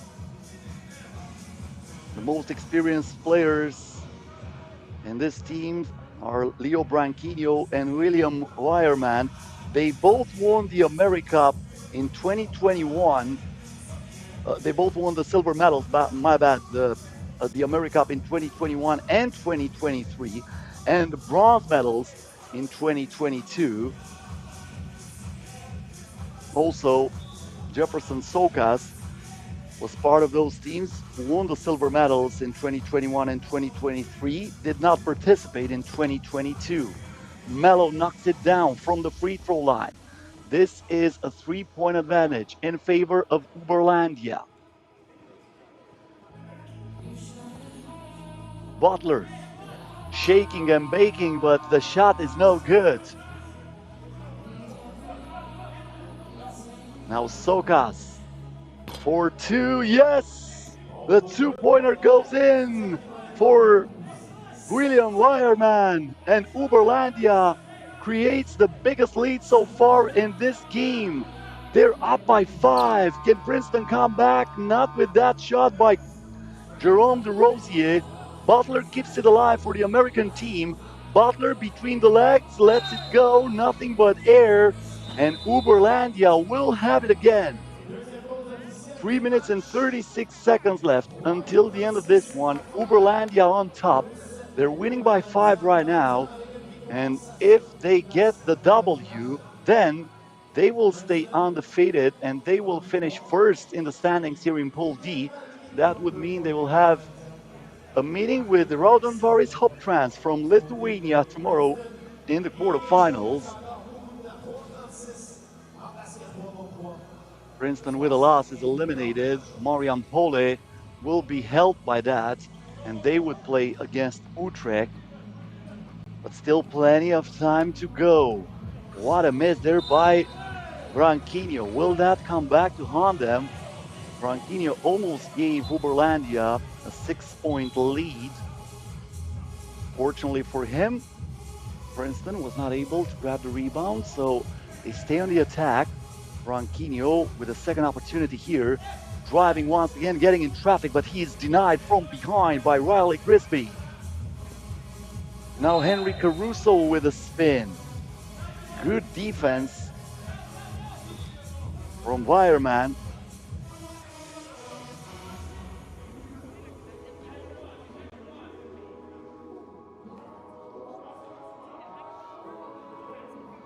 Austin Butler. DeRosier. The shot from outside knocked down by Henry Caruso. And after that double, we have a 3-point ball game with 3 minutes to go. Sokas. Butler staying really close to him, and now he grabs the rebound. Austin Butler gets it back through the screen. Butler all the way to the bucket, but he had his elbow up, and he will be called for an offensive foul. Team foul number 4 against Princeton. Uberlandia gets it again from the 3x3 logo. It's gonna be Leo Branquinho. finding Jonatas Melo, who twisted his ankle at the start of the game, but it looks good so far. Another miss for Uberlandia. This is the second time when they waste a huge opportunity from inside. The two-pointer here by Butler right between the eyes of Melo. And we have a 1-point ball game. This is far from over. Foul here committed by Austin Butler. That was a three-point turnaround right there. Wireman missing it from inside, and right after the rebound, Austin Butler scoring from beyond the arc. Sokas upstairs for Melo, another miss. Once again, Butler is there for the rebound. Can Princeton tie it here or even take the lead with a double? The pass inside, and of course, Frisbee is there. Butler with the dish. Both teams with a dozen of points. We are all even with 2 minutes to go. Underneath the basket, Melo doing his job. DeRozia back to Butler, pulls the trigger. This time won't go, but there is Frisbee. He keeps the ball alive for Princeton. The bucket will not count. He was fouled before the shot. Team foul number 4 against Uberlandia. And the ball is awarded from the top of the arc for Princeton. Frisbee, DeRozier. Caruso back to Frisbee, put it in the spin cycle. He looked better than the Tasmanian Devil on that play. We are tied at 13. Sokas, he's fouled, but he puts it in through the contact. Jemery DeRozier was not enough for Jefferson Sokas to score and to get to the free throw line for an additional point that would give Uberlandia the 2-point advantage.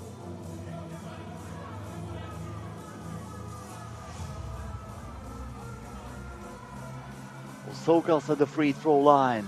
Nothing but net for him. 15-13 for Uberlandia, who tries to stay undefeated. After playing 4 times already today, a 2-pointer missed there. Uberlandia back on the attack. This is Branquinho. Filthy crossover, Branquinho all the way to the bucket, and Uberlandia is up by 3. Butler.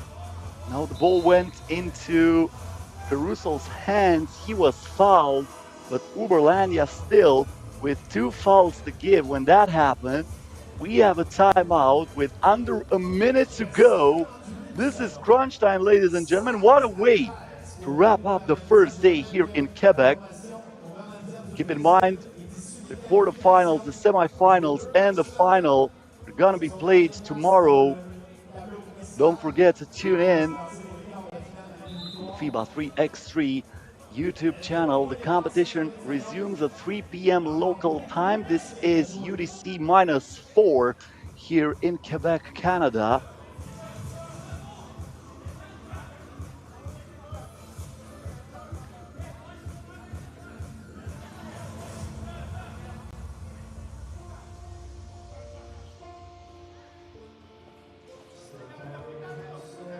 Butler. Oh, he lost Melo in his own sauce there. And Butler puts it in from underneath the basket. 16-14. Still a 1-possession ball game. Jefferson Sokas with a miss there, and the shot clock expires. Princeton gets it back, and they call for their timeout with 38 seconds to go. How do you play now? Do you go for the 1-pointer or going straight for the 2-pointer? There is plenty of time to score, defend, and then get the ball back. So probably you should take what the defense gives you. That's my idea, but now it depends on the tactic of the Princeton team. Princeton team who is trying to stay alive in this competition. Princeton played in the semifinals at the World Tour Masters in Chengdu after winning the Challenger in Hangzhou at the start of the year. Now the ball goes to Butler.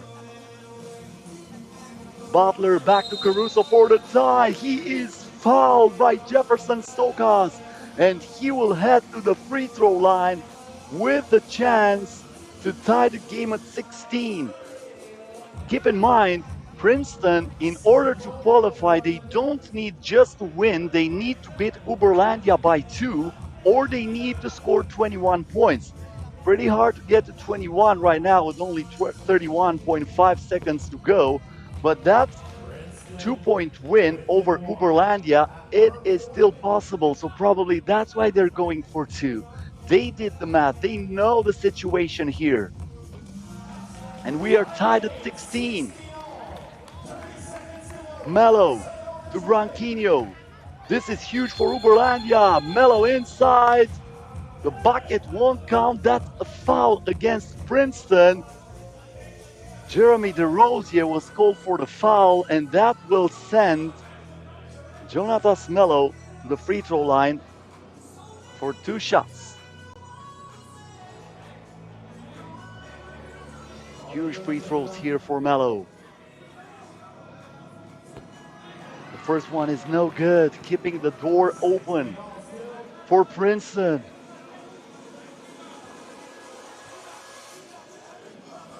Second one for Melo goes down. 1-point ball game. Princeton now trying to tie, and they do, thanks to that spin and the finish from Henry Caruso. But they need to defend and score a double in order to qualify. This is Branquinho. Branquinho for the win, rolls it in. And look at that foul. That's a foul against Jonatas Melo. Why would you foul in a situation like that? Jonatas Melo giving Princeton the opportunity to stay in this game. Henry Caruso will head to the free throw line to shoot if that call stays like that, because right now we have a meeting between the referees. They are talking about what happened during the last play, but probably they're going to keep the foul.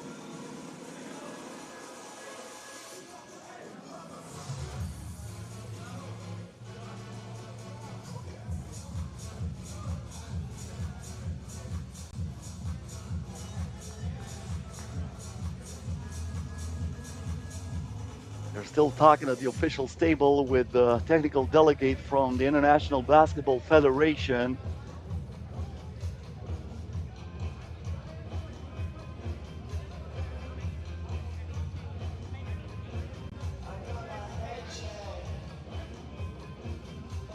Trying to figure out how many seconds were left on the game clock. And I'm still wondering if that foul will stay.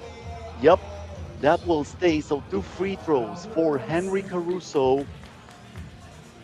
Right now, considering the fact that Princeton needs to win by 2 in order to qualify, Caruso should score the first one and should miss the second one to give his team a chance for the rebound. Probably this is exactly what Austin Butler is telling him. Miss the second one, try to touch the rim, give us a chance to rebound, and if we get it, shoot it from outside. That was an intentional miss, but he knocks it down. Are you kidding me? But, well, it might work out differently for Princeton, because right now they foul. They send Melo to the free throw line. Melo will have 2 free throws. And once again, if Princeton wins with 21 points on the board, which is still possible with less than 3 seconds to go here, because after the second shot by Melo, doesn't even matter if that goes in or not, they will still have a chance to kick it out and shoot it from beyond the arc. If Princeton wins with 21 points, they are also through.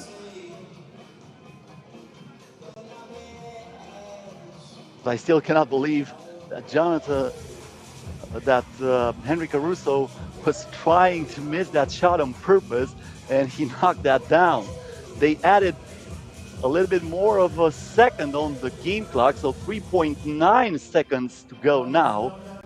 Jonatas Melo with 2 shots, scores the first one, Now, of course, if he misses the second one, Princeton still has a chance in the overtime if they don't score at the end of regulation. But no matter what happens here, Princeton will need to shoot from beyond the arc. Mello scores the second one. This is it.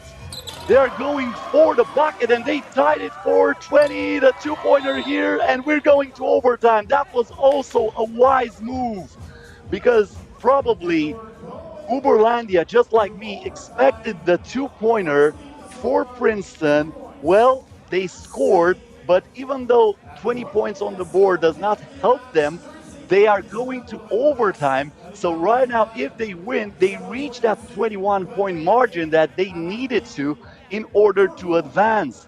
So complicated situation here in this group, and it gets even more complicated right now. Princeton with a total of 39 points, Uberlandia with a total of 41 points. They are through no matter what right now.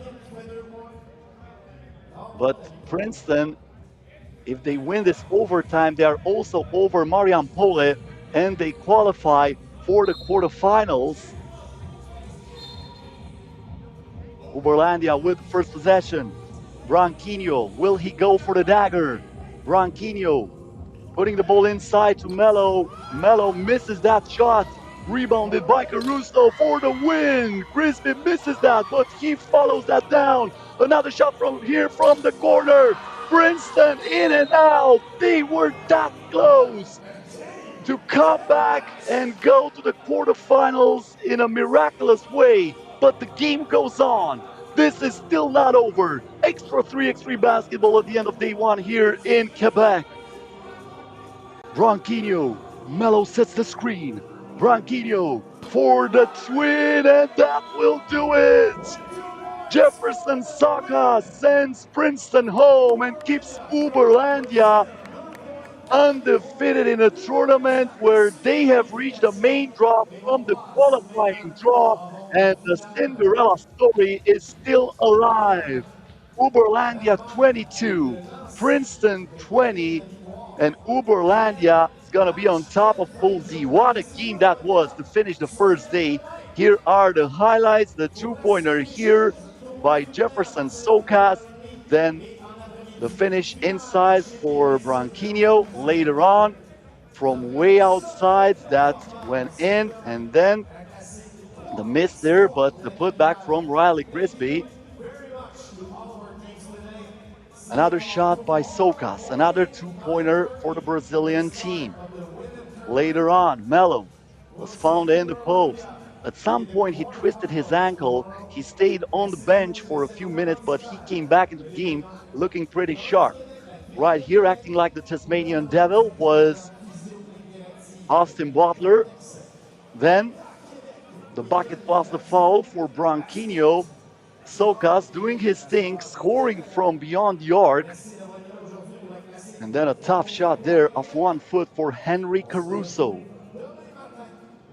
This game has a big story, especially at the end. A two-pointer here by Austin Butler, who kept Princeton into the game.